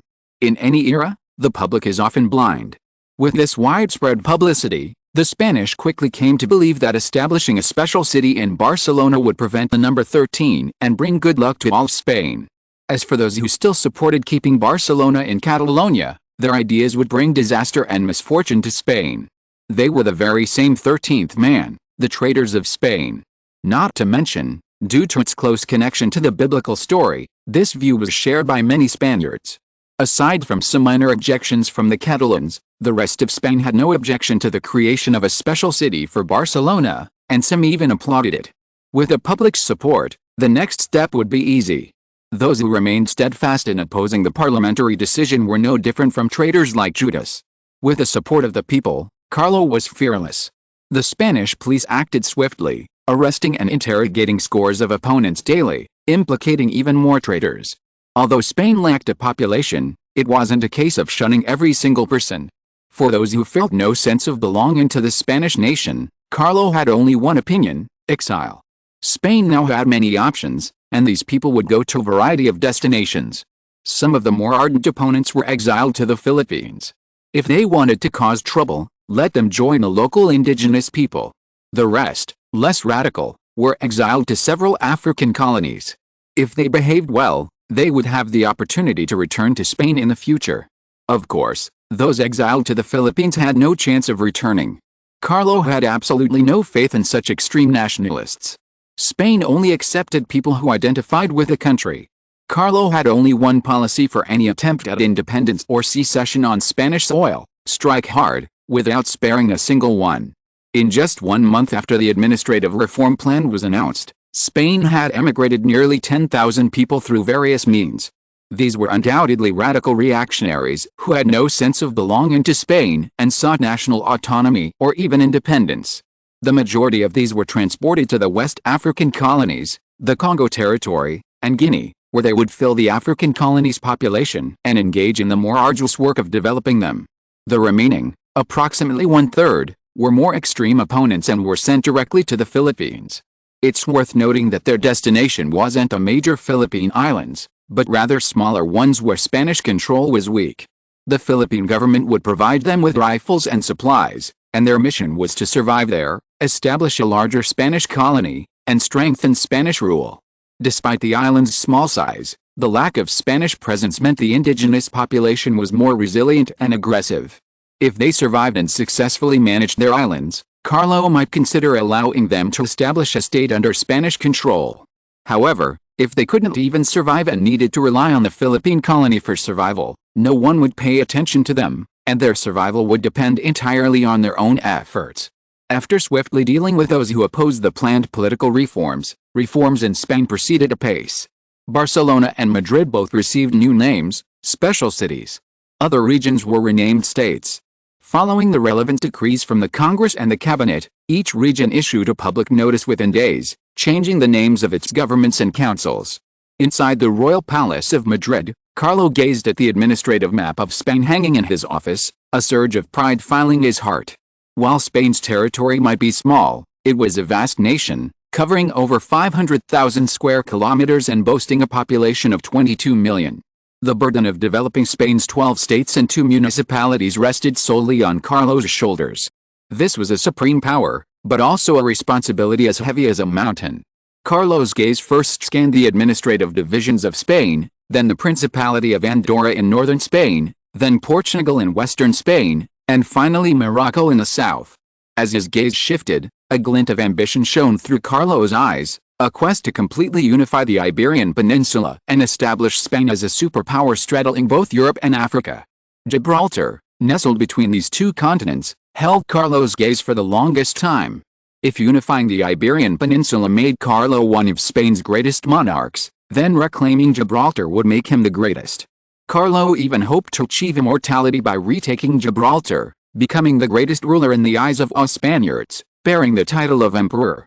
In April 1885, Carlo officially launched a national tour of the states. This tour, in addition to urging reforms in each state, also sought to stabilize public sentiment, ensuring the continued stability and ultimate success of Spain's reforms. Carlo's first stop on the tour was the newly created special municipality of Barcelona. Barcelona's importance to Spain rivals that of Madrid. Madrid is Spain's political, cultural, and rail hub, as well as its most populous city. Barcelona, on the other hand, is Spain's industrial, economic, and maritime hub. Barcelona, along with Catalonia, is considered Spain's most developed region. Following the establishment of the special municipality of Barcelona, Catalonia's capital was moved further south to Tarragona. However, it became clear that Tarragona could not replace Barcelona. Spain's railway construction also demonstrates that Madrid is the central hub of all railways, connecting the three most populous states of Galicia, Andalusia, and Catalonia. Barcelona, on the other hand, is the epicenter of Catalonia's railways, connecting to Zaragoza in Aragon to the west and Valencia in Valencia to the south, making it a crucial transportation hub. While Tarragona is also a strategically located seaport, compared to Barcelona, located in the heart of Catalonia, it lacks the capacity to serve as a transportation hub, becoming merely an ordinary port city on the railway line. The loss of Barcelona would be a devastating loss for Catalonia, undoubtedly impacting its economy. However, considering the support Barcelona would receive from the Spanish government after becoming a special municipality, the sacrifice would be worthwhile. For this inspection trip, Carlo decided to use his own special train to travel to one of Spain's twin cities. However, unlike his previous trip to Barcelona, which had taken him via Zaragoza, this time he chose to travel east to Valencia, then north from Valencia to Barcelona. The scenery of Spain in spring is quite beautiful, at least around Madrid. Once outside Madrid and into the mountains, the beauty fades. While admiring the unique Spanish landscape, Carlo planned his plans for Barcelona. He had brought along a sufficient security force on this trip, also to prevent a Catalan counterattack. While the Catalan and Basque radicals appeared to have been eliminated, who could guarantee that there weren't still lurking, plotting assassinations against the king and other high-ranking government officials? Carlo took his own safety very seriously. Besides servants and government officials, the special train to Barcelona also included hundreds of guards and imperial guards. This sizable defense force was sufficient to ensure Carlo's safety anywhere in Spain. Even if radical elements in Catalonia did cause unrest, his safety would be guaranteed. Time passed quickly, and Carlo and his group arrived in Valencia by train. From there, they traveled north, passing through Tarragona before arriving in Barcelona. At the Barcelona train station, the mayor of Barcelona, along with a group of city and council officials, was already waiting respectfully. While the establishment of a special municipality in Barcelona was a devastating loss for Catalonia, it actually brought more benefits than disadvantages to Barcelona itself. For example, the mayor of Barcelona, whose administrative rank was merely that of mayor, remained a mere mayor. While Barcelona was Spain's second largest city and boasted the country's largest industrial zone, this did not change his administrative rank or status. However, the establishment of the Barcelona special municipality transformed the mayor from an ordinary mayor into a rising star in Spanish politics. True, Barcelona had a smaller land area and population than other states. However, Barcelona's superior economy and industry meant greater opportunities for the mayor to establish this political legacy. Standing beside the mayor were either prominent city officials or the speaker and some council members of the city council. One person stood out from the crowd, standing behind the mayor, acting as a kind of second-in-command to the Barcelona government. The man's appearance was familiar, and Carlo recognized him immediately: Baron Angelo Arcajo, a down-and-out aristocrat whom Carlo had once greatly admired. Baron Angelo Arcajo has served as mayor of Barcelona's industrial district for several years. Spain's rapid industrial development is inseparable from the rapid growth of Barcelona's industrial district, which in turn benefits from Baron Angelo Arcajo's outstanding leadership. Carlo's vision has proven to be quite good. Although a mere nobleman of modest means, Baron Angelo Arcajo possesses considerable abilities. During his tenure as mayor of this important position, he successfully demonstrated his abilities and built Spain's industrial heartland. With the establishment of Barcelona as a special municipality, Baron Angelo Arcajo is poised for advancement in administrative rank. Rumors within Barcelona suggest that Baron Angelo Arcajo is very likely to be elected as the next mayor in the next mayoral election. Baron Angelo Arcajo is still under 40 years old. Being elected mayor of Barcelona, a position equivalent to that of a governor at this age, suggests he has great potential for further advancement. In other words, Baron Angelo Arcajo is definitely a rising star in the political arena, and a very promising one at that. Chapter 317: Barcelona's development.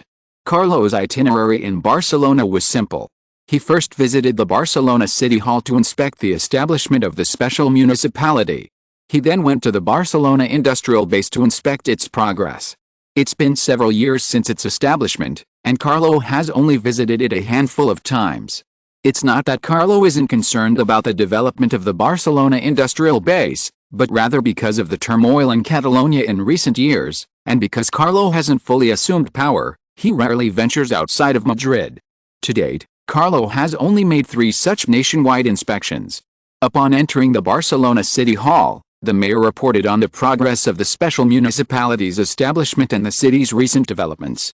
As Spain's second-largest city, Barcelona's population growth rate is comparable to that of Madrid.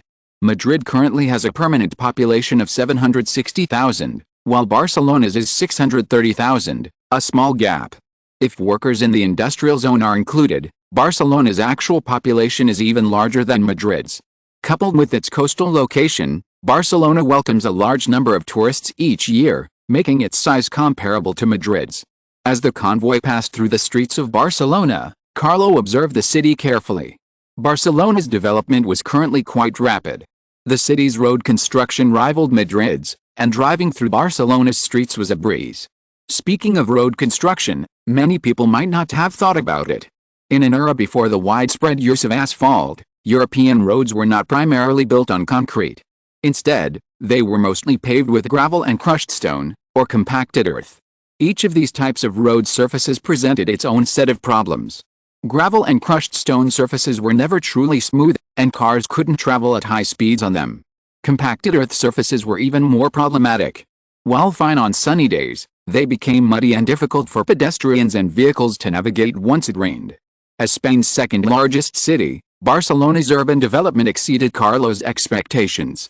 On the road from Valencia to Barcelona, Carlo saw numerous rural dirt roads, as well as gravel roads connecting major cities. Once the train enters Barcelona, the weather-dependent dirt roads disappear, replaced by gravel and crushed stone roads. Once in the city, the gravel and stone roads also disappear, replaced by a few concrete pavements and a large number of asphalt roads. Asphalt roads are essentially roads paved with asphalt. Unlike later asphalt roads, the asphalt of this era was extracted from the resin of the cupressaceae plant, hence the name. Because it's derived from plant resin, asphalt production has remained low, preventing large-scale asphalt road construction. Currently, among all Spanish cities, only major cities like Madrid and Barcelona have paved asphalt roads. While asphalt roads offer advantages over gravel, stone, and dirt roads, they also have drawbacks. For example, the asphalt melts in high temperatures and there's a risk of cracking. These, like asphalt production, have limited their widespread adoption. After listening to a report from the Barcelona City Council on the formation of the special municipality and its recent progress, Carlo led a large group of people on a grand journey to the Barcelona industrial zone. This time, the leader wasn't the mayor of Barcelona, but the long-awaited director of the industrial zone, Baron Angelo Orcajo. On the road from downtown Barcelona to the industrial zone, Baron Angelo Orcajo respectfully introduced Carlo, who was also in the car, saying, "Your Majesty, this is the highway we built in collaboration with the Barcelona City Council to connect the industrial zone with the city. This main road is 12.7 kilometers long and ensures convenient travel between the city and the industrial zone. It features 6 lanes in both directions, with 2 lanes on the left for cars and 1 on the right for carriages and other vehicles. Pedestrians also have sidewalks on both sides. This makes our main road over 20 meters wide, currently the widest in Spain." Carlo nodded, gazing at the immense width of the road before him, a vague sense of the afterlife lingering in his mind. Before cars, Spain's road planning wasn't as sophisticated. Most roads were even dirt, so naturally, lanes and lanes didn't exist. However, with the advent of the automobile, Spanish traffic laws and regulations evolved significantly. Especially in cities, most roads had specific lane and lane markings to help drivers of cars and horse-drawn carriages stay within their lanes. This was primarily to prevent accidents, or at least reduce their likelihood. In those days, with few cameras and the internet, it was easy to escape an accident. Unless a collision occurred in public, it was difficult to locate the perpetrator hours after the accident. Spain's approach was to station police at high-traffic intersections to facilitate the arrest of perpetrators. These police, stationed at intersections and other locations to help manage traffic, have now been separated from public security departments and are now managed by each city. They also have a new name, the Urban Traffic Police, which is the modern-day equivalent of the traffic police. Because Spain doesn't ban guns, even these urban traffic police are armed. The power of the city traffic police is much greater than that of the traffic police of later generations. In addition to being able to deal with traffic accidents at hand, the city traffic police also have the power to handle cases. Unlike ordinary police officers under the jurisdiction of the Public Security Department, The city traffic police are affiliated with the municipal government of each city. They are also the only armed force in all parts of Spain.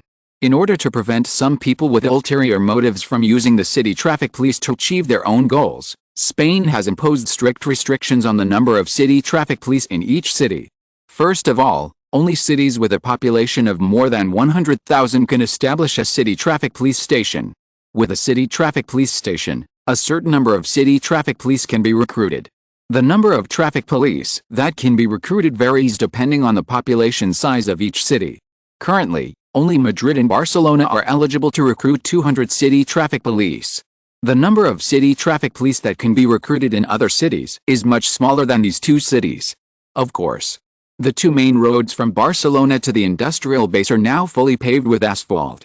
According to feedback from the industrial base workers, the construction of these two roads has greatly facilitated their travel between the city and the base, and trains and trams have also expanded their options. Baron Angelo Orcaggio continued, there are currently no new construction plans for the industrial base, but according to our estimates, its production capacity will continue to grow at a certain level over the next few years. If the city government can allocate additional funds, I am confident that within the next 5 years, the industrial base's production capacity can be increased by at least 20%, creating at least 100,000 jobs. Hearing Baron Angelo Orcaggio's words, Carlo's gaze immediately shifted from the street outside to him, and with a hint of curiosity, he asked, "Are you sure, Baron Orcaggio? That's a 20% increase in production capacity and 100,000 jobs. You should know what that means for Barcelona. A 20% capacity increase may not seem like much, but this is currently Spain's largest industrial base. A 20% increase in production capacity without expanding the base is a remarkable achievement. Not to mention the additional 100,000 jobs, which would make Barcelona incredibly popular in the coming years. Many would travel thousands of miles, bringing their families to Barcelona in search of more job opportunities. The Barcelona city government only needs to invest a small amount of money, and within a few years, its industry and economy would boom, even catching up with its population. 100,000 jobs represent not just 100,000 people, but 100,000 families, providing income for hundreds of thousands of people. If Baron Angelo Orcaggio's prediction were to pan out, Carlo had reason to believe Barcelona could surpass Madrid and become the first Spanish city with a population exceeding 1 million.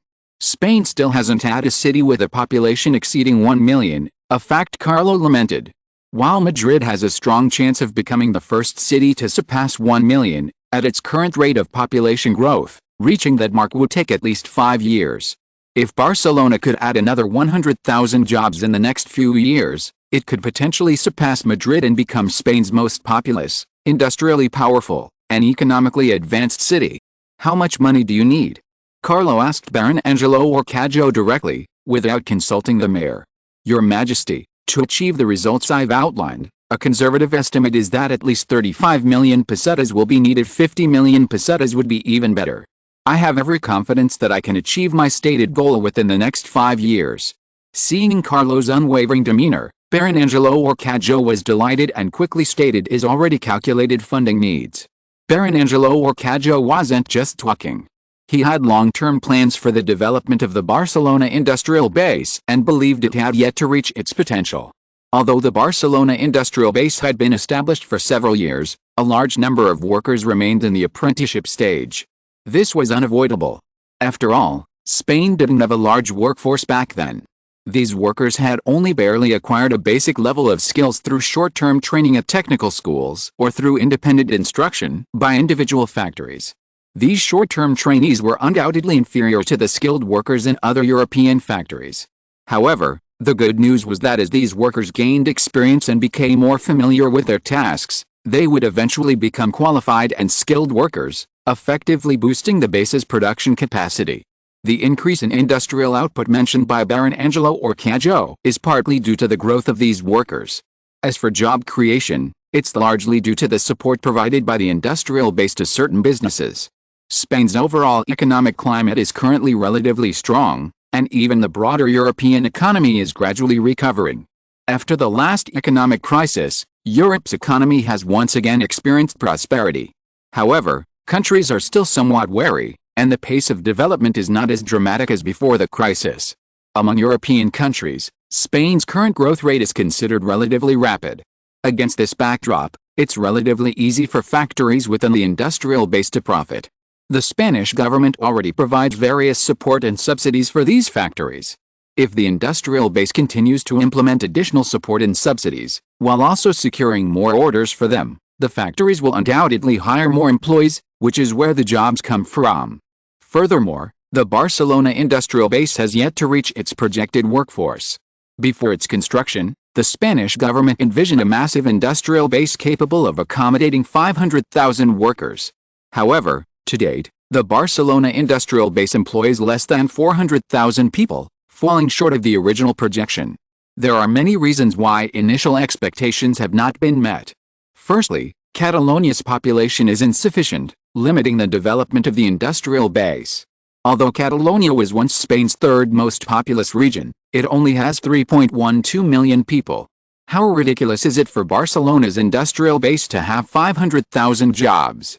If only Catalans were employed, this would mean 1 in every 6 Catalans would work in the Barcelona industrial base. This is clearly unrealistic, as Catalonia cannot devote its entire workforce to the industrial base. Even Barcelona itself requires significant labor in sectors such as ports, education, healthcare, and agriculture. Furthermore, factories have specific recruitment requirements, requiring either a certain level of education or training at a government-run technical school, further limiting the number of workers available.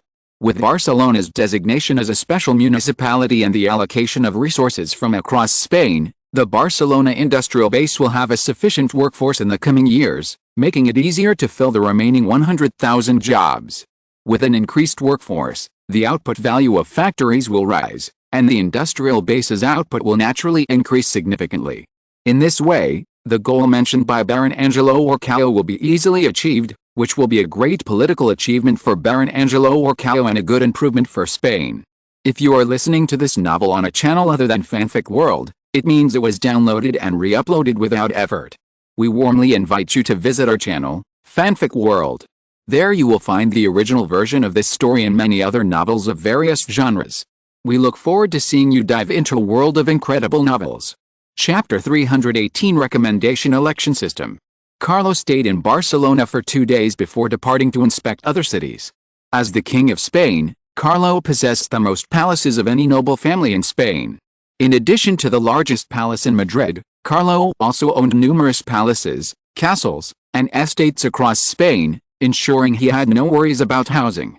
In Barcelona, Carlo also possessed a modest palace. While modest in scale, it was more than adequate for the royal family. Similar structures to the Barcelona Royal Palace can be found throughout Spain, built by various rulers throughout Spanish history and now belonging to Carlo. Just how vast was Carlo's palace hall? In the Madrid area alone, excluding the Royal Palace, Carlo owned 1 palace, 2 castles, and 2 estates. These more secluded castles and palaces served as private residences for members of the royal family, offering greater privacy. While the royal palace in Madrid is unparalleled in Spain in terms of scale and opulence, its location in the heart of the city doesn't guarantee much privacy. What happens in the palace easily spreads throughout Madrid, a situation unfavorable to the royal family. More remote estates and castles offer them more options. Traveling west from Barcelona, Carlo visited Zaragoza, the capital of Aragon, Pamplona, the capital of Navarre, Oviedo, the capital of Asturias, and Santiago, the capital of Galicia. He then took a train through Castile and Leon, stopping in Valladolid for half a day before returning to the capital, Madrid. This tour covered most of Spain's administrative regions. With the exception of the Balearic and Canary Islands, as well as Extremadura and Andalusia, all of Spain's administrative regions fell within Carlo's scope. The entire inspection, which lasted over a month, yielded relatively positive results. In states experiencing significant change, such as Barcelona, Navarre, and Asturias, the merger and reorganization of state governments is largely complete. The governments of Navarre and Asturias are particularly noteworthy. Both states were formed by the merger of 2 or 3 regions, so the state governments naturally had to merge the 3 existing regional governments. The state legislatures of these 2 states also had to merge with the other regional legislatures, a complex undertaking. State government positions and state legislature seats were significant challenges for each state. These issues hindered the progress of administrative division reform. Carlo personally visited each state and addressed the issues faced by each state, ultimately allowing the smooth implementation of political division reform. Navarra, formed from the merger of 3 regions, faced the most significant challenges in establishing a state government and legislature. 2 of the 3 regions comprising Navarra are heavily populated by Basques.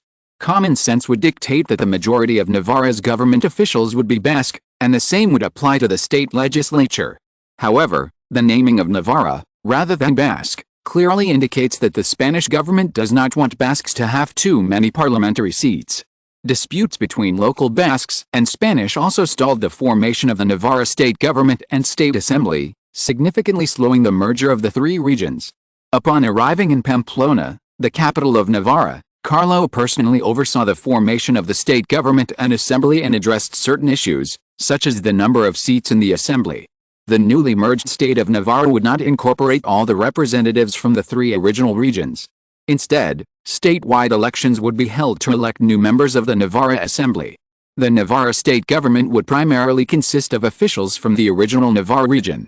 The governors of the Basque and La Rioja regions would temporarily serve as deputy governors of Navarra, pending the next gubernatorial elections. For the Basques, Carlo's arrangement was undoubtedly devastating. However, with Carlo personally in charge, it was difficult for them to object. Carlo's arrangement was not without reason, however, to target the Basques. The merged state of Navarra boasted a population of 1.51 million, of which fewer than 700,000 were Basque. With less than half the population being Basque, what reason could they have for claiming a majority in parliament? Furthermore, given the name of the new state, Navarra, it's only natural that the state government would be primarily composed of officials from the original Navarra region. Since the original Basque region was part of the merged region, it's natural that Basque officials could not form the majority of the new state.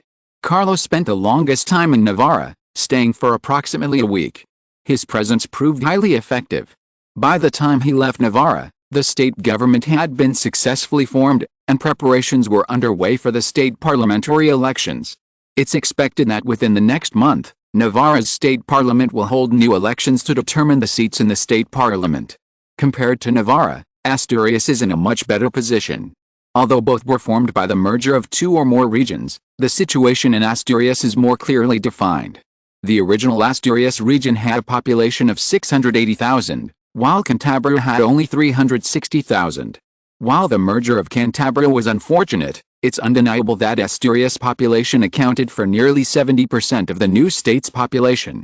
Naturally, the state government and legislature were largely based on the existing Asturian regional government and legislature. Furthermore, Cantabria's citizens still harbored a strong sense of national belonging, making the merger much smoother than in Navarre, without requiring Carlo to personally oversee the process. By the time Carlo left Navarre for Asturias, the Asturian government had already been merged, and the relevant work was nearing completion. Asturias took the simplest approach to forming the new state legislature, simply merging the 2 existing regional legislatures to form the first Asturian state legislature. This arrangement would last until the next state election, without disrupting the legislature's operations, making it a relatively sound solution. After leaving Asturias, Carlo traveled to Santiago, the capital of Galicia. Galicia was not involved in this administrative restructuring. To be precise, it simply transformed the former Galicia region into the state of Galicia. Normally, Carlo wouldn't have needed to visit Galicia. After all, it was simply a name change, something the state governments could complete quickly. However, given the importance of Galicia, Carlo chose to personally inspect the region and urged the local government to expedite the transition from region to state. As Spain's 4th most populous region, now the 5th most populous, its importance is self-evident. Carlo's decision to personally visit Galicia stems in part from its unique characteristics compared to other states. Galicia neither pursues autonomy and independence like the Basque Country and Catalonia, nor is it as stable as other Spanish states. It falls somewhere in between. Galicians have a sense of belonging to Spain, but they also support greater autonomy for Galicia. Compared to the more radical approaches of Catalonia and the Basque Country, the Galicians were noticeably more moderate and open to remaining part of the Spanish family. The reason Galicia remained unchanged during the administrative reforms was precisely because Carlo was concerned about the Galician reaction. Merging Galicia with other regions was out of the question, as this would make Galicia even larger and encourage Galicians to seek higher status. Dividing Galicia's land and population was also out of the question, as this would spark discontent and spur rebellions similar to that of Catalonia and the Basque Country. Facts have proven that Galicia's sense of national identity is less strong than that of other Spanish states. When Carlo arrived in Galicia, the region-to-state transition had not yet been completed. Considering that Asturias, which had already undergone land changes, had nearly completed the transition, let alone Galicia, whose territory and population remained unchanged, the name change should have been swift. Upon arriving in Galicia, Carlo immediately noticed something was amiss and issued his orders to the Galician government. Carlo demanded that Galicia complete its transition from region to state within a week and rename the regional government and regional council. The powers of the newly renamed state government and council differ slightly from those of the previous regional governments and councils, differences that Galicia needed to pay particular attention to. Carlo did not want the state governments to overstep their authority, they simply obeyed the cabinet and fulfilled their respective development tasks. This was the key difference between regional and state governments. While regional governments enjoyed greater autonomy, state governments were bound to abide by and uphold the constitution, acting in accordance with the legislation enacted by Parliament. Under Carlo's pressure, the Galician government was forced to accelerate the political reforms, successfully completing the renaming process 4 days after Carlo arrived in Santiago. With the Galician state reforms complete, Spain's administrative reforms were essentially complete. Carlo did not remain in Galicia for long, as he had more important matters to attend to after the political reforms. Now, the focus shifts back to Madrid. As Spain's administrative reforms progressed, Parliament debated the powers of the new state governments and legislatures, incorporating them into the constitutional amendments. The current Spanish constitution was hastily drafted after the revolution, inevitably containing many inconsistencies or omissions. In the 16 years since Carlo's coronation, the Spanish Parliament has amended the constitution numerous times, clarifying the powers of the monarchy, the prime minister, and the upper and lower houses of Parliament, thus maintaining long-term political stability in Spain. Following the transformation of regions into states, the Spanish Parliament has also been debating the division of power within the new administrative divisions, as well as the election process and related laws for state governments. After Carlo returned to Madrid, he attended parliamentary meetings and generally understood the views of some legislators regarding the changes in power within the new state governments and legislatures. State governments, including governors, are naturally expected to be highly subordinate to the cabinet. Regarding state legislatures, the existing system of states electing their members, and legislatures electing their lower house members, remains unchanged. The reduction in the number of administrative regions in Spain has led to some changes in the number of seats available to each state in the lower house. This change is not critical, simply increasing the number of seats available to some states. The truly crucial change lies in the second article, which proposes reforms to the state government election process. Under the original Spanish constitution, regional governors were elected by regional councils, making it difficult for the cabinet and the lower house to interfere. While the cabinet and the lower house had oversight over regional governments and governors, they were unable to remove governors without violating regional laws. The transformation of regions into states has significantly alleviated this situation. The Spanish cabinet now has the power to directly remove governors, providing a direct and effective way for the government to strengthen its control over the states. Compared to the cabinet's power to directly remove governors, the reforms proposed by parliamentarians focus primarily on the election of governors. The previous system, in which regional councils directly elected members of their own councils, inevitably led to politicians with short political careers being promoted to high-ranking positions such as governors. The proposal currently being voted on by the legislature is also based on this perspective. This proposal does not change the process by which state legislatures elect governors, but rather modifies the eligibility criteria for all state legislature members to run for governor, switching to a recommendation-based election system. What does this mean? Only those who are recommended are eligible to run for governor. No one else, whether a member of the legislature or the House of Representatives, is eligible. How does one become recommended? Or which institutions have the authority to recommend candidates? According to the legislative proposal, only two institutions have the authority to recommend candidates, the House of Representatives and the House of Commons. In addition to the gubernatorial candidates recommended by the House of Representatives and the House of Commons, governors who have completed their terms in each state automatically receive a recommendation. However, if a governor's performance during their term is poor, the legislature may revoke their recommendation, preventing them from running again. Specifically, the proposal states that during each state gubernatorial election, the House of Representatives and the House of Commons would each nominate one candidate for governor, plus the existing governor, for a total of 3 candidates. The state legislature would then vote among these 3 candidates to elect the new governor. The candidate with the most votes would automatically assume the position and serve a 5-year term. Why are the Houses of Representatives and the House of Commons nominating the gubernatorial candidate? This proposal also includes a relevant explanation. The House of Commons includes representatives from various states and is naturally familiar with the situations in each state, which is why the House of Commons is qualified to make recommendations. The Senate, on the other hand, oversees a performance evaluation department, which clearly identifies officials with good and poor performance. Having both houses jointly recommend candidates for state governors is more reasonable, as recommendations are subject to thorough scrutiny and review, eliminating the need to worry about those less versed in government affairs ascending to high positions like governorship due to various unforeseen circumstances. Chapter 319 Changes in the House of Lords. Spain's administrative reforms were underway vigorously, with numerous constitutional amendments. Spain's political system was rapidly evolving. The proposal for a system of recommended elections, hotly debated in Parliament, ultimately received 185 votes in favor, 68 against, and 45 abstentions in the 298-member lower house, surpassing 62% of the vote, and was successfully passed to the upper house for review. Because the upper house was smaller, and the system of recommended elections offered advantages to the upper house, it passed quickly. On May 20, 1885, the Spanish Parliament issued another proclamation, announcing that, effective immediately, the recommended election system would be implemented in all Spanish states and municipalities, providing a more appropriate method for electing mayors. While the Parliament's approval of this proposal seemed quite commonplace to the Spanish public, as the election of high-ranking officials like governors was not of much concern to them, it nonetheless caused a significant stir in Spanish politics. The implementation of the recommended election system significantly strengthened the Spanish Parliament's control over the states. This also meant that whichever party controlled the Spanish Parliament controlled the Spanish cabinet and state governments. Compared to the upper house, the lower house was a mixed bag. Spain's 3 major parties, the Conservatives, the Progressives, and the Liberals, needed no introduction.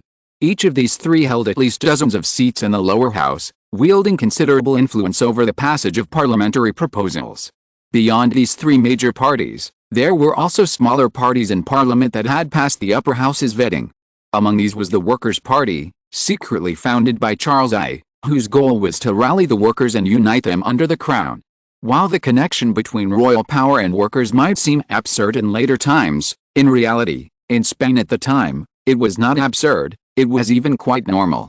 As King of Spain, all Spaniards, regardless of their profession, were his subjects. Since they were his subjects, wasn't it natural and reasonable for Charles, as King of Spain, to protect his people's rights? With this in mind, the crown and the workers came together. Capitalists who undermined workers' rights naturally stood in opposition to the monarchy and the workers. By cleverly exploiting this loophole, the Spanish Workers' Party, while adhering to the Spanish Constitution and upholding the monarchy and Carlo, was able to attract considerable support from workers. Spain today is no longer the underdeveloped industrial country of a decade ago. Today, Spain boasts hundreds of thousands of workers, a significant political force. Compared to the more conservative peasantry, workers value their rights more and are more inclined to use demonstrations and strikes to voice their concerns. By effectively leveraging this power, any political party would face a significant challenge facing this unique Workers' Party. Failure to properly handle this could lead to widespread strikes and demonstrations across Spain, with officials of all ranks being blamed to appease workers' anger. It is precisely because of this that the Workers' Party has thrived in Spain, now quietly becoming the 4th largest party in the country, behind the Liberal Party. For Carlo, the growth of the Workers' Party represents the success of his strategy. As the Workers' Party grows, Carlo, the party's mastermind, can effectively leverage this powerful political force. At the same time, The growth of the Workers' Party is also impacting Spain's existing three-party system. This system, in which Spain's three largest parties, the Conservative Party, the Progressive Party, and the Liberal Party, take turns in power, with a non-ruling party overseeing the ruling party, is intended to ensure long-term political stability. This approach has been relatively successful so far. Each of the three parties holds a certain number of cabinet members, enabling them to oversee each other and prevent any one party from dominating. With the rise of the Workers' Party, Spain's existing three-party system may be undermined. How to manage the growing number of political parties in Spain is also a question that needs to be considered. Of course, there's no rush to address these political party issues right now. With the progress of the political division reform plan, Spain faces numerous changes. Carlo needs to address all of these aspects to take Spain further and achieve greater heights.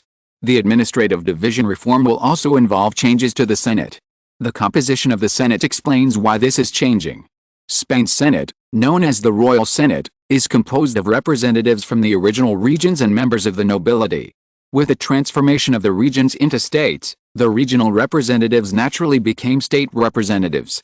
Because some regions have been merged, the allocation of regional representatives will naturally change. Furthermore, the election method for state representatives and the number of members in the Senate will also need to be adjusted.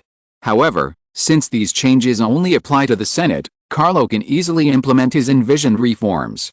First, the number of members in the Senate has been increased from approximately 100 to 122. Nobles make up 54% of the total number of members, totaling 66. The number of state representatives is 56. Each of Spain's 14 state-level administrative regions has 4 seats in the Senate, dividing the total 56 seats evenly. The proportion of nobility demonstrates Carlo's control over the Senate.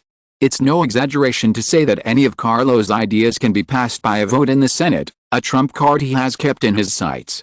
While the House of Commons wields immense power, electing the Prime Minister, the highest leader of government, making laws, and overseeing the government, the Senate's powers are, in reality, no less powerful than those of the House of Commons, and in fact, even more so.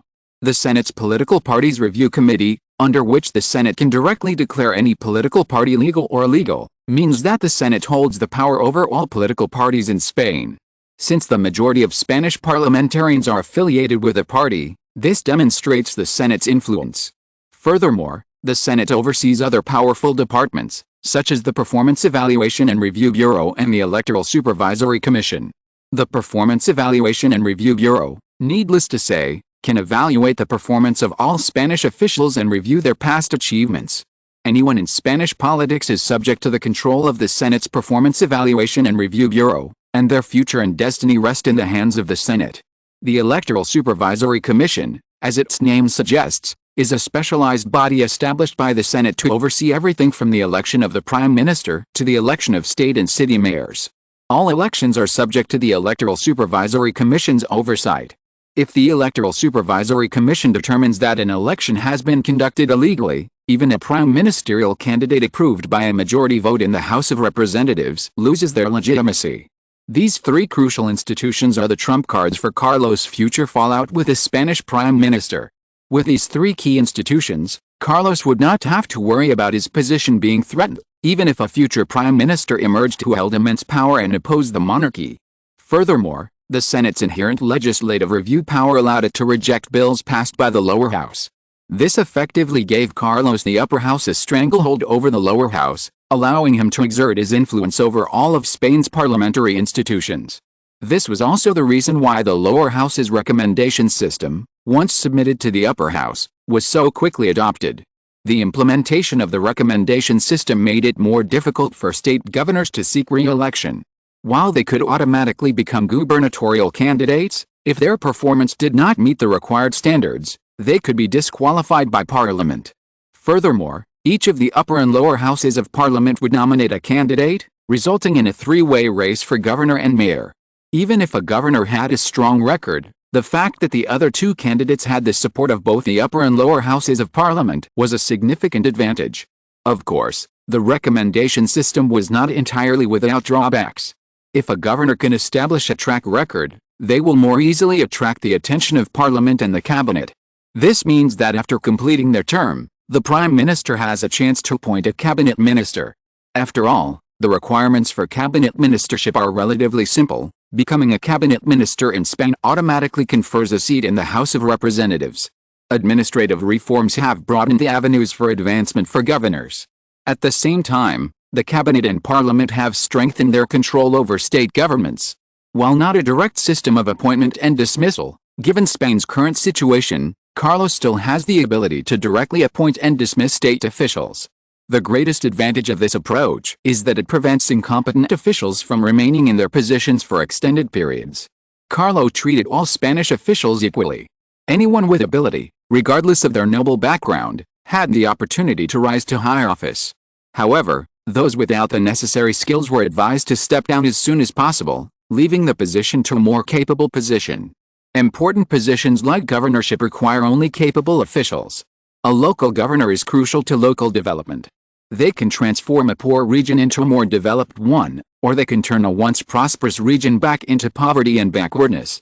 With the cabinet and parliament strengthening their control over state governments, performance evaluations of officials have become crucial.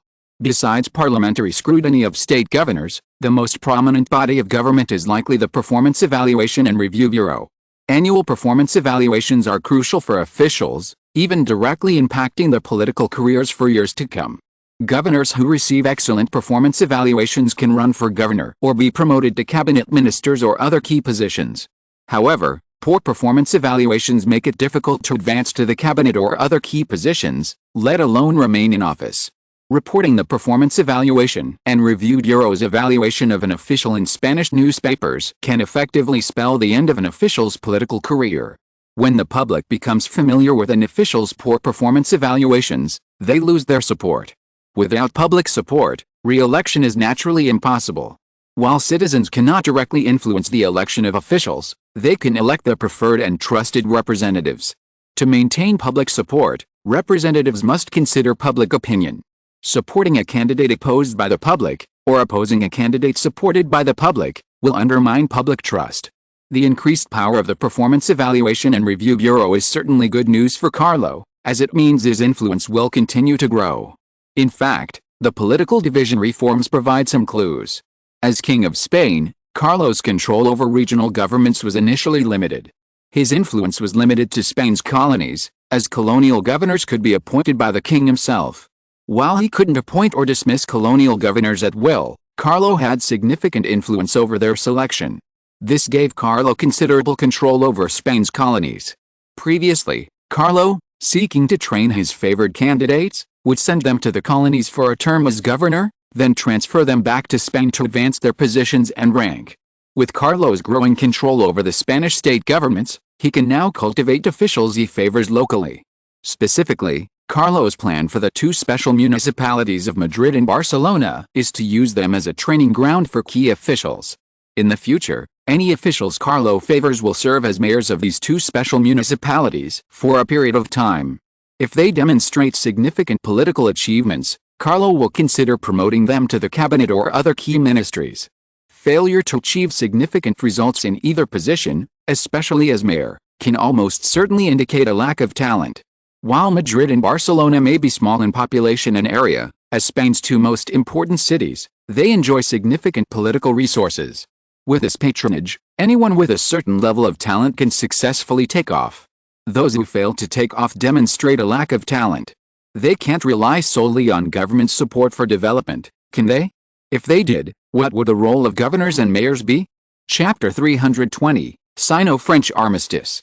While domestic political reforms were underway, the Colonial Affairs Department was also advancing the consolidation of colonies. Before to May 1885, the department reported to Carlo the good news, the successful consolidation of the West African colonies. The West African colonies were no longer the small 30,000 square kilometers they once were, they had become a sprawling administrative region comprised of multiple colonies. The former colonies of Gambia, Ziguinchor, Guinea, and Sierra Leone were all incorporated, and the surrounding kingdoms of Koya and Futagalin had also largely annexed their territory.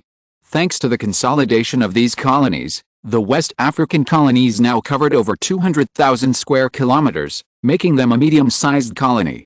For Carlo, The successful consolidation of the West African colonies was undoubtedly welcome news. The West African colonies would become Spain's agricultural development zone in Africa, no less important than larger colonies like the Congo.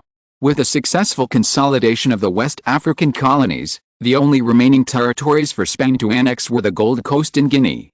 The situation along the Gulf of Guinea coast is currently relatively clear, with the main contenders being Spain and France.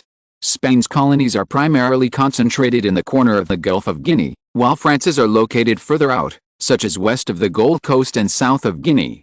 France and Spain have a relatively good understanding of each other regarding colonial development in Africa.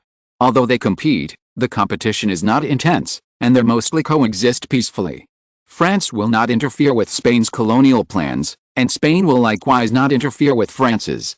This has led to a relatively concentrated distribution of colonies between the two countries, facilitating Spain's plans to merge the Gold Coast and Guinea colonies. The Gold Coast colony has already successfully merged with Togo and Ouada, and the Guinea colony has already annexed the Réunion.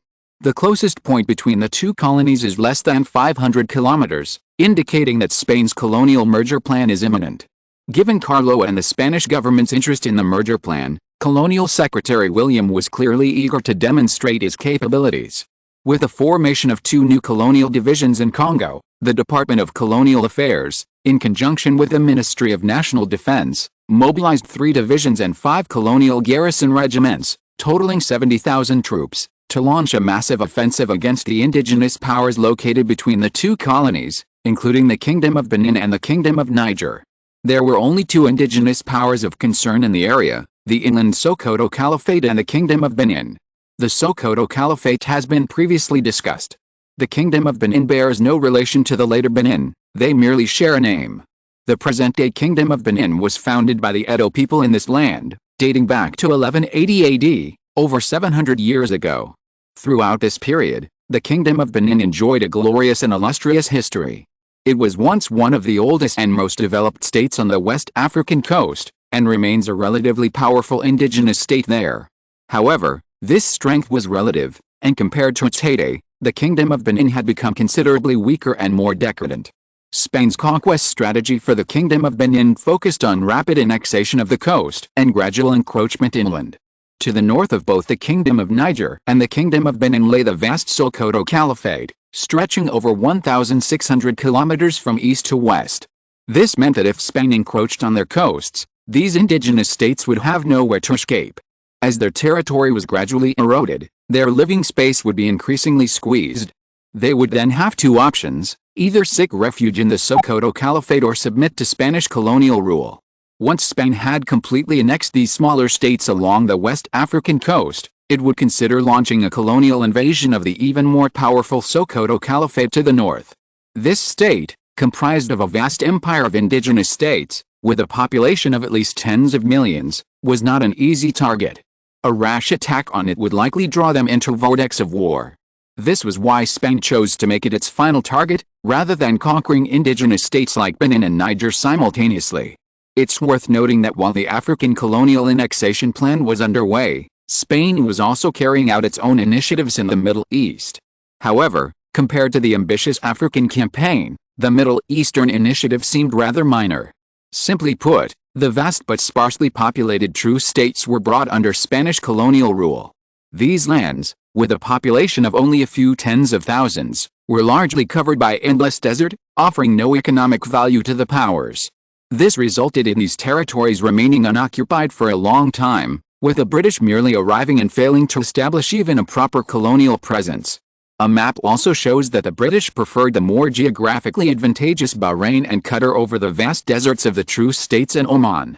While Bahrain and Qatar were relatively small, they at least offered some development potential compared to the true states. Precisely because European powers, including Britain, neglected the true states, Spain's colonial invasion and occupation of these territories barely registered as news in Europe. Most Europeans didn't even know the term truces, let alone where these territories actually existed, so naturally, they paid no attention to such news. Even the Spanish public showed little interest in the government's newly acquired colonies. Some Spaniards were initially curious about where the government had acquired these territories, but upon learning that they were entirely desert, Some who had considered immigrating immediately gave up their thoughts. After all, people went to the colonies with a goal of finding gold and making money. Immigrating to a desert would mean not only finding money, but even survival would be a problem. The lack of attention paid to Spain's actions in the Middle East was a boon for Carlo. The feeling of possessing such wealth without fear of being targeted filled Carlo with a sense of secret joy. Although no other country had set its sights on the true states, necessary defensive capabilities still needed to be deployed. Carlo instructed the governor of the Omani colony to build a railway within the next 2 years, centered in Muscat, the capital of Oman, reaching the northernmost regions of the true states to the west and the easternmost regions of Oman to the east, thereby strengthening his control over the colony. The Omani colony, formed from the merger of the former Sultanate of Oman and the true states, had a total population of just over 1 million. The majority of these people were located in the northernmost regions of Oman. This railway, which would reach the northernmost regions of Oman and the true states, would essentially ensure Spanish control over the indigenous population. Once the railway was completed, Spanish troops would be able to quickly reach the most populous areas, regardless of any future incidents in the Omani colony. Due to the colony's small population, the number of colonial garrisons stationed in Oman was small, consisting of only two 4,000-man regiments. In addition to these 2 regiments, a small colonial fleet would be stationed in Muscat, the capital of the Omani colony, to facilitate the flow of supplies from other regions. Given the vast desert landscape, local supplies alone would be insufficient to support a population of over 1 million, plus the Spanish troops and settlers. Only a steady flow of supplies from outside could ensure the colony's supplies. Naturally, various colonial construction projects, including railway and port construction, also required external supplies. Furthermore, its location midway along the route from Spain to the Philippines made it a perfect transit point for the Spanish fleet and civilian vessels. The straight-line distance from mainland Spain to the Philippine colonies is approximately 12,000 kilometers. Because it must pass through the Suez Canal and the Strait of Malacca, the route is actually quite winding, significantly longer than the 12,000-kilometer straight-line distance. The lack of a Spanish-controlled transit point would be disastrous for the Spanish fleet and civilian vessels. This meant they would have to rely on ports in other countries for resupply along the way. The only places along the way where supplies could be obtained were British India, British Somalia, British Egypt, and Italy. Without the construction of a major transit port in Oman, maritime transport between mainland Spain and the Philippines would have relied on British assistance. While the construction of a port in Oman would not change this situation, it would alleviate some of the supply pressure facing the Spanish fleet. This transit point held considerable strategic significance, especially in the event of a breakdown in relations between Spain and Britain.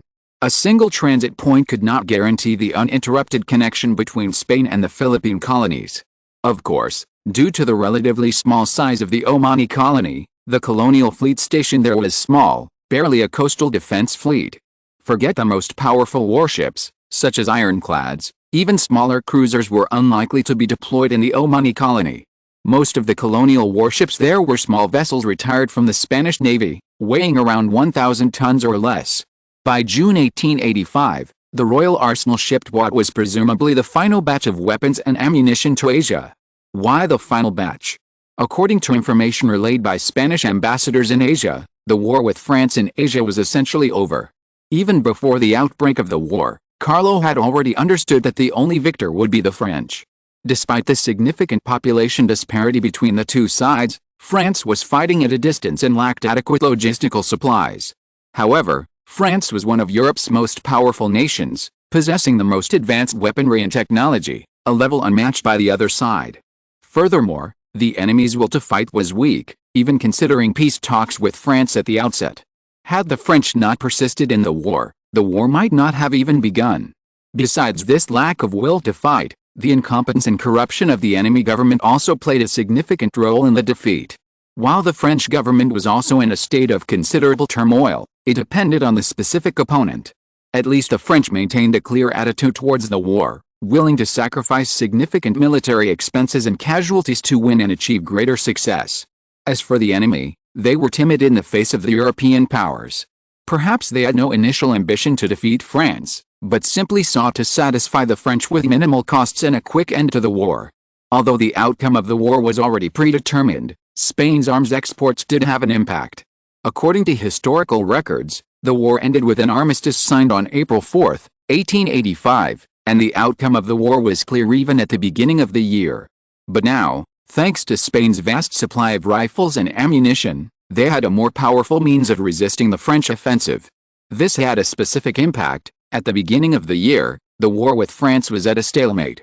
Although the French still held the upper hand, they had achieved no significant results. After 2 or 3 months, the French government, unable to tolerate this, once again increased its military spending, sending large numbers of troops and equipment to Asia, which gradually impacted the situation on the battlefield. By the end of May, around the turn of June, the Asian side finally gave up and decided to sign an armistice with France to end the war. As expected, just days after the Spanish ambassador sent a message back to Spain, France and the Asian side also began peace talks on a ceasefire, and an agreement was quickly reached. The specific terms of the agreement remain unknown to Spain, but it is certain that the French had gained a lot from the war. After all, their massive military expenditures were not in vain. While somewhat disappointed that the war ended so early, Carlo understood that the enemy could not hold out for long against the intensified French offensive. Unless the ruler of the other side really has the courage to fight France to the death, otherwise, facing the ever-increasing offensive of the French, the only option is to choose a ceasefire, where the losses are acceptable. If the French really win a great victory, then it will be too late to stop the war. The appetite of European colonists has always been huge, and letting them have a complete advantage is a fatal blow to any country. Now that the war is about to end, Spain will naturally speed up the pace of merging African colonies. When the French turn their attention back to Africa, Spain will definitely face greater competitive pressure. It is impossible to continue to expand colonies in West Africa under the noses of the French. After all, this is also the French base, and the French also have great colonial demands in West Africa. Chapter 321 The Provocation of the French Fleet. As Carlo had predicted, after concluding their war in Asia, the French immediately set their sights on Africa. The situation in Africa had shifted significantly, with European powers scrambling to carve up a slice of this vast pie. Because their own colonial plans conflicted with those of Spain, Italy, and even Britain, the French were eager to quickly establish their dominance and bring the desired territories under their control. Perhaps realizing that Spain was the one selling weapons to Asia, the French first targeted the Senegalese colony. Senegalese colony lay north of Spain's West African colonies, directly bordering them. Previously occupied by Britain and Portugal, it formed a relatively stable triangular relationship with France further north. While there was colonial competition among the three countries, conflict was minimal. With Spain's acquisition of the British colony of Gambia and the Portuguese colony of Guinea, this balance gradually shifted. Now, only France's Senegalese colony and Spain's West African colonies remained. With these two remaining territories, colonial competition and conflict between France and Spain intensified. Coupled with Spain's covert sabotage during the war with France, the French were bound to retaliate. On June 22, 1885, in Banjul, the capital of Spain's West African colonies, as June approached, Africa entered its hottest season. While the heat is year-round, compared to the unbearable summer, the other seasons are less unbearable.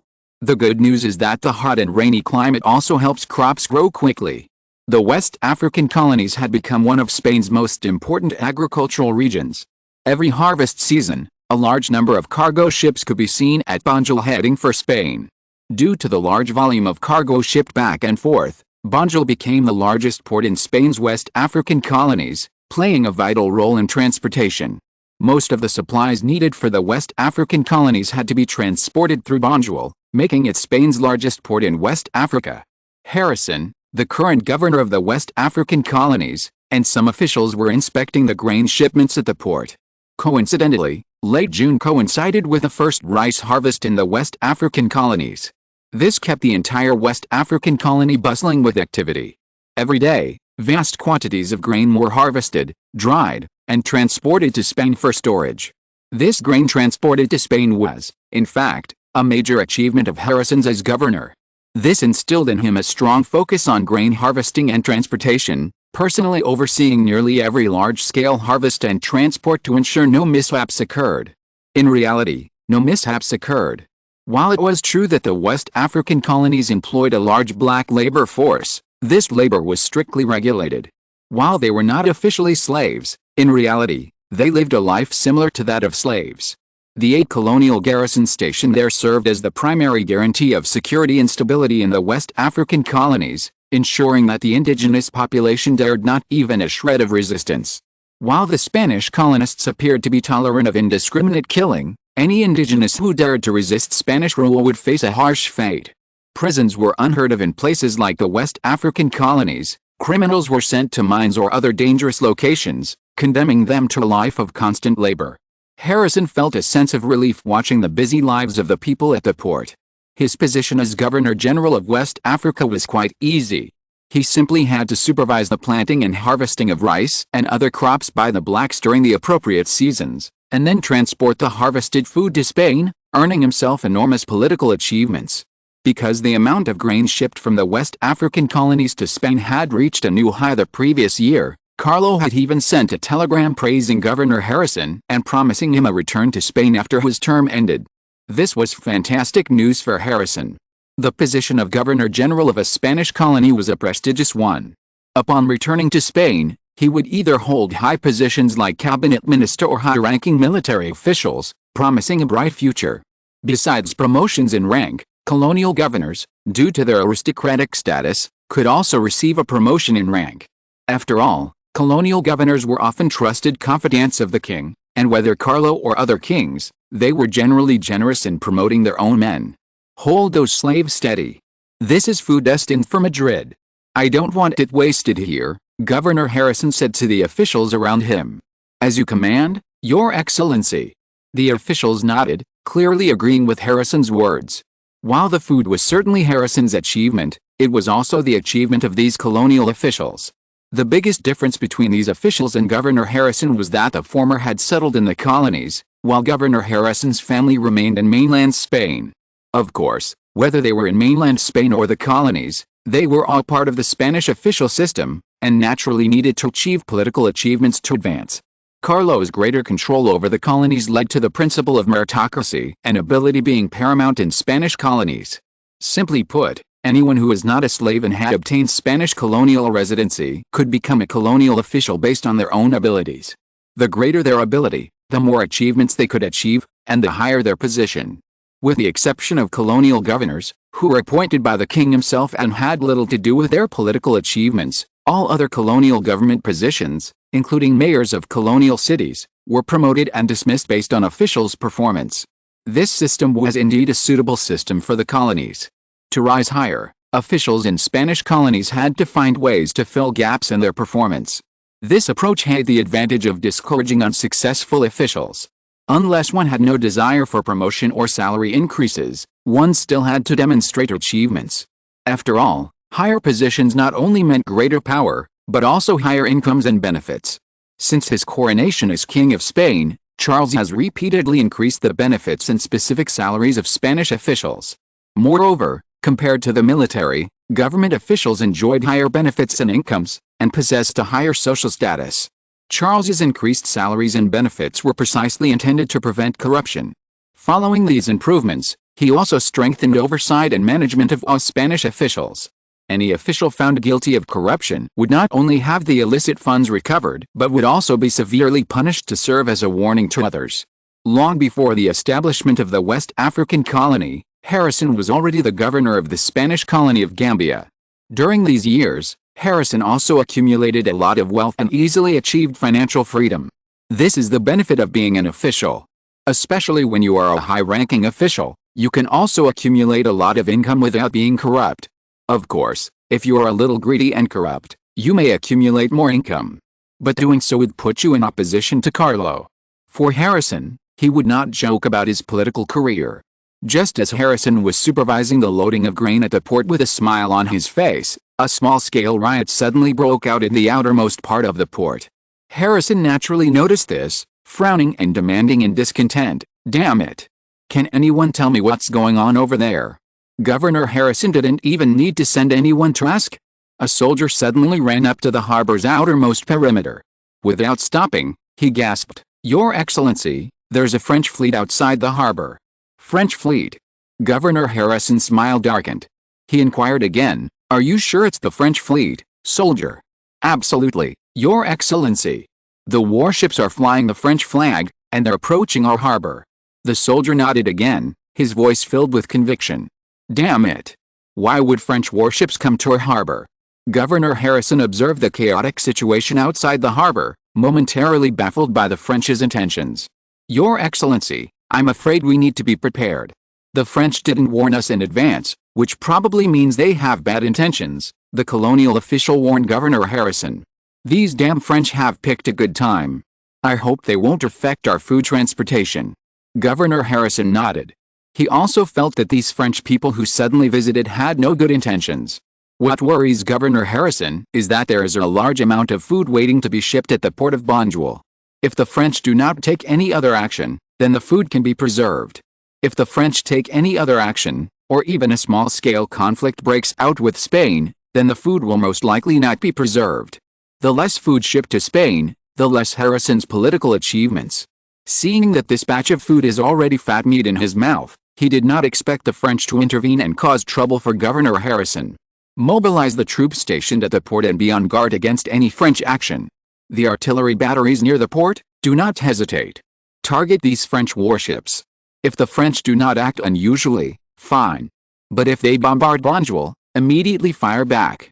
Governor Harrison gave the order immediately, not daring to hesitate. Yes, Your Excellency. The officials quickly relayed Governor Harrison's orders, and the port garrison and artillery batteries mobilized, closely monitoring the French fleet outside. A few minutes later, the French fleet approached the Spanish port. How close had it gotten? Governor Harrison could even make out the flags on the French warships with his naked eyes. It was indeed a French fleet. Send flag signals to these French, and ask them what they intend to do. If they approach the port again, I will regard it as a provocation against the Kingdom of Spain, and I reserve the right to sink the French fleet. Governor Harrison's face was gloomy, his eyes never leaving the French fleet. A few minutes later, several officials hurried over and reported to Governor Harrison, Your Excellency, these Frenchmen say they're a transport fleet from the Gold Coast and want to stop at our port to resupply.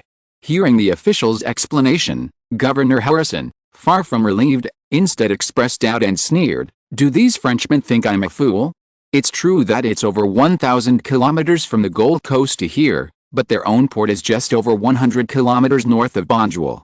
They're not resupplying at their own port, but instead coming to ours. What do they think of us? A transit point they can use at will. After expressing his doubts, Governor Harrison pondered for a moment before issuing his own orders. Tell these Frenchmen that Banjul port is currently engaged in an important transport mission and cannot provide them with a place to stop, nor do we have time to resupply them. Have them leave the port immediately. I don't want these big guys lingering around the port, staring at the gun emplacements on these warships. How can I sleep well? Yes, Your Excellency. After Spain's clear refusal, the French fleet did not immediately depart. Instead, it remained in Banjul harbor for several minutes. Governor Harrison, enraged, ordered the coastal batteries to target the French warships and fire several intimidating shots over 100 meters ahead. Only then did the French fleet slowly withdraw. Governor Harrison was well aware of the French's motives. To put it bluntly, they were trying to intimidate Spain, avenging its failed sabotage during the Asian War. Without hesitation, Governor Harrison immediately sent a telegram to Spain detailing the events at Banjul and their consequences. Although he had no sympathy for the French's arrogance, Governor Harrison presented the incident to Carlo without embellishment, awaiting his decision. While France's overall strength was greater than Spain's, that did not mean Spain feared France. Spain will definitely retaliate against the French fleet's provocative behavior, and its retaliation will be more powerful than the French provocation. Chapter 322 Revenge. When news of the events in the West African colonies reached Spain, the French fleet's display of force in the Spanish colonies also reached other European citizens. Of course, this wasn't a leak from someone in the West African colonies. Rather, the West African colonies, comprised of former British and Portuguese colonies, were home to a large number of European citizens. Spain couldn't suppress the news unless it forcibly controlled the spread of information within the colonies. The good news was that other European countries and citizens learned of the incident much later than Spain did. Carlo had ample time to deal with the situation, or at least to prepare. Carlo had no intention of acquiescing in the face of this blatant French provocation. This didn't mean Carlo was irrational at this critical juncture. On the contrary, Spain needed a firm stance to express its views. This was an era of the survival of the fittest. Acquiring concessions would only lead to further intimidation and blackmail. The best way to dissuade the French from such intimidation was to make them understand that Spain was not a country they could bully at will. On the very day he received the news, Carlo ordered the numerous newspapers and media outlets under his control to publicize the French fleet's humiliation of the Spanish colonies, but without exaggeration or embellishment. While he had decided to retaliate with force, this did not mean he was ready for war with France. To confine the conflict and competition to a localized area, he needed to carefully manage public opinion in Spain. He needed to ensure Spanish support for the retaliation against the French, while also preventing excessive hatred. If he inadvertently provoked strong Spanish indignation against the French, the Spanish government would be forced to swallow its anger and succumb to public opinion, leading to a larger-scale conflict or even war with France. Carlo's purpose was simple: to portray Spain as akin to the honey badger, also known as the honeypot, known as the world's most fearless animal. While such a term can sometimes be perceived as reckless, there are also advantages to being reckless. As previously mentioned, the only two countries likely to oppose Spain are Britain and France. The other countries are either too far away or have no conflict of interest with Spain, making them unlikely to offend. With only Britain and France, the situation is straightforward. While these two countries are among the most powerful in Europe, that doesn't mean they are untouchable to Spain. Britain remains the same, with its colonies spread across the globe, and conflicts of interest with numerous countries. These conflicts primarily arise between Britain and France and between Britain and Russia, compounded by tensions between Britain, the world's dominant power, and Germany, the newly emerged hegemon of the continent. This explains Carlo's lack of concern for Britain. Unless Spain forcibly annexed key regions like Portugal and Morocco, the British would not declare war on Spain. These two regions are more like a bottom line for the British, a principle currently tacitly adhered to by both Spain and Britain. Like the British, France also has other enemies on the European continent. Currently, the Franco-German conflict is the most prominent, making it difficult for France to focus its efforts on Spain. Carlo acknowledged that France's overall strength is indeed superior to Spain's. The problem, however, was that the French were far from capable of conquering Spain in a short period of time, which was Carlo's confidence. If war broke out between France and Spain, and the French army was bogged down in the Iberian Peninsula, Germany, with whom France had a deep conflict, would undoubtedly exploit the situation and cause trouble in France's rear. Besides Germany, the primary threat, Spain also had alliances with both Austria-Hungary and Italy. If France dared to invade Spain, these two countries would likely choose to aid Spain. The combined navies of Spain and Italy were enough to challenge the French navy, and the combined armies of Spain and Austria-Hungary were also enough to challenge the French army. In fact, from this perspective, Spain was more like a weakened version of France. France was a relatively balanced nation on the European continent, with both its army and navy ranking among the top 3 in the world. While Spain didn't reach such a dramatic level, its army and navy were equally balanced, both ranking among the best in the world. Compared to Spain, Austria-Hungary and Italy were less balanced. Due to Austria-Hungary's limited coastline, its army was far stronger than its navy. Italy was somewhat the opposite. Due to its vast coastline, the Italian navy was relatively well equipped. As for the Italian army, while not inferior in numbers, its combat effectiveness was arguably the weakest among the major powers, aside from the United States. The Italian military was renowned for its performance in the colonial wars and during World War I and World War II.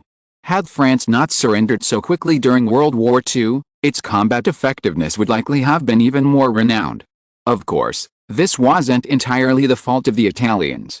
Garibaldi's red shirts were quite effective, one of the few Italian armies with both faith and fighting spirit. Unfortunately, with the unification of Italy, Garibaldi's red shirts were forced to disband or fall under the control of the Italian government, and their combat effectiveness naturally collapsed. Since he was certain the French would not turn against him, Carlo naturally couldn't retreat from such an unexpected event. Carlo understood what the Spanish needed in a king. They needed not only a king who could lead Spain's rapid industrial and economic development and revival, but also one who would demonstrate military prowess and restore Spain to its former glory. Even as Spain formulated its plans for colonial development in Africa, Charles knew that conflict with France, perhaps even a local war, was inevitable. Although France was, on paper, far more powerful than Spain, Charles had no concerns about France. More specifically, Spain's situation at the time was like a barefooted man fearing no one. Even if Spain lost the competition, it could still cling to the Iberian Peninsula and remain a minor power. But the French were different. Even a significant loss, let alone a defeat, would severely impact France's survival in Europe. Until France had a powerful ally to deter Germany, a serious conflict with the Spanish government was unlikely. The day after receiving the news from the colonies, on June 23, 1885, Spanish newspapers extensively reported on the French fleet's forced entry into a Spanish colonial port, nearly engaging in a firefight with the coastal batteries. Because so many newspapers covered similar stories, the incident quickly captured the attention of the Spanish public. Carlo did not disappoint. Upon hearing the news, the Spanish were unusually unanimous: the government should retaliate in kind. Spain was no scumbag. As citizens of a powerful nation, the Spanish possessed immense national pride and patriotism. The French provocation was perceived by the Spanish as a slap in the face. The Spanish were not a nation of cowards, and the courage and fearlessness Carlo had instilled in them through bullfighting ignited their spirits. Even against the British Empire, let alone France, the Spanish would unhesitatingly support the government's counterattack. Carlo, naturally, would not disappoint the Spanish. At noon on June 23, Carlo ordered the Ministry of Foreign Affairs to hold a press conference, righteously protesting the French provocation and stating that the Spanish government would consider retaliating in kind. The Spanish government's strong stance immediately drew enthusiastic cheers from the Spanish people and sparked curiosity in the international media. The public welcomed Spain's tough stance, believing that such a government would protect the interests of all Spanish citizens. As for the attention paid by foreign media, they were curious about the Spanish government's claim that it was considering retaliatory measures. If so, it would not only mean a sharp decline in diplomatic relations between Spain and France, but also a significant shift in the European situation.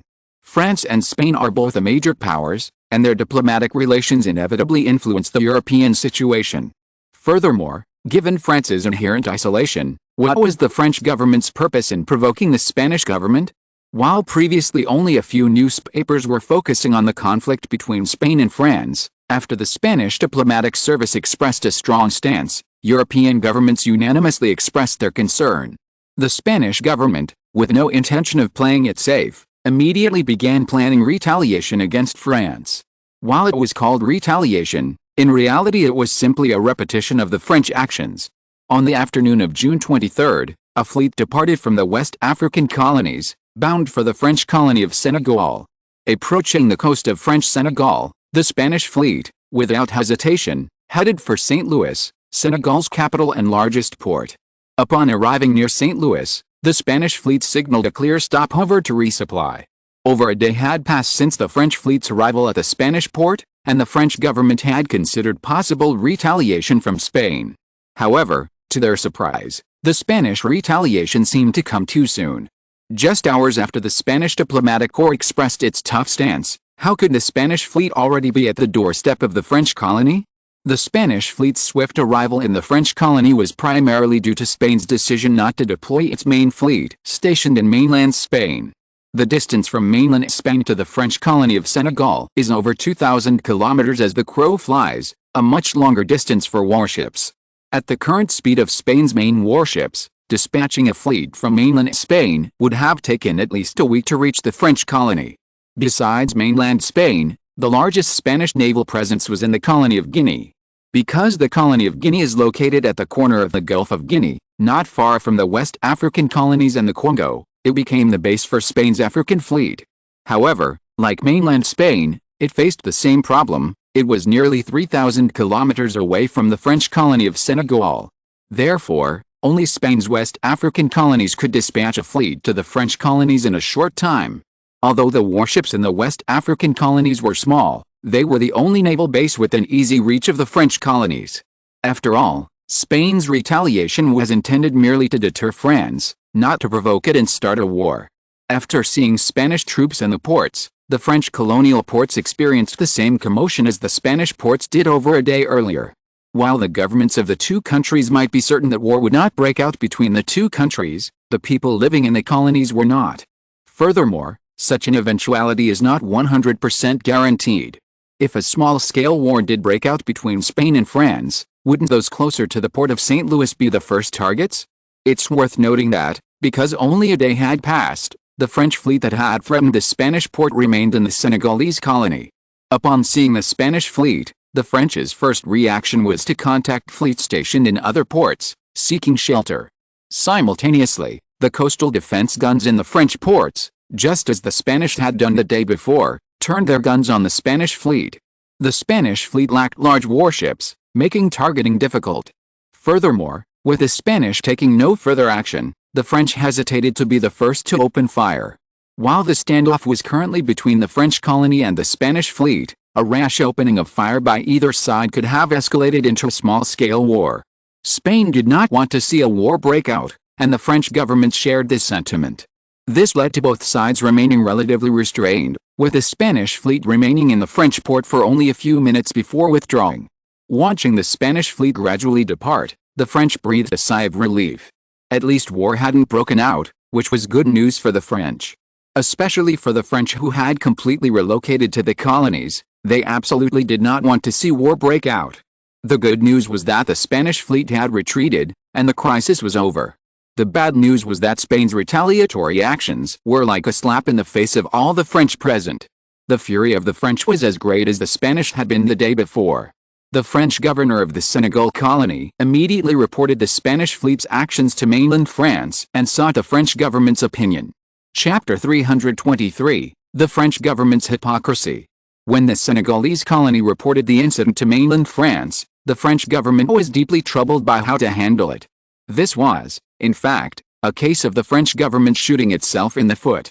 If they hadn't proactively provoked the Spanish, Spain wouldn't have sent troops to retaliate. Faced with Spanish provocations, the French government couldn't possibly retaliate. If they did, both the Spanish and French governments would be trapped in a vicious cycle of retaliation, freeing themselves to plan their own actions. The French government, which considered itself rational, certainly didn't want to see things develop in this direction. This cycle of retaliation was completely unnecessary. The French government's initial goal was to deter Spain, so that it wouldn't act so recklessly in its covert attempts to trip them up. So far, it seems the French government's deterrent measures have had no effect. Instead, Spain, acting as if it were just a retaliatory force, has unscrupulously carried out similar retaliatory actions against France. Faced with this incompetent Spanish government, the French government was truly at a loss. Even though France possessed greater overall strength, that didn't mean it was willing to engage in war with Spain. As the saying goes, the insolent fear the arrogant, and the arrogant fear the desperate. In this incident, the Spanish government's tough stance did indeed make France wary. On June 24, 1885, at a French cabinet meeting, the newly appointed French Prime Minister, Henri Brisson, looked at the ministers with an irritated expression, questioning, "Tell me, everyone, how should we respond to Spain's retaliation? Should we continue to retaliate, or should we find an opportunity to make peace with Spain?" Henri Brisson's question silenced the cabinet officials, and the meeting fell into a state of complete silence. Everyone knew this matter was a thorny issue, difficult to handle.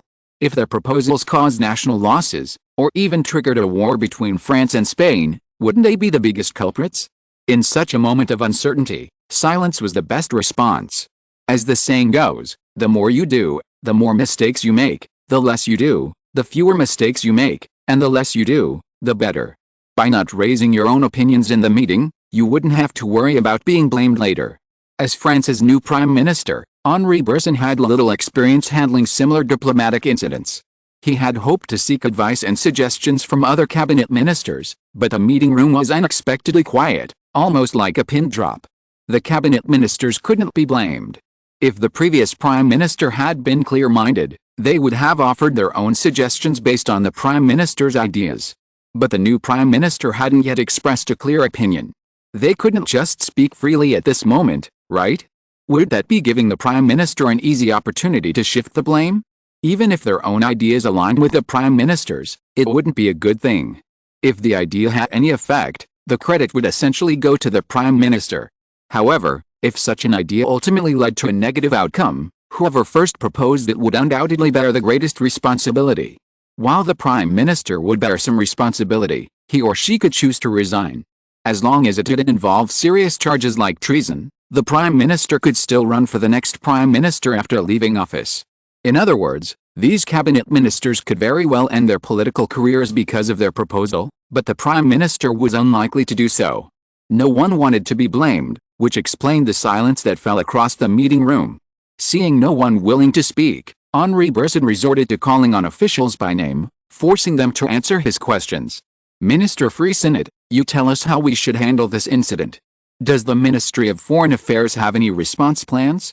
Does it have any suggestions for handling this matter? Henri Brisson turned his gaze first to Charles de Freycinet, the Minister of Foreign Affairs. Hearing the Prime Minister's question, Minister de Freycinet stood up abruptly and stammered, "Well, the Ministry of Foreign Affairs is planning a meeting to discuss how to respond to Spain's relentless pressure, but there's no definitive plan yet." Henri Brisson remained unmoved. With a smile, he continued, "Then tell me your personal thoughts. After all, the foreign minister's opinions represent the entire diplomatic department." Faced with the Prime Minister's incessant questions, Charles de Freycinet could only bite the bullet and express his opinion. "Your Excellency, I believe that, given the current European situation, a continued stalemate with Spain is unsuitable. A continued stalemate will only harm us and will only give Germany and other countries hostile to us an opportunity to tamper with us. It would be better to reach a peace agreement with Spain and, at the same time, define our respective spheres of development in Africa to avoid further conflict with Spain. Once we find a strong ally, we can then settle accounts with countries like Spain and Germany. In the meantime, to avoid further diplomatic isolation from Germany, I believe some concessions are necessary. Spain is merely bluffing. They absolutely dare not start a war with us. After this diplomatic incident, Spain will no longer oppose us. This will give us ample time and energy to develop our African colonies and participate in the division of African territory. Our enemy, Germany, has already benefited greatly from the division of Africa. If we continue to dwell on the dispute with Spain, Germany will gain more territory in Africa, and our share will naturally decrease." Minister Charles de Freycinet's views were actually shared by other officials in the French cabinet. It wasn't that they were timid, but rather that France's current diplomatic situation was precarious. Relations with its two major neighboring powers, Britain and Germany, were strained, and France lacked strong support to shore up its diplomatic situation. Blindly starting a dispute with Spain would be bad for France, and this was clearly understood by almost all French officials. The problem was that not everyone was willing to yield so readily to Spain. After all, Spain was only a second-tier power, while France was the more powerful first-tier power. If there was any concession to be made, it should be Spain yielding to France. How did concessions ultimately lead to France becoming a more powerful nation? Like other French cabinet members, French Prime Minister Henri Brisson harbored similar concerns. His predecessor, the more radical Prime Minister Joffre, enjoyed greater prestige within France. After all, the public favored a more assertive ruler over a timid and yielding one. But Joffre's fate was clear. Despite holding the high position of French Prime Minister numerous times, he never served a full term. Over a month ago, Joffre resigned, citing unfavorable military performance in Asia. This was also the reason Henri Brisson became the new prime minister.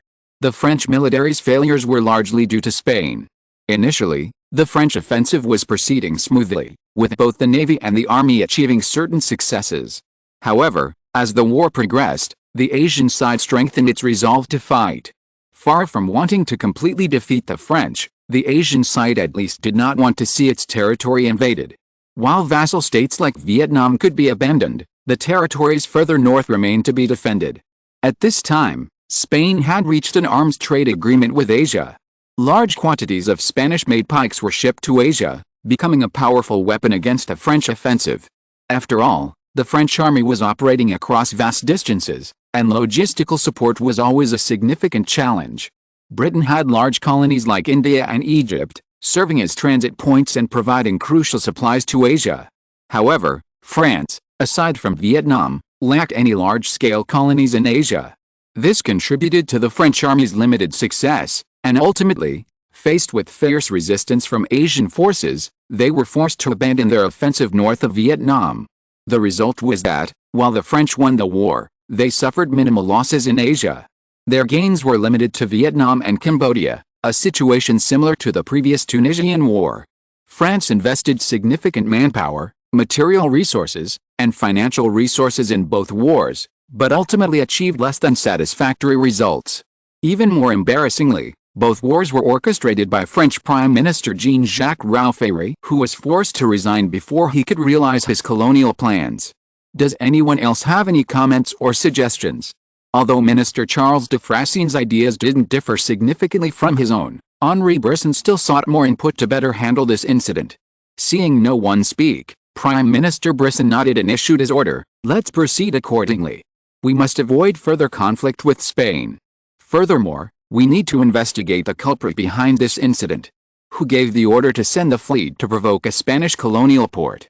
If I remember correctly, I never gave such an order. Where did it come from?" Although they had remained silent during the earlier discussion, the French cabinet ministers were keenly interested in the blame game. Because the navy was deployed, investigating the culprit was actually quite simple.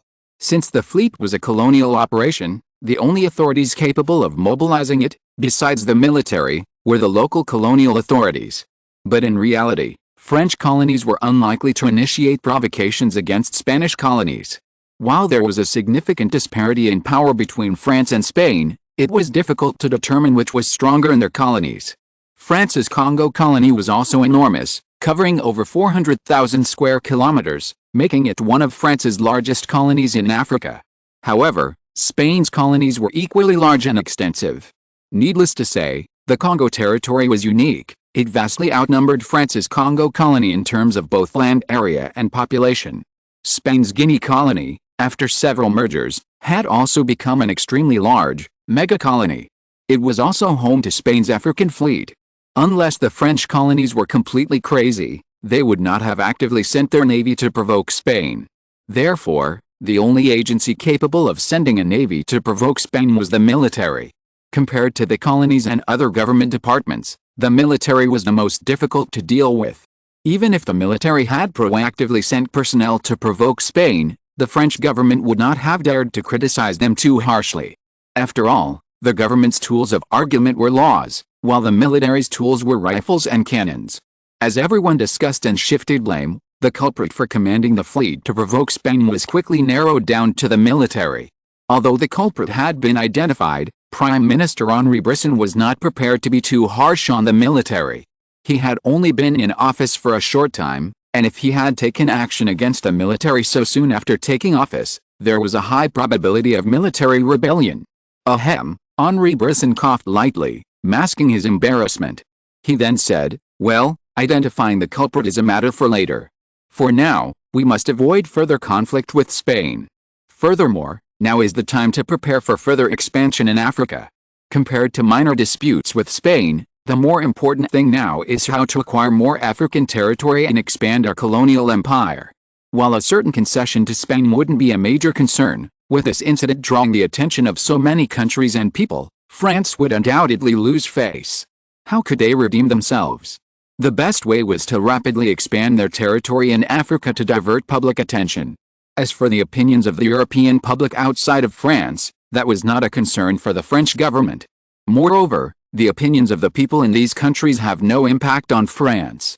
As long as the French people still trust the French government can operate smoothly. Since it has to give in, the French government naturally cannot be so foolish as to hold a press conference and announce that it will no longer pursue the matter. On the surface, the French government pretends to be willing to play along, but secretly contacts the Spanish ambassador to France to express the French government's willingness to resolve this dispute. The public posture is for the French to see. After all, they cannot appear too cowardly and disappoint the French. The secret contact with the Spanish ambassador is what the French government really needs to do. Only by contacting the Spanish government and reaching a compromise can this incident be resolved in the most perfect way. Chapter 324: Negotiation and Compromise. The countries most concerned about the unexpected events involving France and Spain were perhaps Britain and Germany, both of whom had significant conflicts with France. France had long been Britain's main competitor for African colonization, and the conflict between France and Spain was something the British welcomed. The main conflict between Germany and France was on the European continent, and the Germans naturally wished to see a breakdown in relations between France and Spain. The slight difference was that Germany hoped for a mutually devastating outcome for France and Spain, or at the very least, for France to be held back for a while. Britain, on the other hand, simply wanted Spain to slow France's progress in Africa and did not want any problems on the French mainland. After all, Germany was just as threatening as France.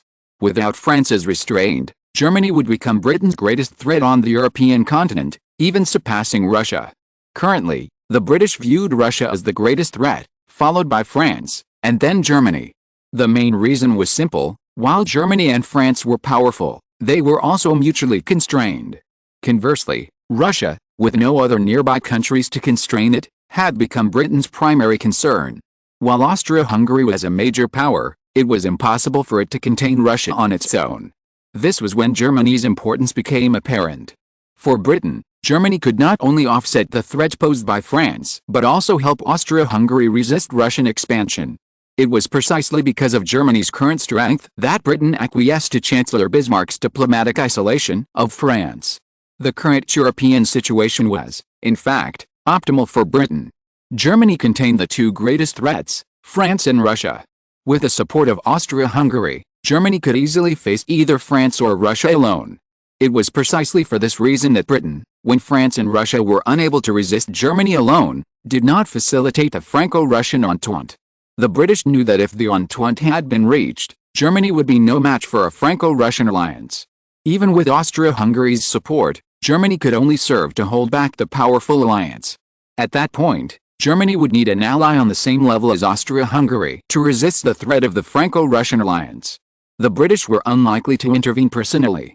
Therefore, a power on the Austro-Hungarian scale could only be Spain or Italy.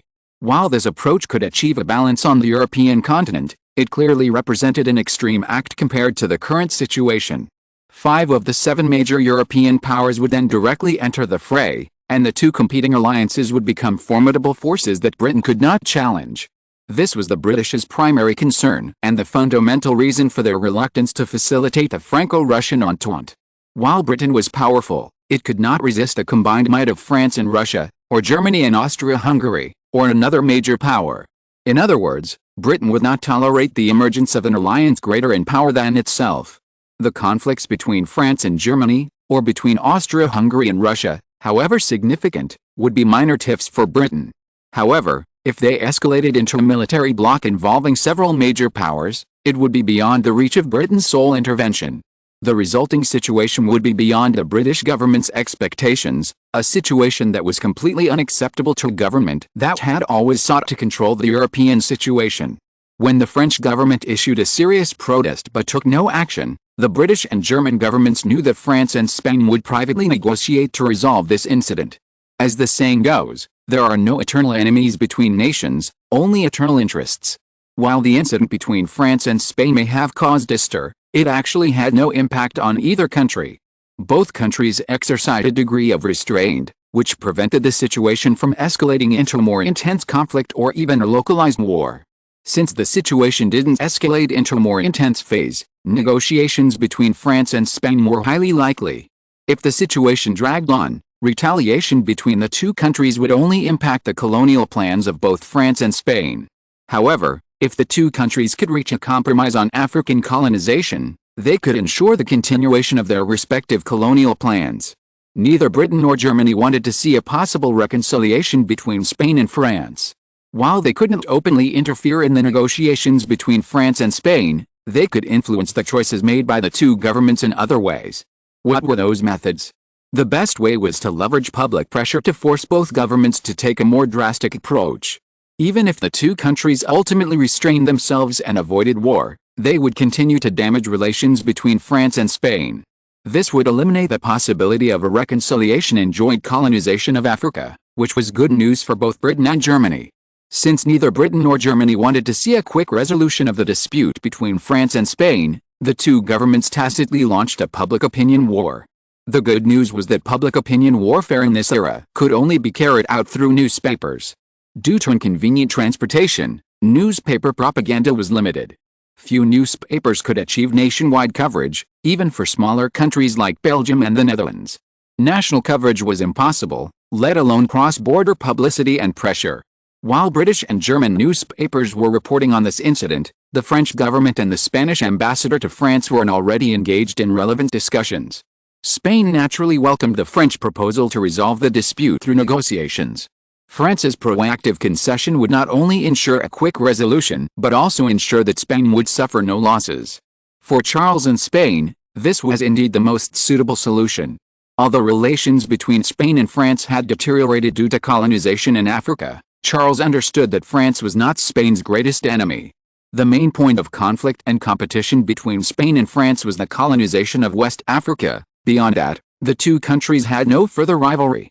Charles's African colonization plan had essentially been completed, which meant that Spain was unlikely to establish new colonies there. Even beyond that, expansion of existing colonies was unlikely. Currently, Spain had 4 colonies in Africa: South Morocco, West Africa, Guinea, and the Congo. Needless to say, South Morocco had no further expansion potential. While West Africa and Guinea could expand further into the interior of Africa, the costs of doing so would be immensely high. Africa was already rife with a variety of diseases and viruses, making development extremely difficult. Sub-Saharan Africa, east of West Africa and north of Guinea, was precisely the region most prone to viruses and diseases. Because Spain currently only holds important colonial outposts along the coast, diseases and viruses in sub-Saharan Africa pose no threat to Spain. However, if Spain were to expand its territory further into Africa's interior, the Spanish government would have to consider the threat posed by diseases and viruses from the continent. For Spain, further expansion into the African interior would be counterproductive. Even if Spain were to acquire vast tracts of land, spanning hundreds of thousands or even millions of square kilometers, it would lack the capital to develop them. The problem, as mentioned earlier, is Spain's demographic disadvantage. Compared to other European countries, Spain lacks the capacity to develop colonies. It's no exaggeration to say that Spain's current population would struggle to develop even the Congo, let alone its other colonies, including West Africa and Guinea. Spain's current territorial holdings are precisely for the purpose of future exchanges of interests with Britain, France, and even other countries. Looking across Africa, Carlo's most desired territory is, in fact, Morocco. Morocco's lands were easily accessible to Spain, and the white Moroccans could be assimilated through various means. Compared to the blacks who were completely unable to assimilate into Spain, developing Morocco was far more valuable. To fully annex Morocco would inevitably face pressure from Britain and France. In this situation, exchanging interests became crucial. This offered Spain an additional option, as well as Britain and France. Once Spain grew sufficiently powerful, Britain and France would become wary of its might. At that point, neither side would want to rupture relations unless absolutely necessary. In such a situation, colonial exchange could allow both sides to reach a compromise without significant losses. As long as either Britain or France could be stabilized through the exchange of interests or colonies, the remaining Carlo would have nothing to fear. For the British, the ensuing Boer War would be a significant headache for a while. For France, Germany, growing stronger with the Second Industrial Revolution, was its greatest enemy. With neither France nor Spain willing to rupture relations, negotiations between the two countries took only a short time, resulting in a compromise. First, regarding this accidental clash, the French government acknowledged its fault and expressed its willingness to make compensation. It also pledged to strengthen oversight of the military and to ensure such incidents would not occur again. Spain apologized for its reckless retaliation and stated that Spain and France enjoyed good cooperation and that relations between the two countries should continue in a friendly manner. Having set the tone for the negotiations, the next important issue became the division of West African territory. With Britain and Portugal withdrawing from colonization of West African territory, only two countries remained, France and Spain, the two countries participating in the conference. The division of West Africa and the demarcation of the respective colonial territories were crucial for both France and Spain. Because discussions had already taken place within Spain, and Carlo had clearly stated his desire not to see further Spanish expansion in West Africa, Spain did not maintain its usual tough stance during the negotiations and opted to make concessions to France on several fronts. Of course, these concessions were not in vain. France would have to compensate for any Spanish concessions. After all, both countries were major powers and needed to respect each other's interests. France couldn't reap all the benefits, Spain also needed to secure sufficient benefits to appease its people. At the conference, France and Spain clearly defined the division of West African territory. Spain would maintain its existing colonial holdings and pledge not to expand them. This meant Spain ceded the remaining territories in West Africa to France, making France the sole nation authorized to colonize West Africa. Naturally, Spain received generous compensation. Because Spain had voluntarily conceded, France generously ceded tens of thousands of square kilometers of northern French Congo to Spain. This land, located along the lower Congo River, held considerable development potential. Spain, unfazed, immediately incorporated this land into its Congolese territories. In addition to the tens of thousands of square kilometers of Congo, France also ceded some land in the southern part of its Senegalese colony. While this area was not large, it was well suited for agricultural development and held considerable value for Spain. Beyond these two small tracts of land, Spain and France also reached a compromise regarding the crucial Moroccan region. Regarding this territory, clearly coveted by both nations, both governments tacitly chose to temporarily shelve the initiative, refraining from actively colonizing Morocco. Spain's decision to shelve the issue was simple. Besides France, Britain, the world's most powerful nation, was also eyeing Morocco, making annexation by Spain extremely difficult. France, on the other hand, faced similar concerns. Spain was already closely eyeing Morocco, much as France was closely eyeing Algeria. Morocco was even more important to Spain than Algeria was to France. If France sought to annex Morocco alone, it would either have to make concessions to Spain that matched Morocco's interests or risk a war with Spain. Even if this significant threat from Spain could be resolved, the unforeseen factor of Britain remained a factor to consider. Britain had seized Gibraltar from Spain in order to control the Strait of Gibraltar. A French occupation of Morocco would undoubtedly have jeopardized Britain's control of the Strait of Gibraltar. This intense focus on Morocco by Britain, France, and Spain ultimately resulted in Morocco, despite being a relatively weak nation, remaining unattended. A joint shelve of Morocco was a relatively suitable option for both Spain and France. Only when the situation in Europe changes and other powers are too busy to pay attention, may it be the best time to annex Morocco. If there are duplicates at the end of the chapter, just press and hold the chapter list to refresh it. Chapter 325, Sokoto War. After concluding negotiations with the French government, Spain also turned its attention to the annexation of its Guinean colonies. With the Gold Coast already incorporated into the Guinean colony, the Spanish government's goal was to connect the two disjointed colonies, establishing a vast colony covering over 1 million square kilometers. The good news was that Spain had already annihilated most of the indigenous peoples in the region, leaving only the most powerful Sokoto Caliphate unconquered by Spanish military force. The Sokoto Caliphate was indeed powerful. Compared to other indigenous states in the Gulf of Guinea, which had populations of just over 1 million or even less, the Sokoto Caliphate boasted a population of over 10 million at its peak, and currently boasted a population of nearly 10 million nationwide, with 2 to 3 million slaves. This meant the Sokoto Caliphate could field an army of hundreds of thousands, or even millions.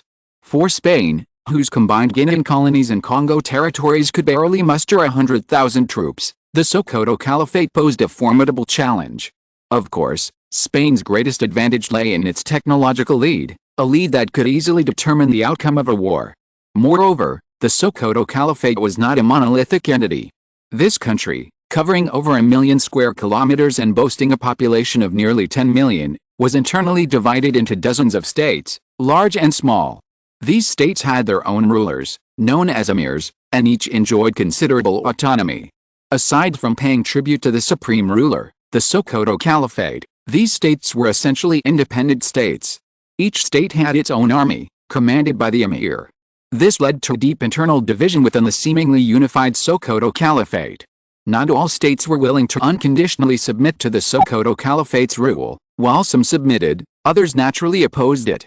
This clearly illustrates how Spain's approach to the Sokoto Caliphate resembled that of the Oshana Confederation.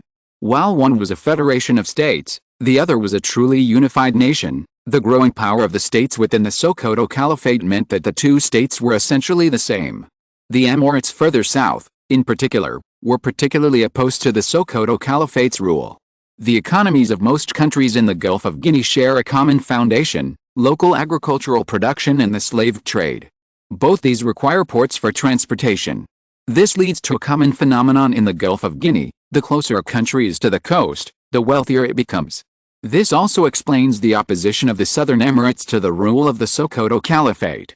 While all Emirates were required to pay tribute to the Sokoto Caliphate, the question arose: how much could the impoverished landlocked states afford?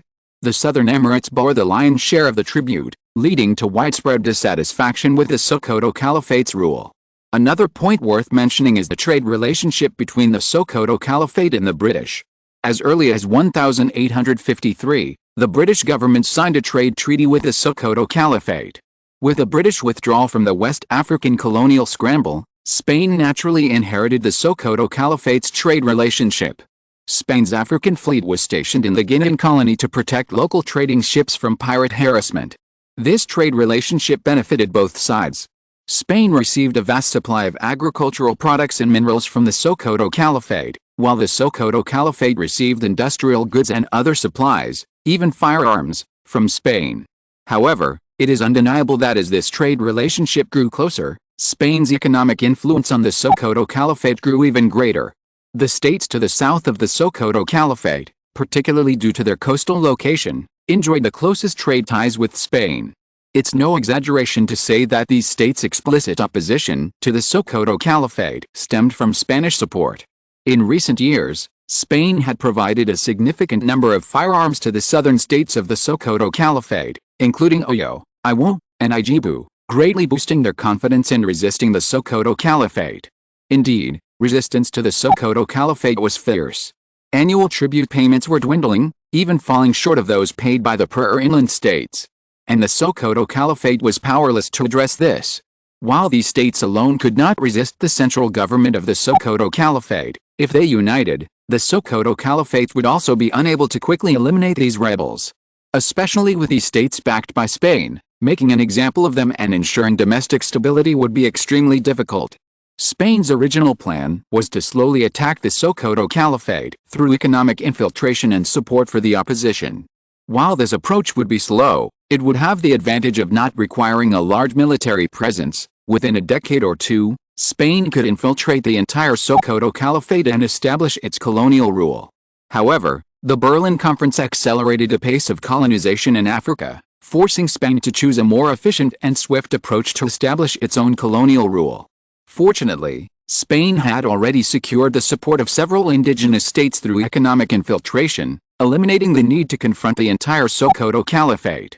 In reality, this seemingly powerful indigenous state had become rotten. When the Sokoto Caliphate was first established through jihad, its combat effectiveness was formidable. As the nation passed on, religious fervor was replaced by power and desire, and devout warriors were destined to transform into hedonistic dragons.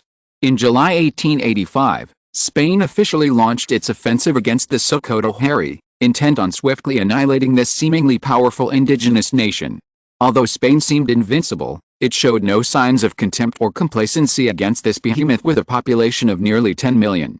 To annihilate this vast nation in one battle, the Department of Colonial Affairs and the Ministry of Defense mobilized 3 colonial divisions and 10 colonial garrison regiments, amassing a force of 80,000 men. During the war, food supplies from the West African colonies to the Spanish mainland would be suspended. This food would be transported to the Guinean battlefield as strategic supplies. Furthermore, Spain would dispatch transport fleets from the mainland to the Guinean colonies, bringing in large quantities of weapons, equipment, and ammunition. The Spanish government took this war very seriously. This was likely to be the last of Spain's colonial expansion in Africa, and with the exception of Morocco, Spain would show little interest in African territory. The reason for their lack of interest was simple: the Sahara Desert. Because the Sahara stretches across the entire continent, connecting West Africa and North Africa is impossible. While they appear unified on a map, the central portion within the Sahara Desert is effectively impossible to control. Furthermore, Spain already had more than enough colonies to develop. Agricultural development alone in West Africa would require a massive investment of manpower and resources, taking years to complete. Not to mention developing the Guinea colony and the Congo territories. Unless Spain had a sufficient population, it might only see results within a decade. Without a sufficient population, seeing results from developing the Guinea and Congo territories would take at least several decades. These 80,000 troops would be divided into two groups, launching attacks on the Sogdo Caliphate from the east and west. The Western Army, the main force of the Spanish offensive, consisted of 2 colonial divisions and 5 colonial garrison regiments, totaling approximately 50,000 men. This was the primary combat mission of the Western Army. Starting from Dahomey, the Western Army marched eastward, rallying the armies of the opposing states in the southern part of the Sokoto Caliphate, and then marched directly towards Oyo Igbaho, the capital of the Sokoto Caliphate. Oyo Igbaho was only a little over 200 kilometers from the Dahomey region of the Guinean colony. The Western Army had a chance to encircle the Sokoto Caliphate's capital before the Caliphate could react, eliminating the remaining states loyal to the state. As long as the Sokoto Caliphate and his government were defeated, the Spanish army wouldn't even need to take any action. The states already dissatisfied with the Sokoto Caliphate would naturally step forward, demonstrating their loyalty by leading the Spanish army and ensuring their own safety. The other army consisted of a colonial division and 5 colonial garrison regiments, totaling 30,000 men. Its primary mission was to advance northward from the Cameroon region and, before the Western Army could capture Oyo Igbaho, block reinforcements from the northern states that were intended to support the Sokoto Caliphate. While the Sokoto Caliphate lacked numerous firearms, its population was a formidable factor for Spain. If the Western Army failed to capture Oyo Igbaho quickly, the ability of the Eastern Army to intercept reinforcements would become crucial. A counter-encirclement of the Spanish army would be extremely difficult for the Spanish. While the Spanish army possessed powerful firearms, if trapped in a circle, logistical problems would inevitably arise. Without logistical supplies, firearms would be useless as firewood. Without their most advanced weapons, the Spanish army would face a significant challenge in defeating the Sokoto Caliphate's forces. Once the overall battle plan was formulated, Spain immediately launched its operations. Spain did not intend to disclose its plans to the southern states that opposed the Sokoto Caliphate. While these states could be used, there was no guarantee that loyalists still existed within them. If these unforeseen circumstances led to the disclosure of Spain's battle plan, prompting the Sokoto Caliphate to strengthen its defenses against the capital, Oyo Igbaho, the consequences would be disastrous. By the time the Spanish army reached the territories of these southern states, they would easily be able to control their armies. Their ability to remain unscathed despite their apparent resistance to the Sokoto Caliphate was due to Spanish support.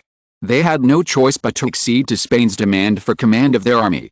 After all, their army relied entirely on Spain for its firearms and ammunition. Without Spanish support, their firearms would be useless. Without firearms, how could they resist the rule of the Sokoto Caliphate? The Sokoto Caliphate was able to rule over 30 states, large and small, and maintain stability for a reason. He possessed a powerful army.